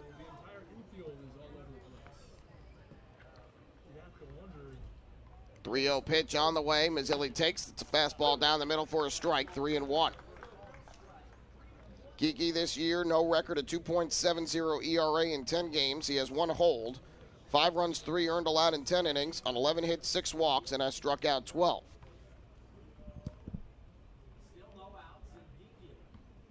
The 3-1. Mazzilli hits a high drive in the air to right center field. On the run over is Zach Collier into the gap. He's not going to get it. It's a base hit. Into score is Turbo with a go-ahead run, and in at second with the RBI double is L.J. Mazzilli. Ducks have gone back in front, and they lead it 6-5. So Mazzilli with his second hit of the day, his second double of the year, and picks up his 10th run batted in. Turbo scores from third. Ducks have the lead back, and now they'll look for more. And up to the plate steps the designated hitter for Long Island, Lou Ford.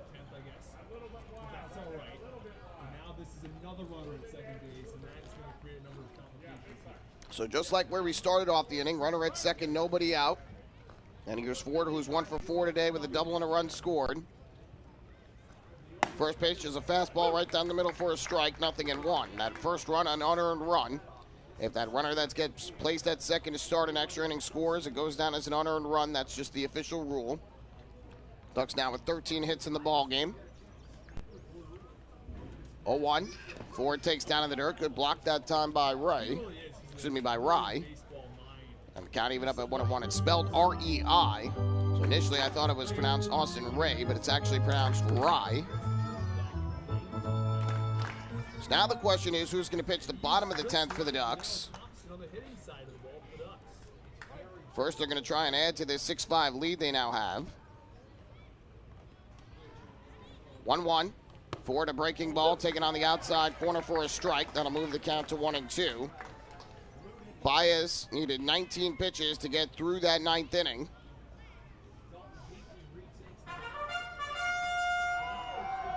And they already used Tyler Webb. So it should be interesting to see whether they go back to Baez. Now, they do have a day off tomorrow, but remember, Baez pitched 2 innings yesterday after 15 pitches.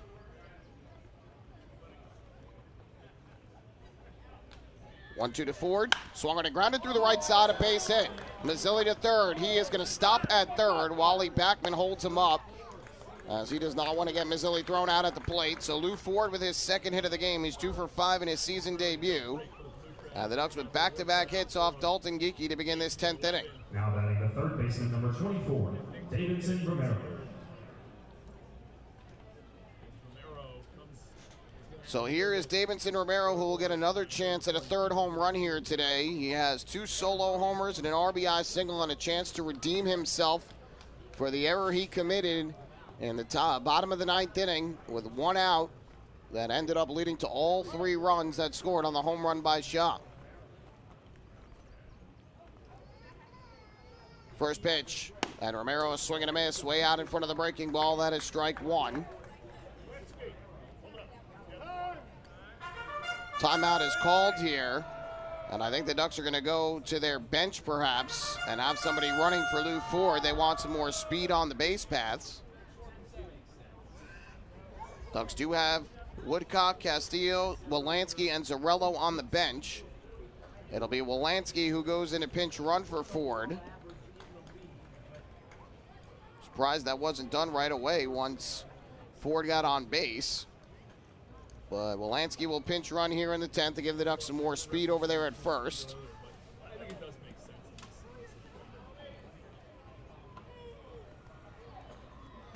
Ducks down with 14 hits in the ball game here today. Their season high for hits in a game is 17, April 28th against Charleston.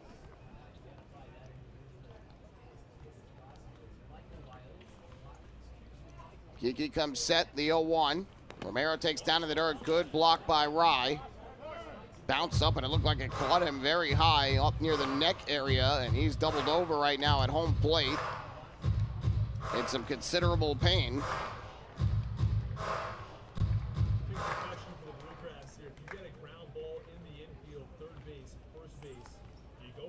Out of the dugout is going to come Darryl Thompson here to try and settle down his right-hander.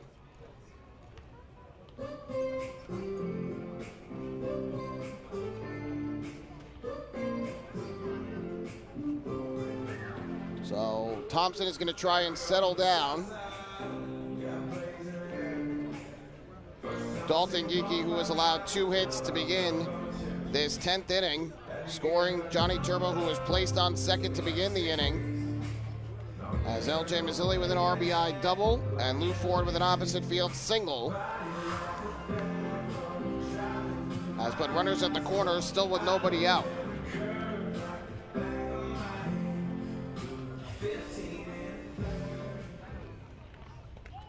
So the Ducks will once again have to try and protect the lead late in the game. They were unable to get the lead in extra innings yesterday in the game that went 11. With the Blue Crabs eventually winning it in the bottom of the 11th on a walk-off wild pitch, drop third strike.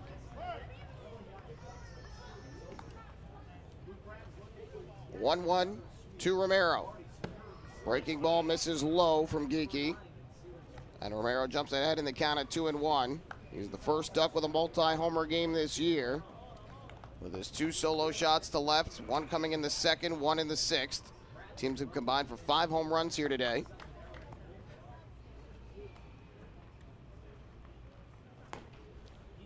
Here's the 2-1. Romero grounds one foul. He's got jammed on the pitch over the inner half of the plate.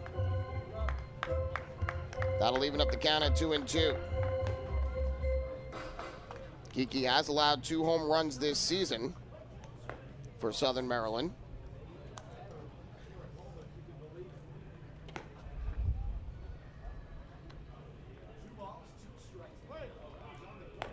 Long looking for the sign from the right-hander. Now comes set. Runners lead off the corners.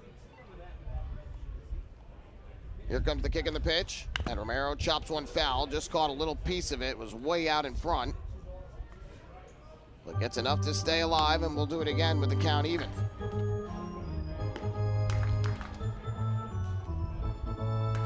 The Ducks hadn't played an extra inning game in their first 24 games of the season. Now with back-to-back extra inning contests. Blue Crabs, meanwhile, are 2-0 in extra inning games this year.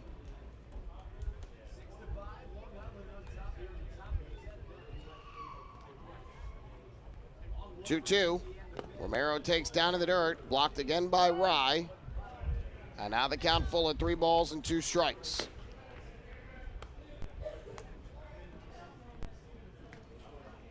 Another out of the zone would load up the bases for Sam Travis, who waits on deck 0 for 4 on the day. Knowing that the Blue Crabs will have a runner at second to start the bottom of the inning, extra runs will be big for the Ducks here. 3-2, and Romero checks his swing and takes low and outside, ball 4. So good at bat by Romero. He works his way aboard. A walk to Romero, who's on base for the 4th time safely today. He's technically been on the base paths every time he has come up to the plate, reaching on an error one other time. And now the base is loaded for Long Island, nobody out, and Sam Travis, who has the Ducks' lone grand slam this year, will come up to the plate.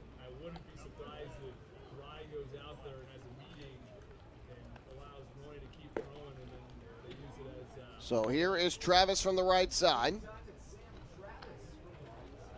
Right-hander comes set. And the first pitch on the way to Travis.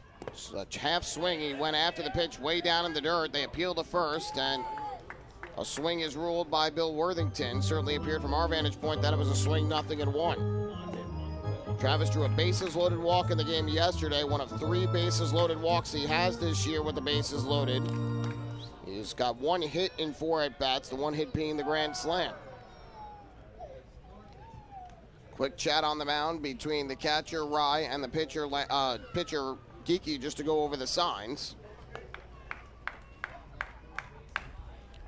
So Mazzilli, the runner, at third. Wolanski at second. Romero at first.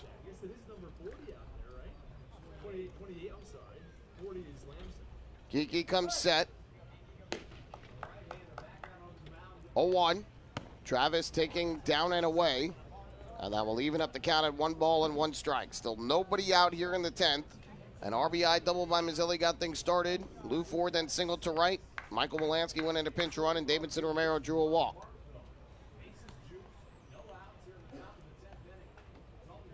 One ball, 1 strike pitch from Geekie. Travis a swing and a miss. Cuts through the breaking ball. And now he's behind at 1-2. Mazzilli, the runner at third, has fairly decent speed, so as long as the fly ball is not shallow, that could potentially bring in the Ducks' 7th run of the day. Absolutely. If Time called here at the plate as Travis resets. Kiki will go back up to the rubber and look in for the sign from Rye. Gets the pitch he likes and comes set. The 1-2. And Travis lays off a high fastball from the right-hander. Southern Maryland has had a righty getting loose down the left field line in the bullpen. Trying to tell, but it's either Bradley Roney, I think, or Patrick Baker who is getting loose. Certainly not the closer, Matt Latos. It's Bradley Roney. Just saw his number. 2-2 from Geeky to Travis. The pitch. Fastball taken on the outside corner, strike 3 call. Travis did not agree with the call once again from Levante Palmer, but he goes down looking. A big, big first strikeout for Dalton Geeky. That is the 10th strikeout of the day. Check that, 9th strikeout of the day for the Blue Crabs pitching staff. And Travis goes down on strikes for the second time today. He's now 0 for 5. With the bases loaded and now 1 out. Up steps Alejandro De Aza from the left side. And now the Blue Crabs could potentially get out of this inning with a ground ball at one of their infielders.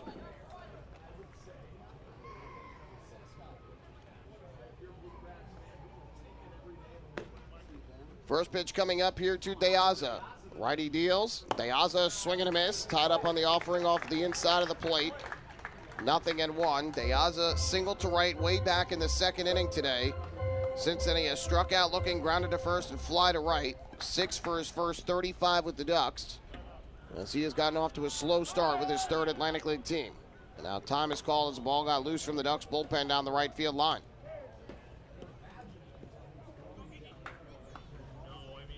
I've got a pretty good angle here, right behind home plate, but it's a really sharp turn where the crowd comes out. And Coming set is Geeky. The 0-1. De Aza hits a fly ball high in the air to right. Well hit. That should at least get 1 run in. Back to the track goes Braxton Lee. He makes the catch on the track. Tagging from third is Mazzilli. He'll come in to score. Going to third is Michael Wolanski. It's a sac fly and an RBI off the bat of Alejandro De Aza. And the Ducks now lead it 7-5. Well, in most other ballparks, that might have been a grand slam off the bat of De Aza, but here it's just a long, long out, but it is a productive out as De Aza picks up his third RBI of the season. Scoring from third on the play, L.J. Mazzilli. The Ducks now lead by 2, and Stan Clyburn going to go to his bullpen and call upon a right-hander to face Joe DiCarlo. Another pitching change here in Southern Maryland, with the Ducks now in front by 2 once again. Hey fans. This is right-handed pitcher Chad Hawken, and you're listening to Ducks Baseball on the Long Island Ducks Broadcast Network. Hey, Ducks fans, the official hotel of the Long Island Ducks is the Radisson Hotel, Hauppauge, Long Island. It's centrally located on the north shore of Long Island and offers a home away from home for both business and leisure guests. The Radisson Hotel, Hauppauge, Long Island features an indoor pool, 24-hour business center, a fitness center, and complimentary Wi-Fi in all guest rooms. Enjoy the contemporary American cuisine at the Fountain Grill restaurant or grab a quick bite to eat at Cafe Pronto. And best of all, it's only minutes away from Bethpage Ballpark. The Radisson Hotel, Hauppauge, Long Island, the official hotel of the Long Island Ducks. Call 631-231-1100 today. That's 631-231-1100. Hey kids, are you looking for even more fun when you come out to a Long Island Ducks game? Then be sure to head over to the Ducks Fun Zone. It's located on the main concourse down the right field line. There you'll find 3 fun-filled inflatables, including the ducktail slide, the bounce house, and an obstacle course. Enjoy unlimited access to all 3 inflatables for just $5 every game. That's the Long Island Ducks Fun Zone, open during all home games at Fairfield Properties Ballpark.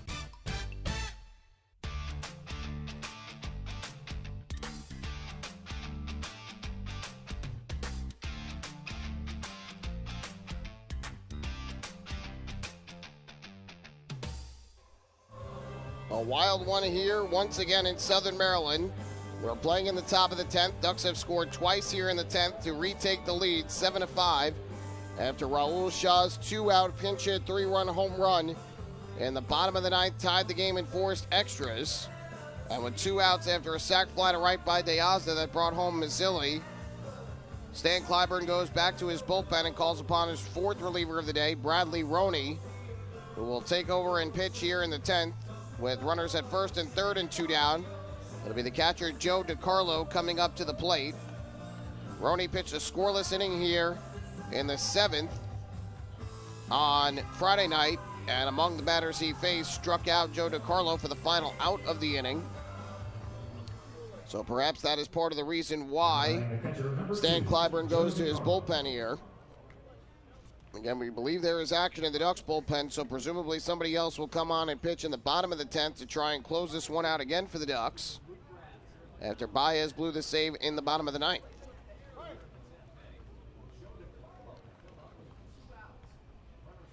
First pitch coming to DiCarlo. Breaking ball taken up and inside for a ball, 1-0. DiCarlo is 1 for 4. He singled to left back in the 2nd, was thrown out trying to stretch it to a double. Since then has grounded to 3rd, popped out foul to 1st, and struck out swinging. Lansky at 3rd and Romero at 1st for the Ducks.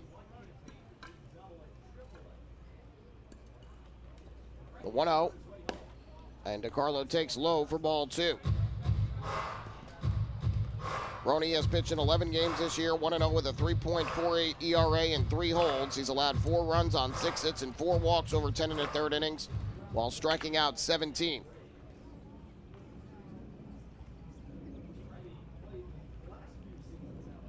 Here comes the 2-0. DiCarlo takes the fastball high and inside, 3-0. Another out of the zone would load up the bases for Vladimir Frias, who waits on deck.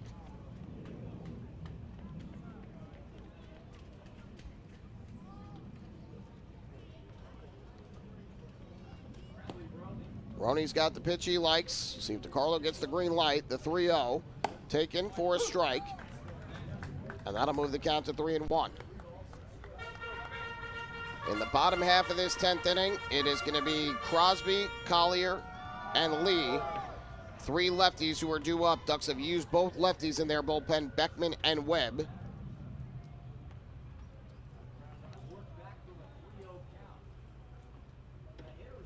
(3-1). DiCarlo checks the swing on a breaking ball. They appeal to first. No swing, says Bill Worthington. And that'll be a walk for Joe DiCarlo. So DiCarlo draws the free pass. It's the 2nd walk of the day given up by the Blue Crabs, both coming in this inning. And we're celebrating another First National Bank LI walk to first, go far. And so the Ducks have loaded up the bases for Vladimir Frias, who's got 3 hits on the day, including a double and a homer, each of which brought in a run.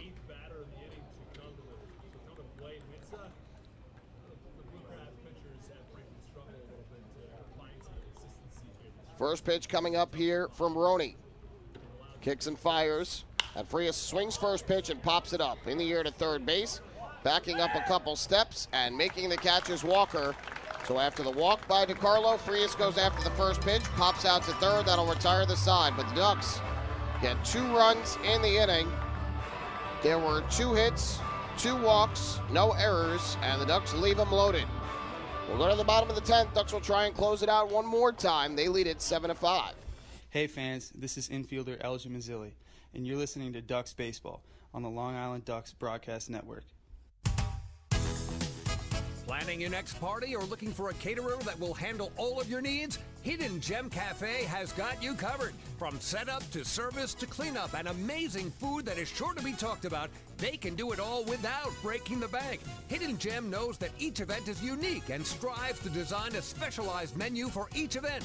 Call the Hidden Gem Cafe for your next party at 631-390-5912 and be sure to follow them on social media too at the Hidden Gem Cafe for ideas and information. Can't get enough of the Long Island Ducks? Well, now you can get even more inside info on your favorite hometown team through Facebook and Twitter. The Ducks are constantly updating fans through social media with scores, transactions, ballpark promotions, and much more. You can even win great prizes. All you'll need to do is make a free account on Facebook and Twitter, and then visit us at facebook.com/LIDucks and twitter.com/LIDucks. Think you're Long Island's biggest Ducks fan? Get connected now.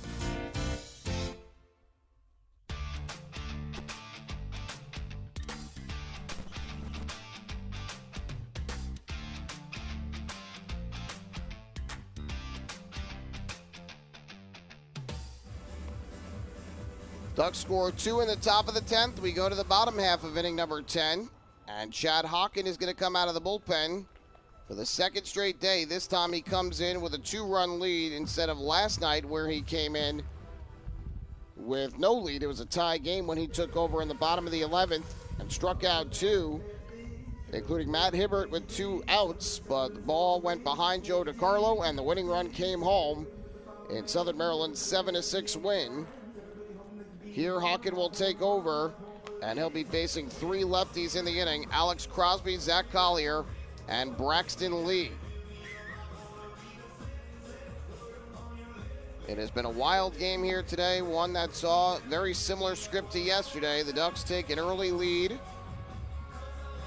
extended during the course of the game. Blue Crabs kept trying to chip away, but the Ducks kept restoring their 3-run lead until the bottom of the 9th, when a 2-out pinch hit 3-run home run by Raul Shah tied this game at 5 and forced extra innings. The Ducks come right back with 2 against Dalton Geekie in the 10th. An RBI double by L.J. Mazzilli and a sac fly to right off the bat of Alejandro De Aza. So the Ducks have a 7-5 lead. No defensive changes, it appears, for Long Island. Again, the only change thus far has been Michael Wolanski pinch running for Lou Ford, who is the DH. David Harris will go in as the runner at second to start the inning. So the Blue Crabs right away will bring the tying run to the plate, as is the rules in the extra innings. Blue Crabs were able to avoid a big inning from the Ducks as Vladimir Frias popped out to third with the bases loaded, going after the first pitch from Bradley Roney following the walk to Joe DiCarlo. So here is Crosby from the left side, who today is 0 for 4. First pitch. Crosby takes a fastball outside from Hawken for ball 1. Crosby struck out looking his last time up in the 8th against Tyler Webb.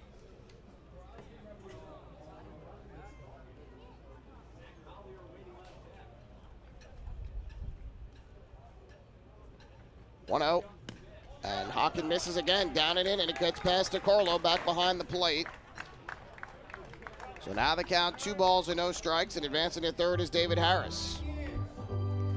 You wonder whether anything is in the back of the minds of these Ducks pitchers with the way things have been going in this series, and at times this season, that they almost put a little bit too much pressure on themselves in these late game situations.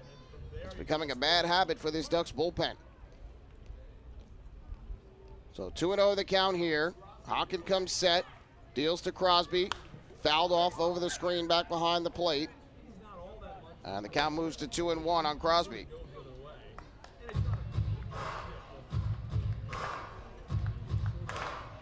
That runner at third doesn't really matter. With the Ducks leading by 2, the key is man at the plate. That's where Hawkins' focus has to be.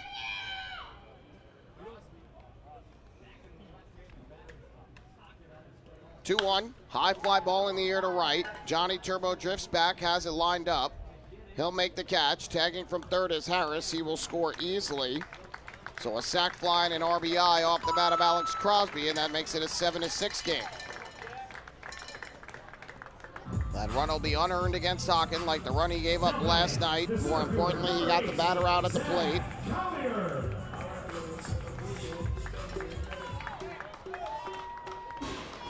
So now the base is empty with 1 away. And up will step Zach Collier from the left side.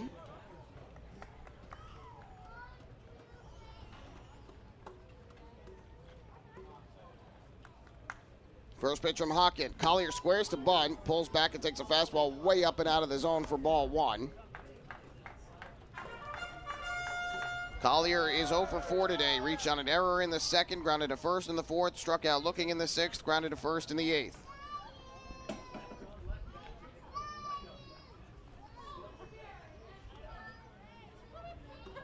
Hawkins 1-0. Collier swings and fouls it back to the screen. That'll even up the count at 1 ball and 1 strike. The RBI for Crosby, his 19th of the year on the sac fly to right. Right down the line, it's very shallow. If you can find a way and hit the foul pole, I think it's probably Shortstop Devin Marrero shaded towards the middle of the infield. Travis playing right near the line at first, with the lefty hitter at the plate. 1-1. Collier swinging a miss out in front of the breaking ball, down and in. This is Hawkins' 8th appearance of the year. He's 0-1 with a 2.35 ERA. 3 runs, 2 earned allowed in 7 2/3 innings. 4 hits, 7 walks, has struck out 14. Ahead here on Zach Collier, 1 ball and 2 strikes.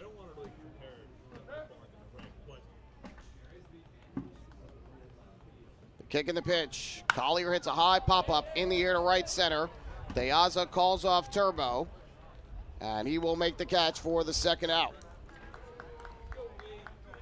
So Zach Collier pops out to center for out number 2 here in the inning. With 2 down, that'll bring up Braxton Lee. The right fielder, number 13, Braxton Lee. Lee led off the 9th inning for Southern Maryland, as Wally Backman elected to stick with Tyler Webb to set up a lefty-lefty matchup, despite Lee getting a 2-run triple off of Webb yesterday, and Lee was able to reach on an infield single, which started the rally for Southern Maryland. First pitch here, and he takes a strike from Hawkins at the knees, 0-1. That 1 hit for Lee, his only hit of the day. Other than that, he has struck out twice and fly to center. Hawkins gets the sign and comes set.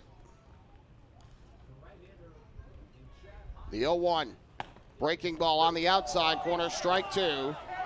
Blue Crabs once again very upset with the call from home plate umpire Levante Palmer. Both sides have been extremely upset throughout the course of this game. But Hawkins gets the call. He's ahead 0-2 and a strike away.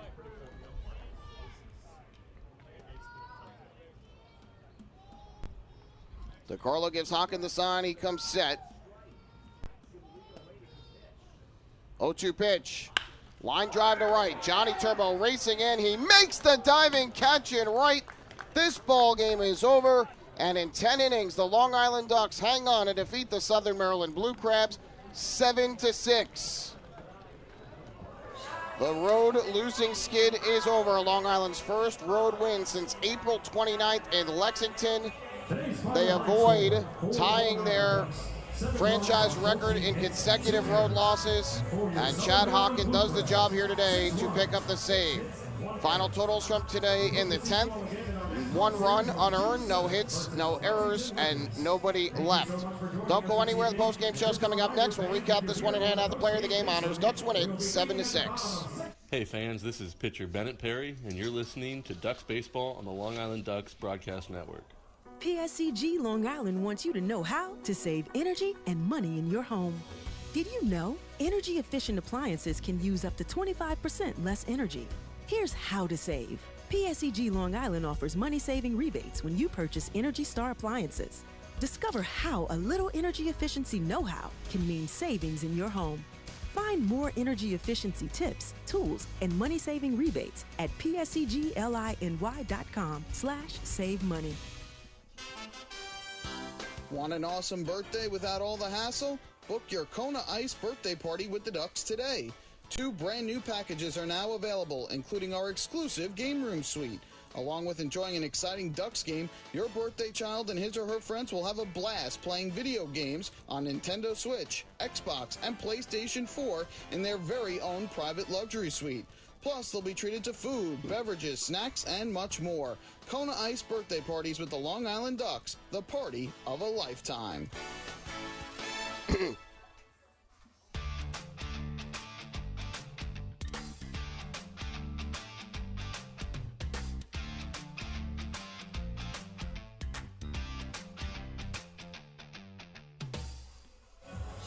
Well, for the second straight day, a wild one here in Southern Maryland between the Ducks and the Blue Crabs. Both games needing extras. The Ducks lost 7-6 last night, but they returned the favor today with a 7-6 win in 10 as they salvage the final game of this 3-game set.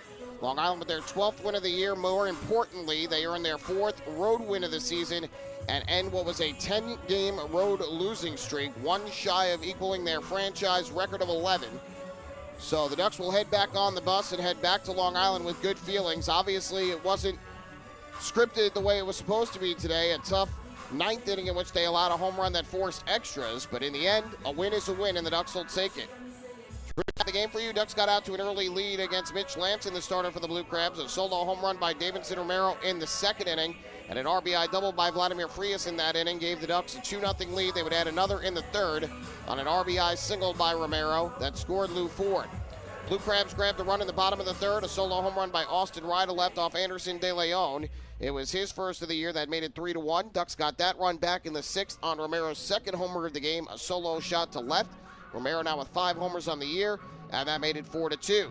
Blue Crabs chipped away. They got a run in the bottom of the sixth inning on David Harris's RBI double to right, but the Ducks got the run right back in the seventh when Vladimir Frias hit a leadoff solo homer to left. Frias' first of the year, and so the Ducks took a 5-2 lead into the bottom of the ninth. Sandy Baez came on with 1 on and nobody out in the inning. Got a fly out from Austin Rye, but an error by Romero. A big error that allowed Jack Sundberg to reach, and with 2 outs and 2 on, Raul Shaw was called upon to pinch hit for Ian Yetzko, and on the first pitch, he had a 3-run home run over the fence in left, and that tied the ball game up at 5 apiece. Baez was able to keep it tied. That took us to the 10th inning. L.J. Mazzilli's RBI double scored Johnny Turbo to make it 6-5, and then later in the inning, a sac fly to right by Alejandro De Aza scored Mazzilli to make it 7-5. Bottom of the 10th, Chad Hawken was called upon. He gave up a sac fly to Alex Crosby to start the inning, but got flyouts from Zach Collier and Braxton Lee after that to end the ball game. And the Ducks win it here today by the final count of 7-6. So the final totals from today's ball game for the Ducks: 7 runs, 14 hits, and 2 errors. They left a total of 8 men on base. For the Blue Crabs, 6 runs, 6 hits, and 1 error. They left 8 men on base. The winner is going to be Sandy Baez. Despite blowing the lead in the ninth, he'll get credit for the win, and so he improves to 1-0. The loser is going to be Dalton Geeky, who allowed the 2 runs in the 10th inning for Southern Maryland, so he falls to 0-1. Chad Hawken earns his first save of the season. Don't have a game time or an attendance for you just yet, but those are the final totals from this afternoon's contest. It's time to hand out today's Player of the Game honors. We're going to give it to the Dominican connection for the Ducks, Vladimir Frias and Davidson Romero, each with 3 hits today. Romero, 2 homers, 3 RBIs, 2 runs and a walk. Frias with 2 RBIs and a run. He had a homer and a double. So Frias and Romero, today's players of the game. We'll take one more break. When we come back, we'll have the out-of-town scores, and then we'll wrap things up from Southern Maryland. Hey fans, this is shortstop Devin Marrero, and you're listening to Ducks Baseball on the Long Island Ducks Broadcast Network. When we see Long Island, we see you. Because at Catholic Health, we know that it's your remarkable lives that breathe life into our island. So at every Catholic Health hospital, practice, and care facility, we're able to provide the highest quality, most innovative care for your body, because our culture cherishes your humanity. Long live Long Island. Morning, Dan. How was your weekend? Oh, it was awesome. I took my family to a Ducks game and had a blast. The seats were great. We ate a ton of food, and the Ducks won. They even had amazing fireworks. Oh, yeah, they got a good thing going on there. I took friends to Thirsty Thursday a couple weeks ago and had too much fun. They should totally use us in one of their radio spots. You mean like the one we're doing right now? Sure, that works. Ducks Baseball. Good times every time. Get tickets at liducks.com.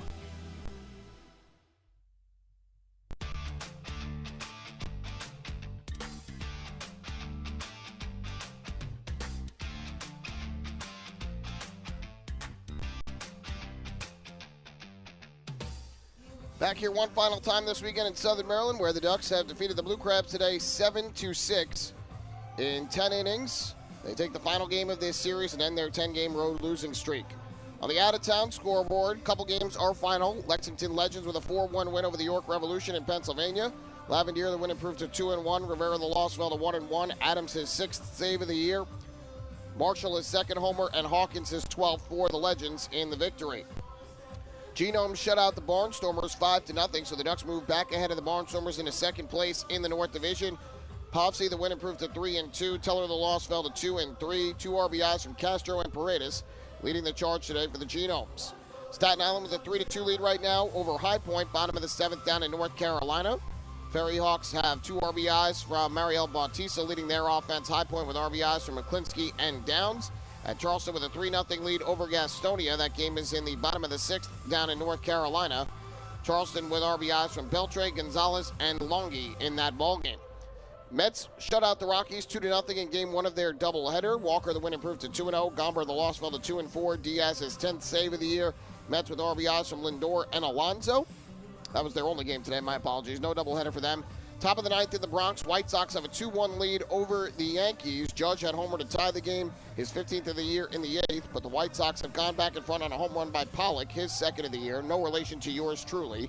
Game 2 of the doubleheader will begin probably a little after 7. Severino for the Yankees, Kopech for the White Sox. And in the 3rd period at Madison Square Garden, 5.5 minutes to go, about 5 minutes to go now, the Rangers lead the Hurricanes 2-1 in Game 3 of the 2nd round on goals from Zibanejad and Kreider.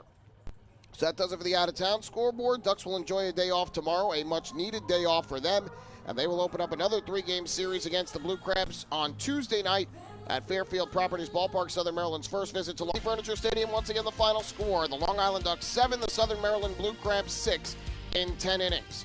We invite you to join us for our next Ducks broadcast. That'll be Tuesday night. Chris King will be on the call from Central Islip as the Ducks and the Blue Crabs open up the 3-game series. Pre-game show at 6:20, first pitch 6:35.